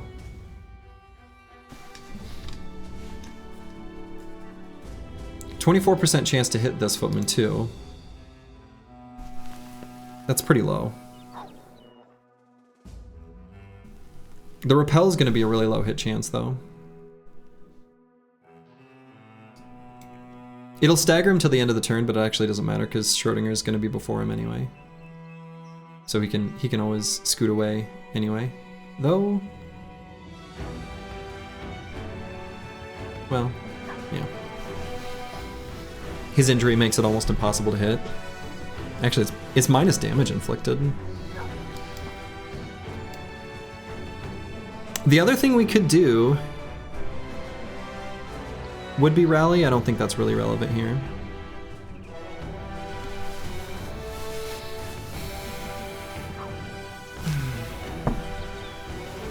Yeah, a lot of the injuries are hard to tell. Yeah. All right, we'll go for the repel. Got it. Okay, and it pushed him left, which means that Schrodinger can actually run. Doesn't have path, but I think this is all 2 AP terrain.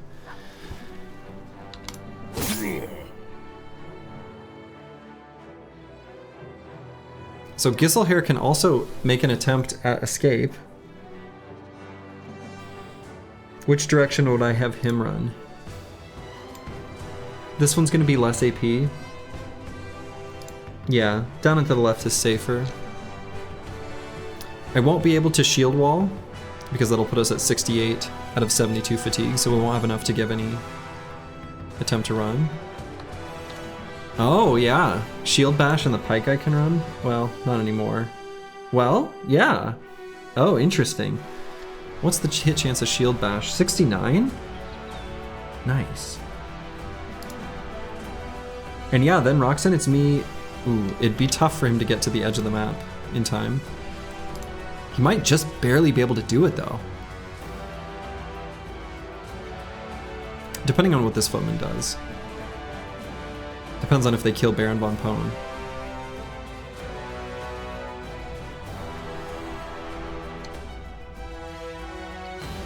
Do we have a bandage on the whip, bro? We do, actually. Oh my fucking god. We do, actually.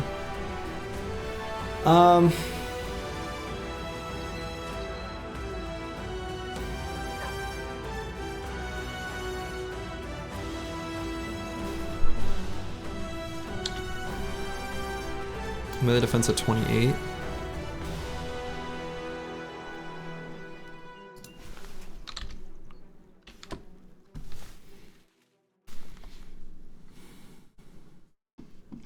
Yeah, I mean, 4 turns is enough for him to get to the edge of the map anyway. The question mark is what this footman decides to do, because we only pushed him back. He still has his turn. So he could either go here if this, you know, if Baron von Pone doesn't die. Also goodbye Warbow. That push can possibly save 2 brothers. Yeah, 69% chance is pretty good.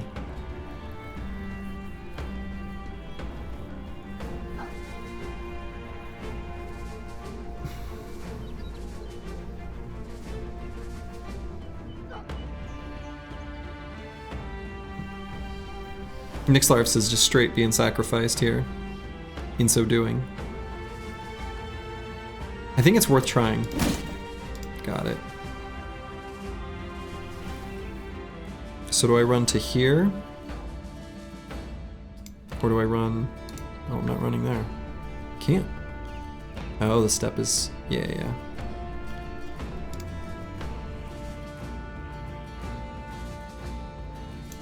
So I have to think about the traversing through terrain too. It's going to be harder to run through this step, whereas the road is just as good as the dry step. So assuming this dog stays alive, which... Even if it dies, it'll be 2 attacks. So I think we'll run down this way. Just because of the limited amount we can run the next turn. Because we'll only be able to move...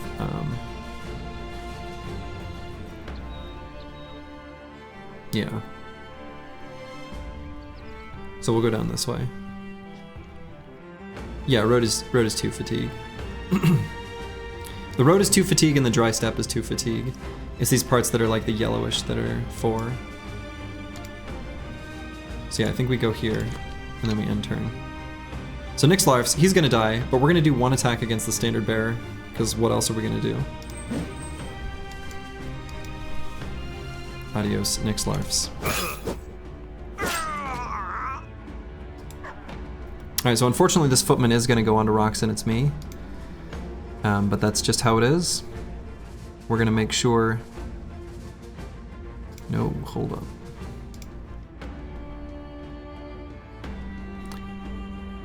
Yeah, well. Yeah, this footman's gonna go on to Roxanne, it's me, so he's dead too. Probably. I mean, I guess he could go on to Gisselhair, but I don't think so.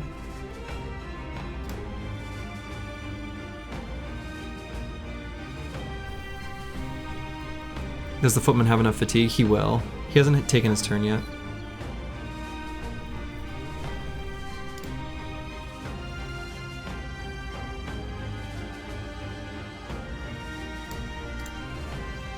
So I also have to think about this footman. So this footman's gonna kill Nixlarfs, most likely. So then this footman is going to go...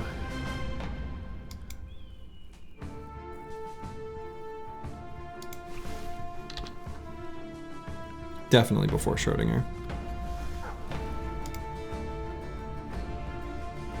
Does Nixlars have 9 lives? That's a good question. No.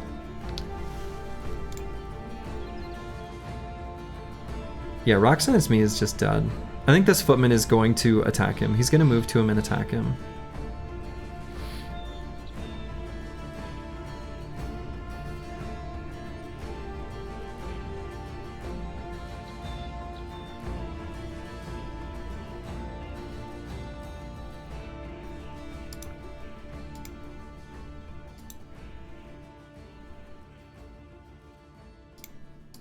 I don't want to be in...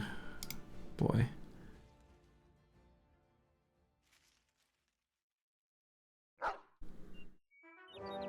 Yeah, so this guy's gonna go... Next turn is not good either, then.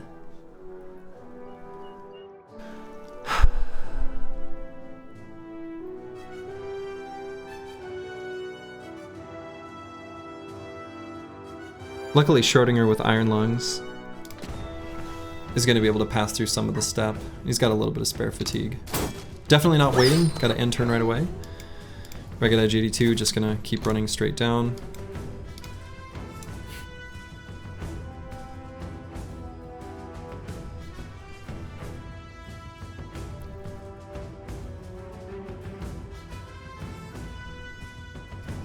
Spending the whole episode deciding what Pokemon to use.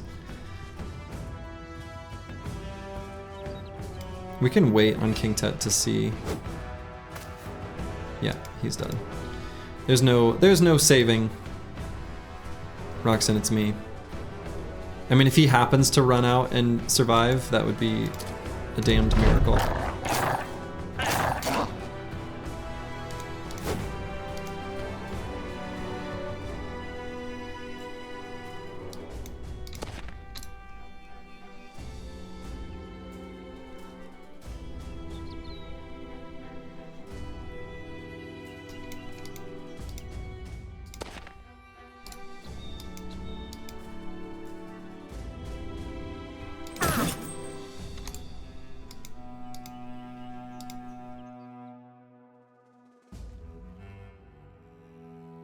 What was the percent swing on that footman? That's a good question. 84.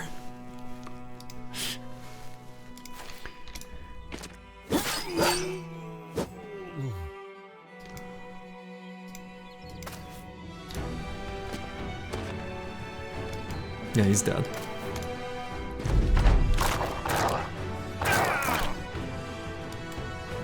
In fact, he doesn't. I don't even try to run here.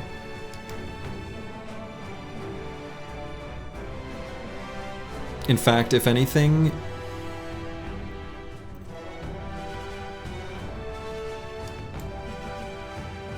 does he have 9? No. Rally? He can't rally. He can't rally himself. Round swing the mallet. If we had quick hands, we would.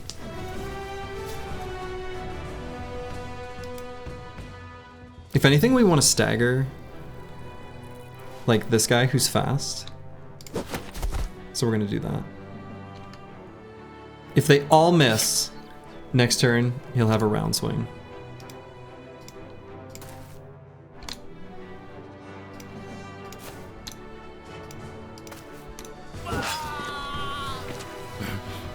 You got a motivational link for me?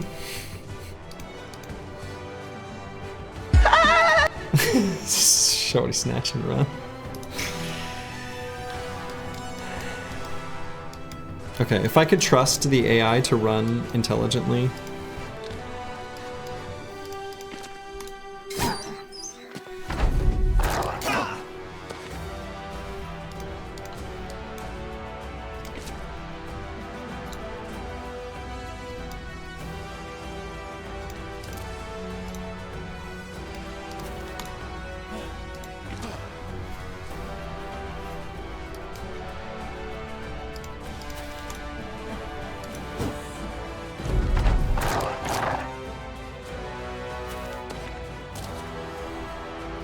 I'm running to here, then I'm pressing retreat.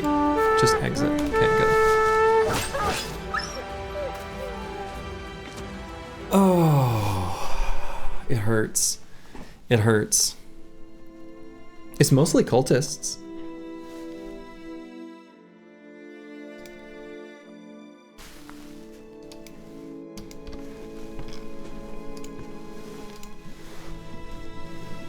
Schrodinger doesn't even care. These guys are euphoric. A lot of confidence in my leadership. Day 17. Okay. Yeah, so the still good moods is because I think this no morale check triggered upon allies dying also affects their permanent mood. Not ideal, but we are honestly fine. Not good fine, but like, this is not...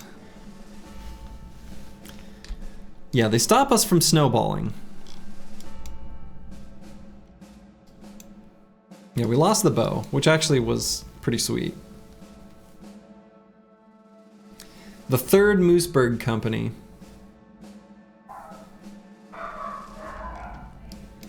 Isn't that fight too much at this stage? I mean, obviously was. Yeah, that wasn't even, I mean, don't get me wrong, there was bad luck in that fight, but it's not like it was astronomically bad. Like, it was just somewhat bad. Battleforged enemies are dangerous early game. Their Battleforged does almost nothing for them. Like, the amount of survivability that Battleforged is giving them is really low. They're just, like, strong units for an early game company. Yeah, their gear was too much. They had all arming swords, which is the worst weapon that we could have possibly faced for our company at this point. Yeah. Yeah. So now I need to decide where to run to.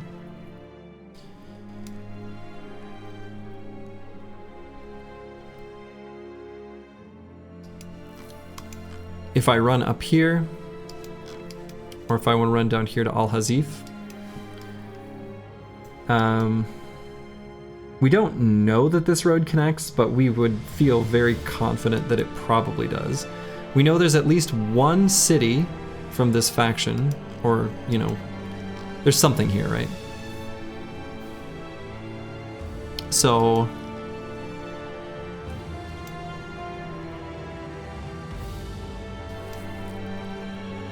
And they also could spawn armies that we need to run away from. And if they have war dogs, that's a big problem. If they don't have war dogs, you know, we can just retreat from the battle.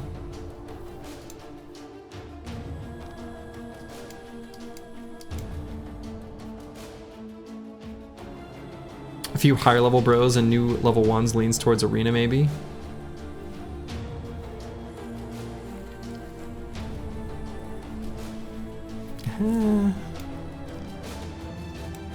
Maimed bro can't? Oh, that's true. Not as easily.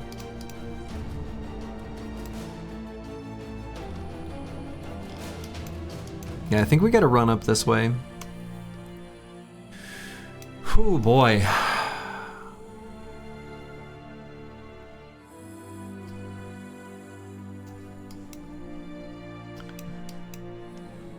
And we're gonna have to offload all this gear for money way up here in Grunhain.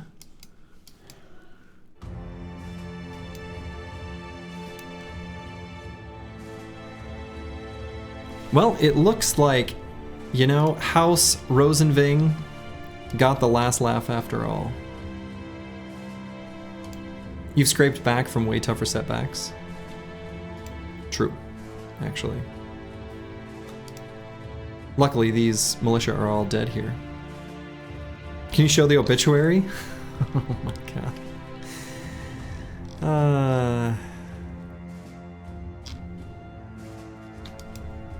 Yeah.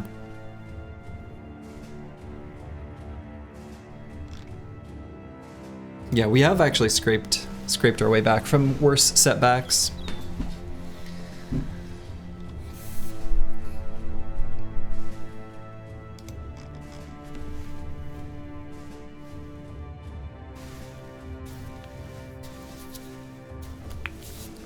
Going to get some drunkards. I wonder if that event doesn't count for cultists. I don't know that. Oh, and actually, hold up. Let's be smart while we are traveling. Let's get these boar spears equipped.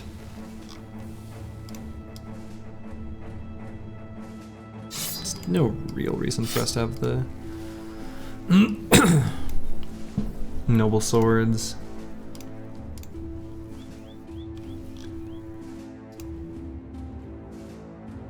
Yeah, we got better armors.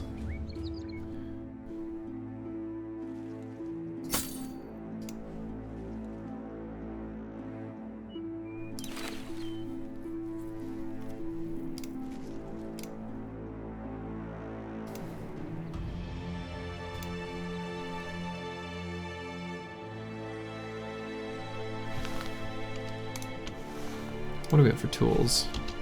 Quite a lot of tools. We actually have pretty good like tools and supplies and things. Praying no sacrifice event taking our brawler away? Oh my god.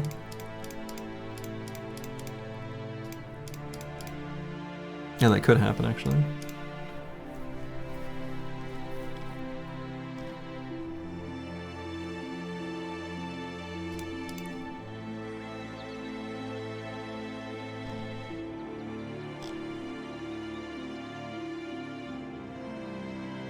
You just decline to sacrifice. That is an option, actually. Oh yeah, and it has a 21-day cooldown. So yeah, it shouldn't happen until day 21. That's true. And Giselhair was gonna maybe be another spear bro, which rebuild the company around the spear bros seems legit to me, actually.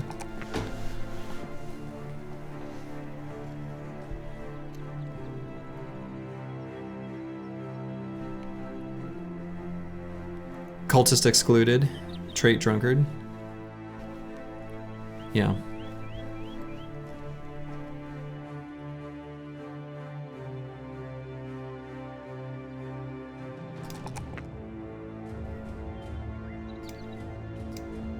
Let's grab 9. Can't afford to lose him. Probably will just end up making him a spear bro, but... Oh boy. Oh boy. Oh jeez. Hello, hello, where have all the people gone? To Davkul.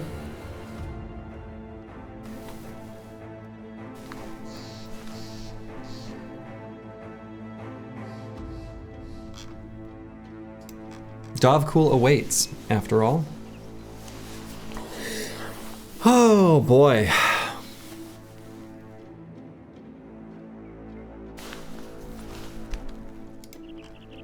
Shouldn't have done that fight. Should not have done it. Good news is we have room for more cultists. True. Alright, let's see what we got here. 3 really good recruits. Man. Alright, let's see what this contract is. Find something.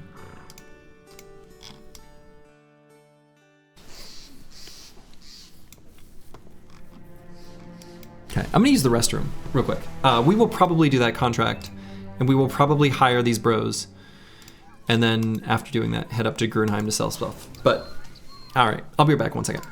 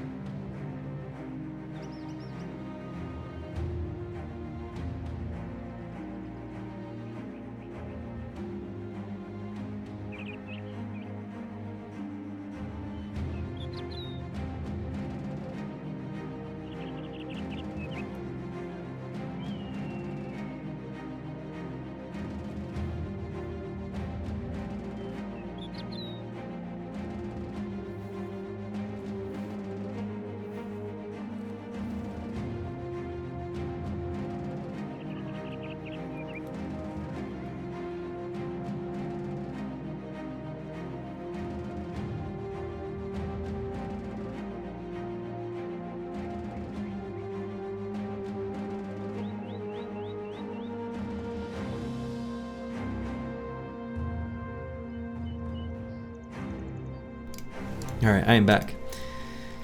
Yeah, so the find something contracts,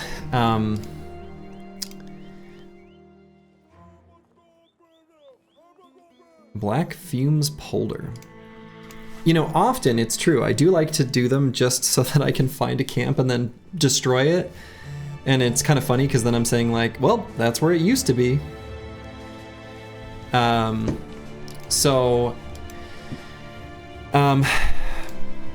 I mean, I think actually I am probably going to do it because we want all the money we can get. And then we're probably going to hire all three of these. Balder, Theobald, and Garrow. These are great. And look at how cheap they are. We can actually like equip them.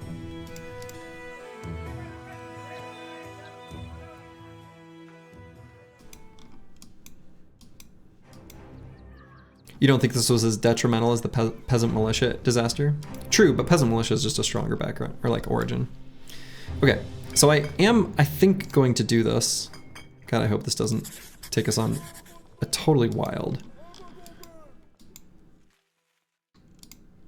It is about to be nightfall, which... Game, don't do that. I don't need to look at our retinue, okay? You hate the stupid gambler event? Yeah. So that's a downside to hiring the gambler, right? Is the gambler is going to clog our event pool with a stupid like, hey, do you want to gamble 25 crowns at a time? But, you know.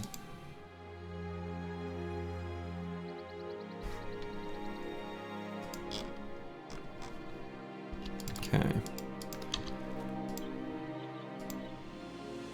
So I'm not going to enter this at night, not with our company in its current state.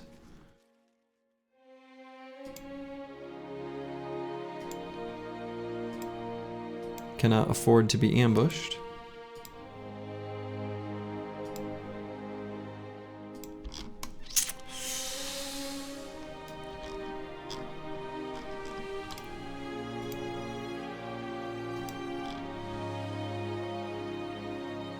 Okay, so that's gonna be Black Fumes. So it's probably in here in this fog in the swamp.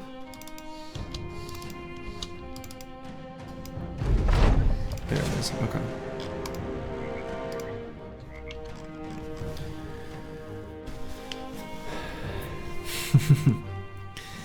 Imagine not gambling for 25 crowns. I usually always just say like yes and then I do it like once or twice. I don't know.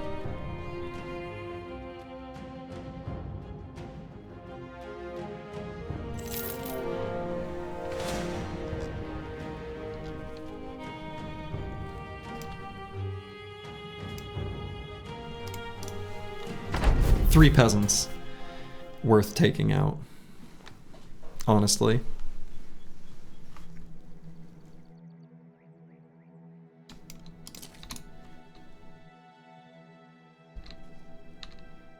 Brig peas, yes, yes. Brig peas, that's correct. Oh my god, are they really gonna sit on high ground hexes? Come on, you nerds.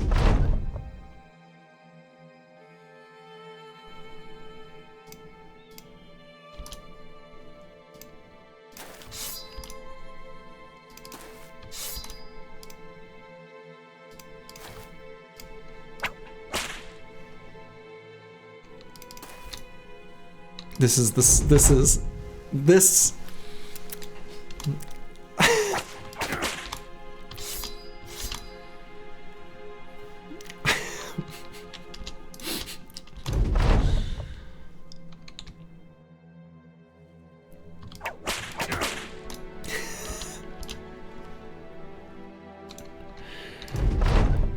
no exploits. I mean,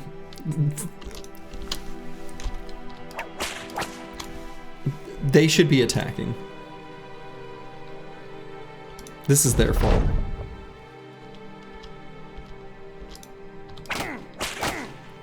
There we go. He's gonna start bleeding now. Now we are losing whip durability. So like, there is some downside to this, I guess.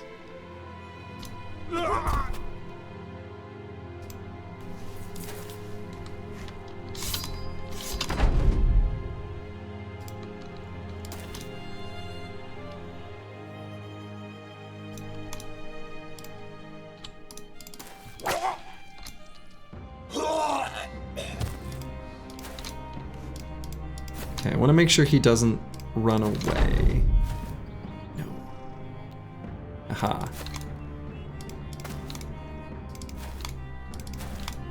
Run him down. We're taking everything we can get. Okay. Look at that. Look at all that experience we just got. All right.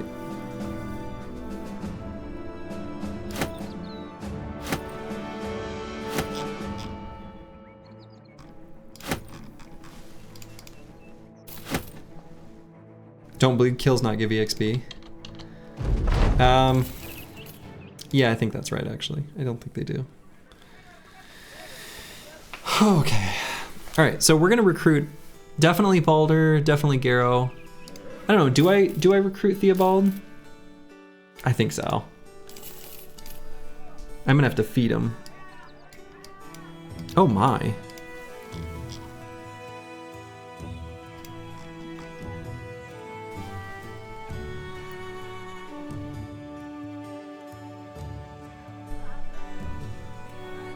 Can gamblers even convert? Yeah, I think so.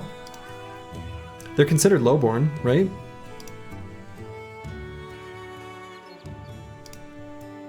No. Oh my god, you're right, Some Weird Sins. Actually, no, that's very true. The reason I'm confused about this, I'll describe why. Peasant Militia, you can start with gamblers, but you can't recruit them because they're not considered like lowborn. So actually he cannot be converted. Not only that, but he couldn't be converted anyway because he's bright. So he actually couldn't be converted anyway because he's a gambler. I was wrong on that. However, he's also bright, so.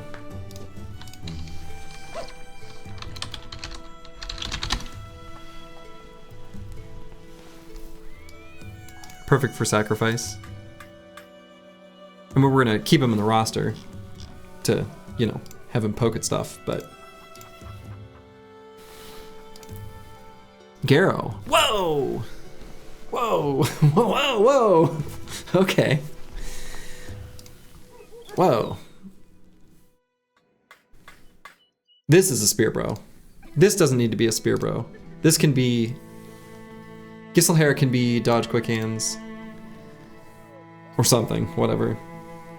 These are definitely nice hires. Well, alright. What kind of facial expression this guy's making? Okay, put it back on. Alright. Alright, I guess I'll go down the list of those who don't have a specific request. Congratulations to Deep Space Cowboy. Do some capitalization. You get this cute little tiny guy who's gonna be something. TBD. And then Garrow, who is going to be Vance Lightning.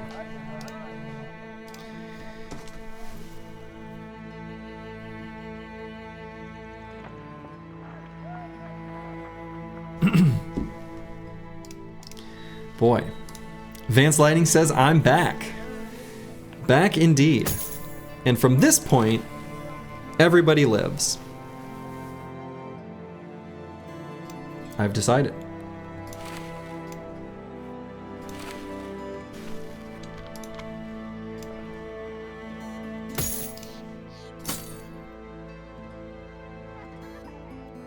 You feel like Deep Space Cowboy needs to be a big boy brother despite being small? I mean, he may be small in stature, but he's big in our hearts. And other places, we don't know.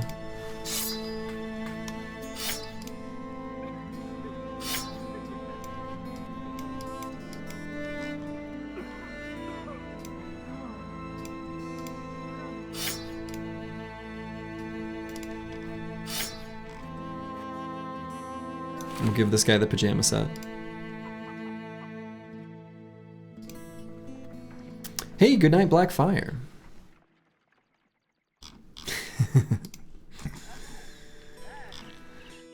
Oh boy. Oh yeah, and let's give him a dagger. All right, so again, objective here is we've got an inventory full of stuff we need to liquidate.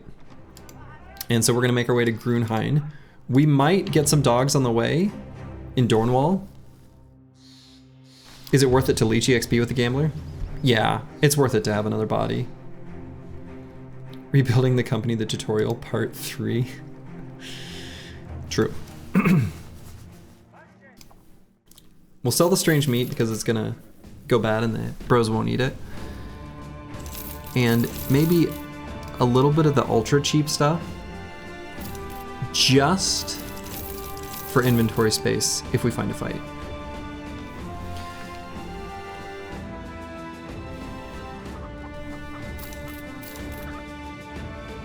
$73 crowns per day. So actually we're okay getting a third dog. Let's do it. 2 days worth of wages I think is actually totally fine.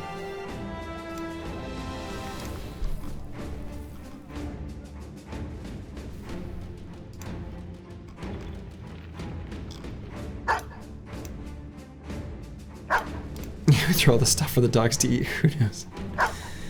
Yeah. Okay. And again, up to Grunhain. The game has decided this is the fastest way. We'll take them at their word. There are footprints here. I don't want to walk through the forest. If it's not auto-pathing us around it, we're going to manually walk around it. Again, we can't risk getting ambushed. So we'll walk around.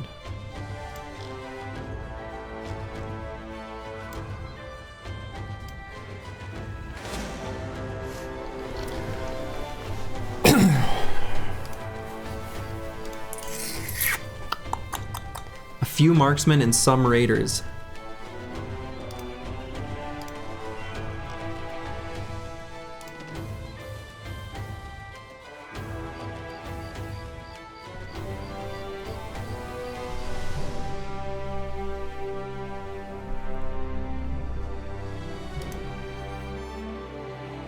At night might be doable. It's about to be not night.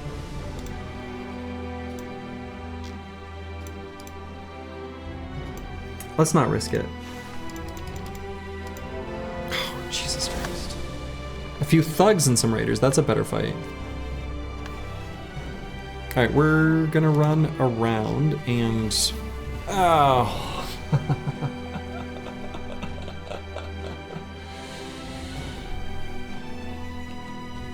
Or we could push through and attack these.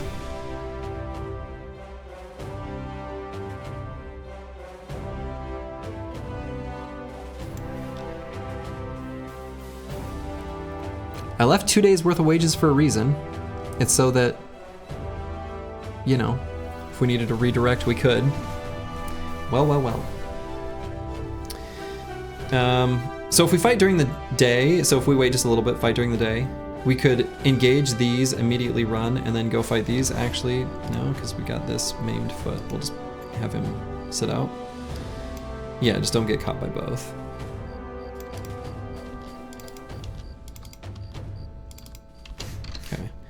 We're gonna move this guy out just in case we do get caught.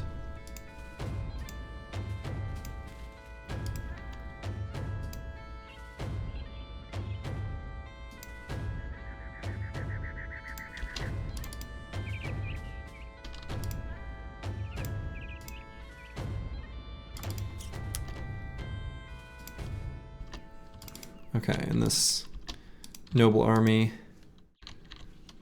All right. Welcome back, King Tat.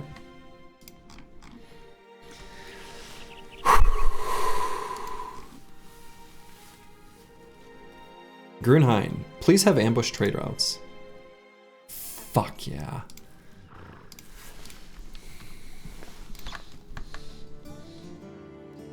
No cultists, but that's okay.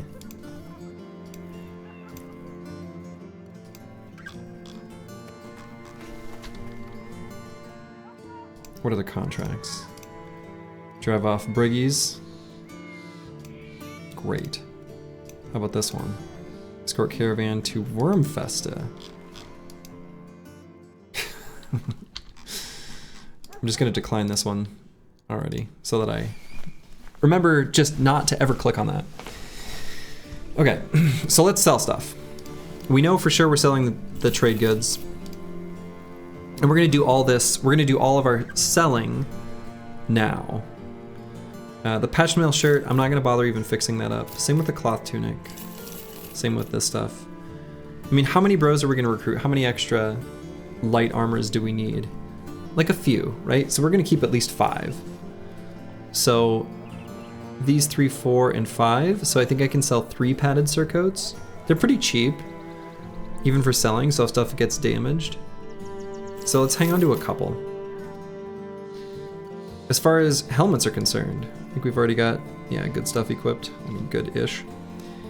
So we're gonna keep, same deal, probably like 6 total helmets. So 1, 2, 3, 4, 5, 6.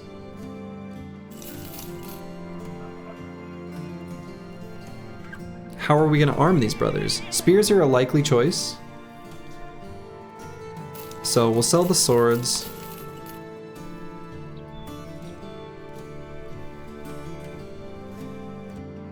They'll create armor, and that's fine. We're not gonna worry too much about, like, we're not gonna overly focus on like event pool things of like they could create armor and we don't want that. Like, let them.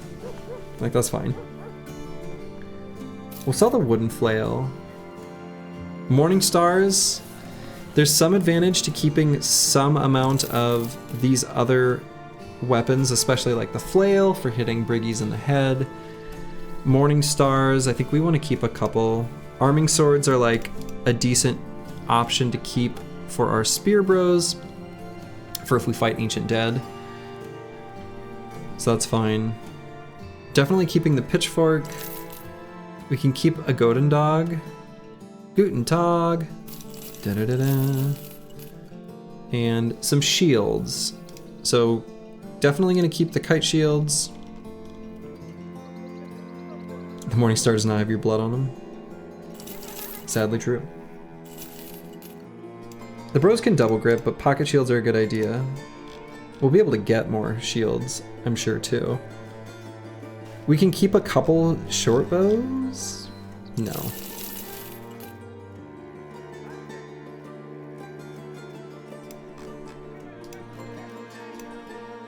Oh.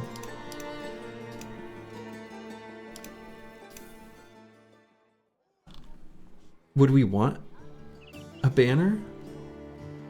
Do we even want that event to proc? Or the ambition? It'll take 1,000 gold away from us.